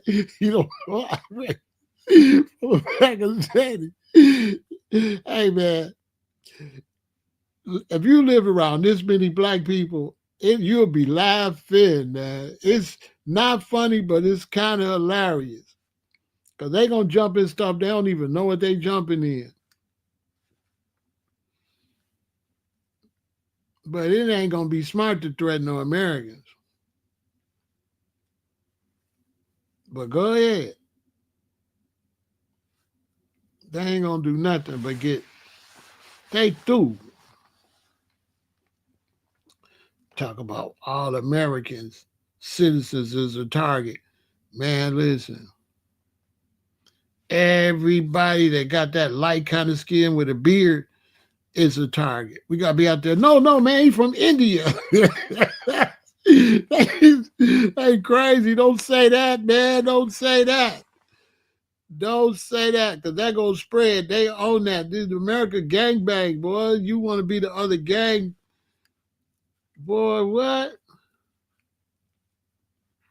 Don't say that. Especially in the social media era. They crazy, bro. Don't say that.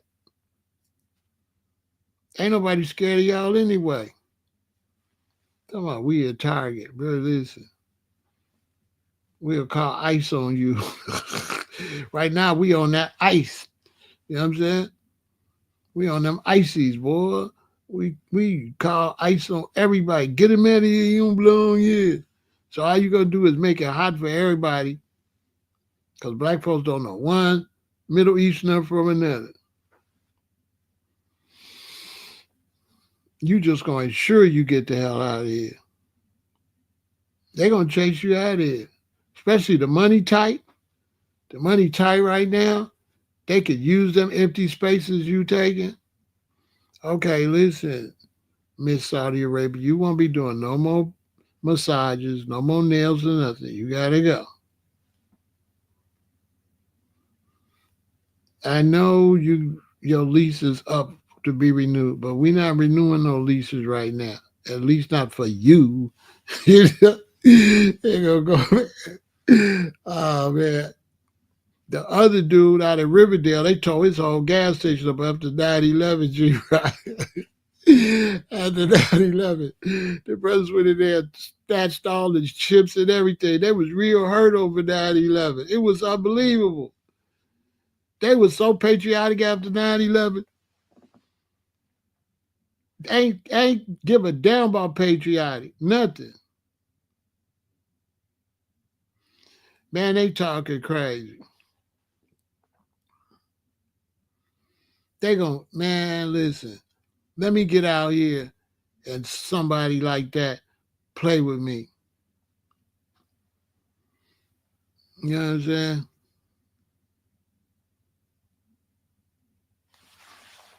Man, they not gonna do nothing. Maybe some small places in Chicago, we like this. Go ahead. You can get the first swing. Really let them have the first swing.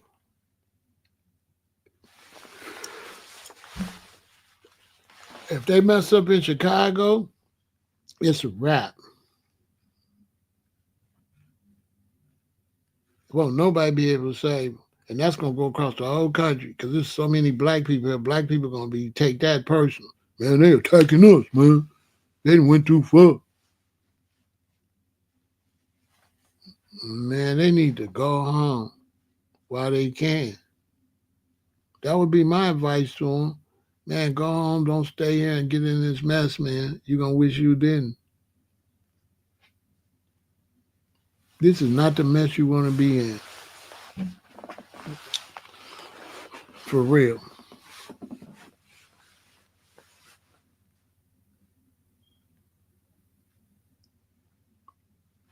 It's crazy. Especially with Trump. That's what he do. He beef. He love beef. That's what he do.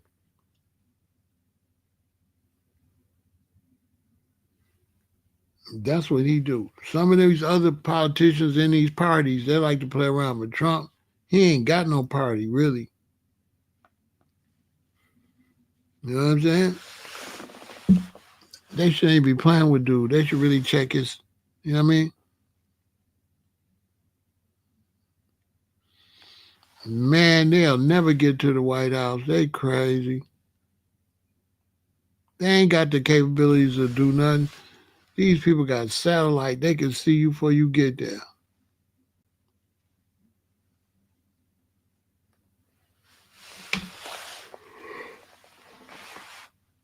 They ain't gonna do nothing but get hurt. They need to sit down. They ain't got no wins.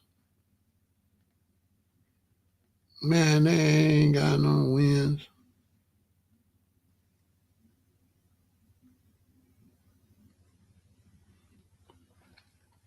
They say more is coming because they finna flatten it like Gaza and rebuild it. They don't even care nothing about. They don't even care nothing about the war part no more. They not even thinking about that part. They already building. They already getting blueprints for what they're gonna build. They way past where Iran at. Wherever Iran is, America is already building new stuff in their mind. They finna take that from you. Period. And they don't need the military. The citizens is crazy. Look, what the other week they told us to handle it. If anybody was flying around and stuff, what happened? Ain't nobody flying around.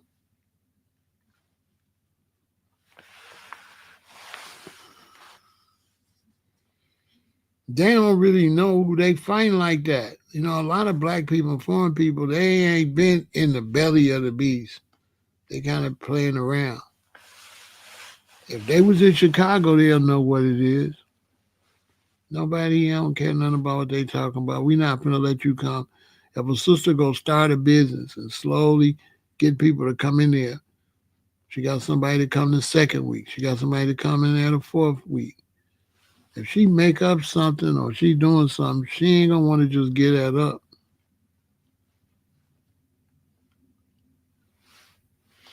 So I don't see nobody I don't see nobody doing nothing. But some weirdo will go try to do a dirty bomb or something like that. You know what I'm saying?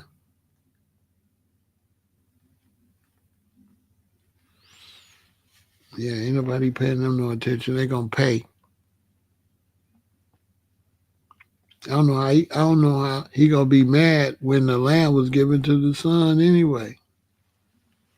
I guess he was mad because he was gonna take it since they didn't have a firstborn son. But Solomon gave all that stuff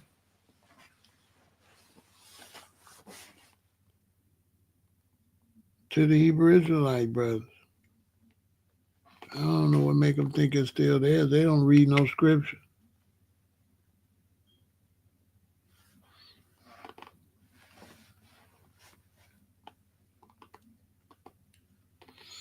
I bet you Floyd hurry up and get back over there because the next step is arrest. They got him for something. You know what I'm saying? Leave them people alone. Stop playing with them people. Good to see you, Brad. Leave them people alone.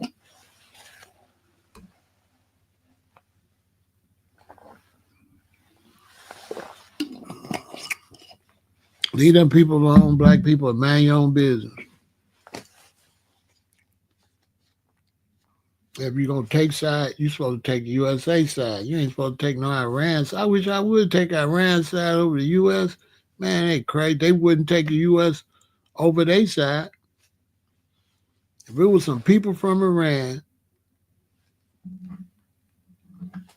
and some people from here, they people, and they had a bunch of seats on the flight, they wouldn't give us one to us. They'll take all them seats.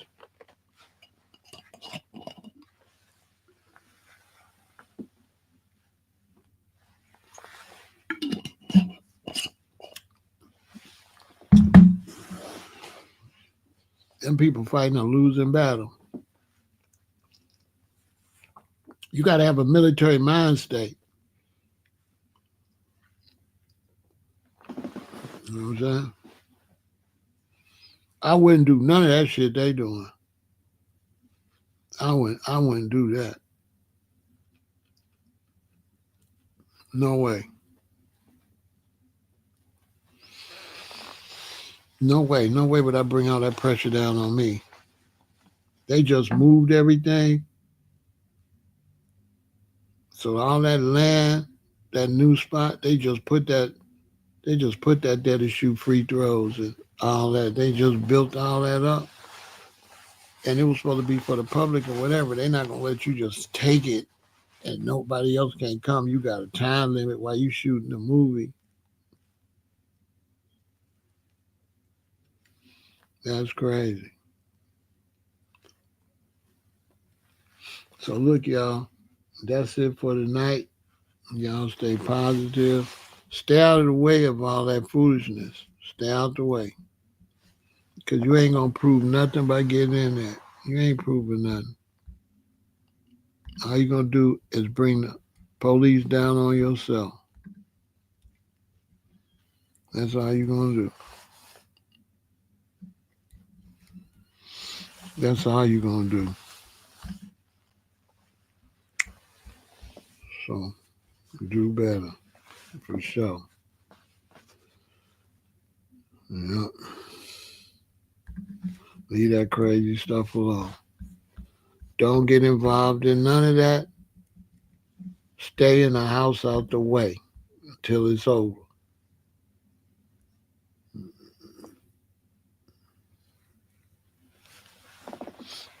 Mm-hmm. Stay out the way until it's over.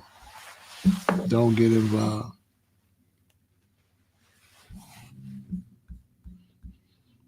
Concentrate on what you've been concentrating on. Stack your money. Stack your money.